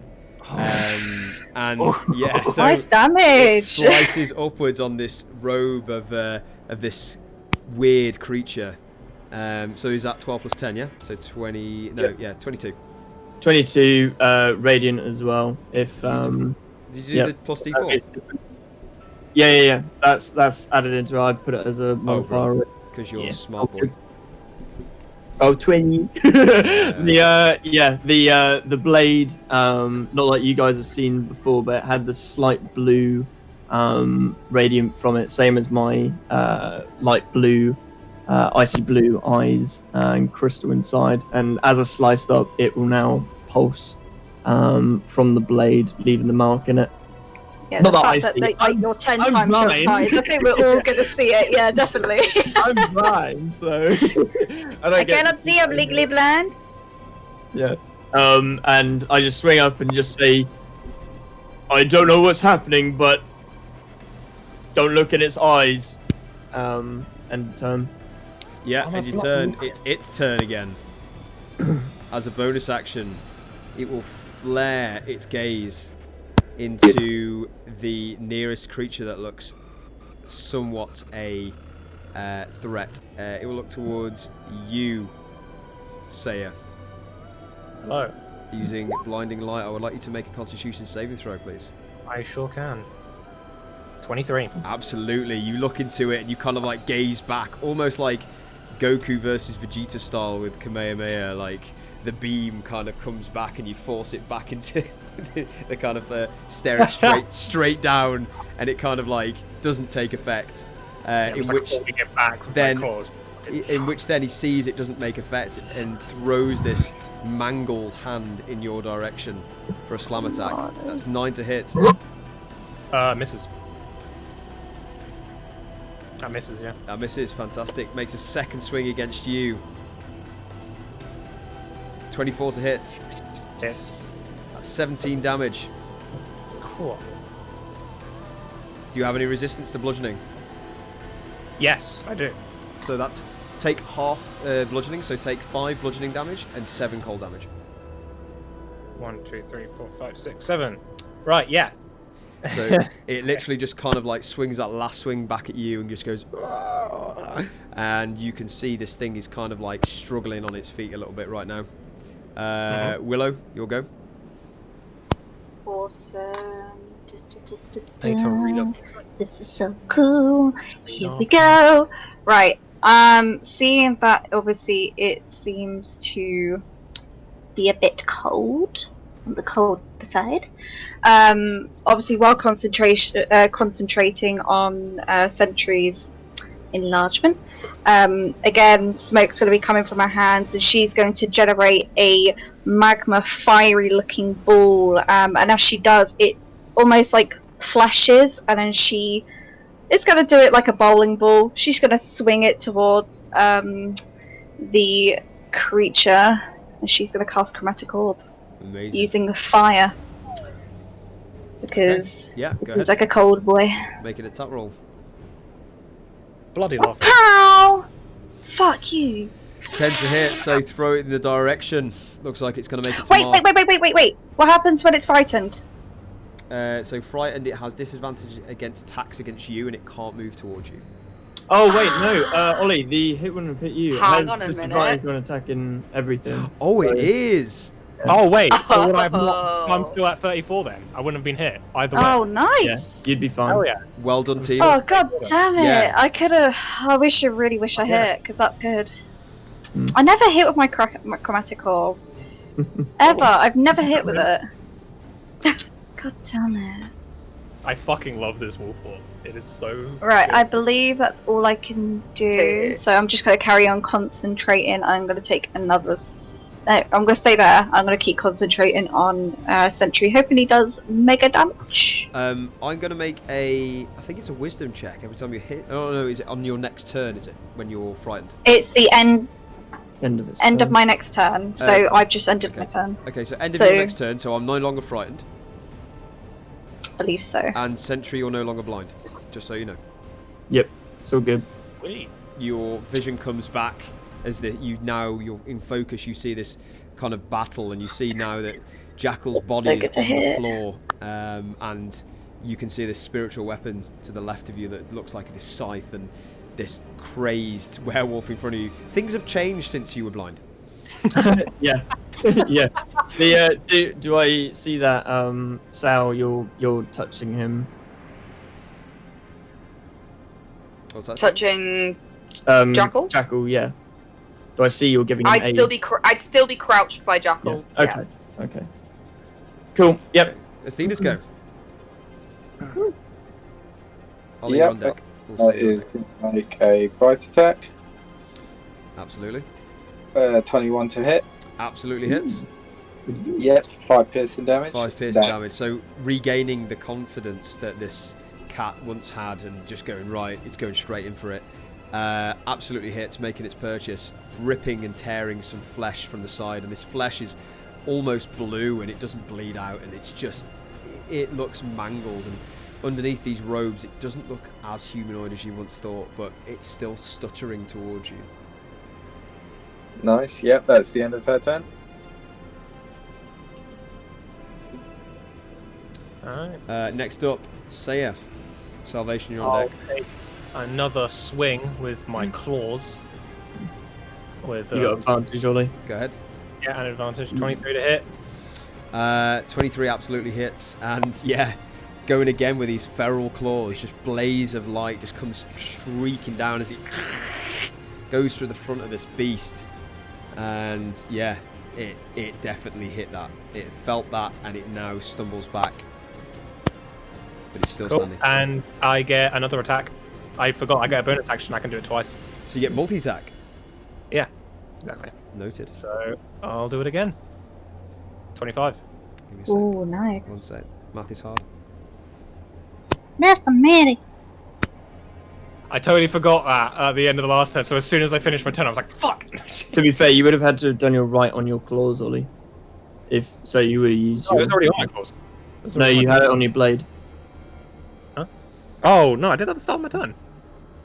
He Yeah, did that he uses your before. bonus action then to do the claws. So that last one you wouldn't have been able to claw, but this time, now that you've used your bonus action last time, then you've now got flaming claws. Saya, you bring these claws up for a second swipe, and this time it finds purchase towards the neck area of this creature, and it just kind of like stumbles to kind of one limb, and as you go down and rip it from limb to limb, the light flickers and goes duk, duk, duk, duk, and it fades. How would you like to do this? Aha! I get another one. Again! Oh my god! It goes down Crappies. onto its knees. I like, you know how like you can get claws which go shing, they like come out of your hands. Kind Yeah. of shit. I do that and I like stab it right through its heart and like pick it up and just kind of like slam it into the ground and Yeah. make it crumble. This thing is just Oh my mangled. and god! now the How lights- many? Now the lights are out on this thing. You can now clearly see Need a kill count. it is just a monstrosity under this kind of like mangled coat, and you throw it across, and it is no more. I'm going to yeah. immediately cast Cure Wounds on Jackal if we're no longer in Yeah, initiative. we're now I mean, out it'd of be combat. Yeah. me Yeah. anyway. Once Um, that happens, Saya kind of like falls to his knees and he slowly kind of like forms back into how you guys know him. Amazing. I'm gonna walk over to Sentry and go. Do you want me to make you smaller? No? No. Or do you want to wait until it wears off? Looking at how big I am now. Yeah, It's currently Sentry It's is a new right ability I. by Sentry is a tree. Yeah. Sentry is as tall as the tree. Just quickly, with my hands on Jackal, you see them glow white for a second. Jackal, add 7 back to your hit points. Thank you very much. You're Yeah, welcome. Sentry, And, it's a obviously new up again. ability I had, and I thought might as well use it on the more hefty type. Hope you like it. I can also make people really, really small, by the way, as well. It's not the only thing I can do. Well, being big, I think, is good for this one. I'll reach down to pick you up if you want. Okay. I just hold my hand there. Yeah. Yeah. I'll hold on to you. My god, you really are the Iron Giant. Yeah. And what's funny as well is that even if he shrinks down, I'll still be on his shoulder, basically the same size. Okay, If you so think about as you're lifting Willow up in the air and Jackal, your consciousness comes back, you flicker your eyes open and you see this ginormous form of Sentry holding now Willow.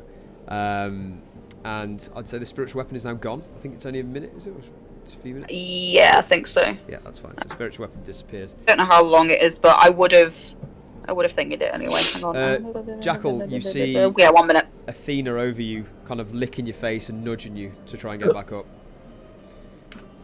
Yeah, I'm gonna go to give Athena a nuzzle and just say, "It's okay, girl. I'm all right.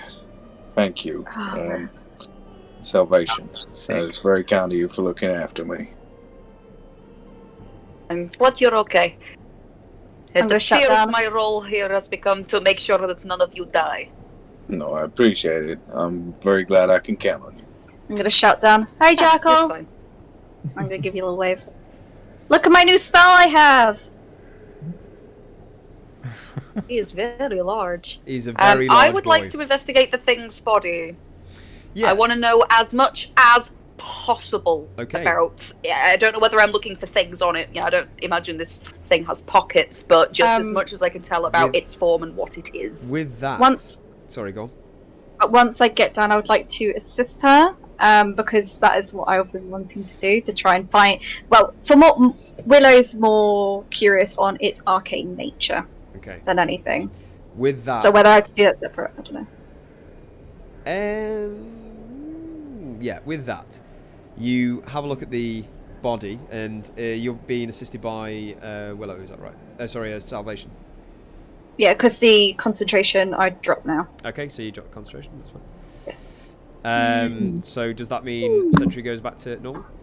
He goes to his normal size. Brilliant. So you see your form, almost like the world goes beneath you, and you kind of like... I mean, if you was human, your stomach would churn, but you just fall straight to the ground, but you obviously regain your balance, and you go... And this is a very strange experience for you. So yeah, you guys can then have a look at the body. One of you make investigation with advantage, or you can do both rolls separately. It's up to you. During this, Saya's just still kind of Do you want to do? like cold sweating like on the floor because he hasn't done that. You do with advantage. Okay, investigation. Yeah, investigation. 21. 21. Here's my investigations. So you pull back the kind of mangled robes, and what you see is this kind of like linen cloth that's bloodied, and it's just dirt, and it's just snow, and it's just turning to mush really slowly, and the body itself it's almost bubbling, and you see this thing like kind of dissipate, and the limbs are like floating into the ground, and it suddenly, I mean, you've seen like Star Wars where Obi-Wan gets hit by a lightsaber and it just goes to the ground. Oh, his clothes just go. That's it. That's what you see. Yeah. Oh wow. That's Okay. right. I fucking destroyed that thing. As this happens, you hear a noise coming from behind you, and the corpse that once had the "I see you"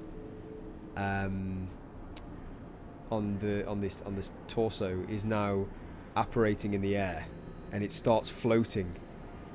But it is very clearly dead. There is no life in this. The neck is limp, and the arms are limp, and it's just floating there. And it opens its eyes very dramatically, and blue pops out of it, and you all hear in your head a very disturbing sound of "I will find you." And that is where we're going to end tonight's session. Yeah!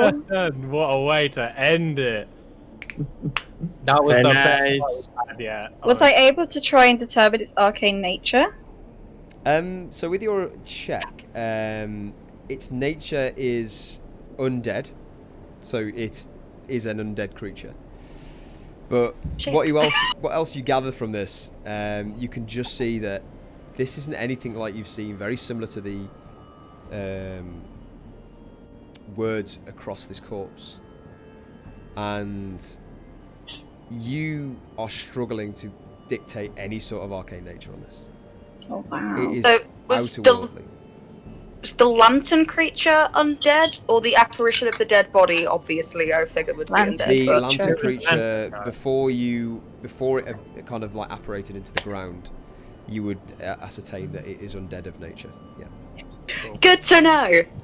Well then. with the automation. Yeah. So That was really good. fantastic episode, guys. Wow. Yeah. Jesus. Really That went a good. lot better than I planned. First combat, and Jackal goes down. But this is our first like proper combat. It's almost To like be fair, let's go though, combat. that Let's go was combat. sick. I want to try Can many I moves. just say, guys, dead. how ridiculous is this? How many boss fights have we been in, and Saya's killed every single one of them? Say at the moment, Taking that final blow. currently And now MVP. he's unstoppable. am. Literally, I've he's gonna killed be the big so boss many at the things. end. He's currently MVP for this campaign, hands down. Actually, quite good. My internet went down, and I got to use real dice. That was felt quite retro. I Not gonna enjoyed lie. you- I want to use my dice. I enjoyed listening to you rolling them, because yeah, ASMR. I miss using the real thing. It's tactile. ASMR. Anyway, Sorry, I didn't guys, realize that was going to be so loud. thank you again so much for tuning in and giving this a listen, and or a watch, depending on obviously how long you've listened for, because it goes on for a while. We obviously really appreciate all the likes, followers, and subscribers we've got at the moment, and we checked it out before this recording, and it's blown up, and we are all gobsmacked. And I think I speak for everyone when I say thank you. Yeah. Thank you. We really want to kind of put forward to you guys that this is hopefully going to be something we're going to do for the foreseeable, obviously depending on the reaction we get and hopefully the love and support we get from you guys. But yeah, we love D&D. We just want to share it with you guys, and hopefully we can continue creating content, but we do need your support. So smash the like button, smash the subscribe button, and comment nice Well, I was things. going to say, we love it so much that we've played till 1 o'clock. That's why some things might have Yeah, gone a I little know, bit, it's a little 7 bit- minutes and we past are- 1, a guys. little bit slurred, to be fair. So that would be why some things might have gone a bit slurred. But We're other all than that, learning.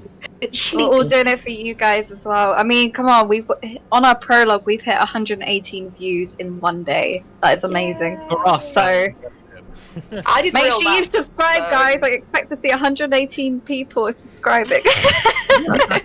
So, with that, we will catch you on episode 9, and we will pick up where we left off with this very weird and wondrous horror story. Yeah, I love it. Peace and love, guys.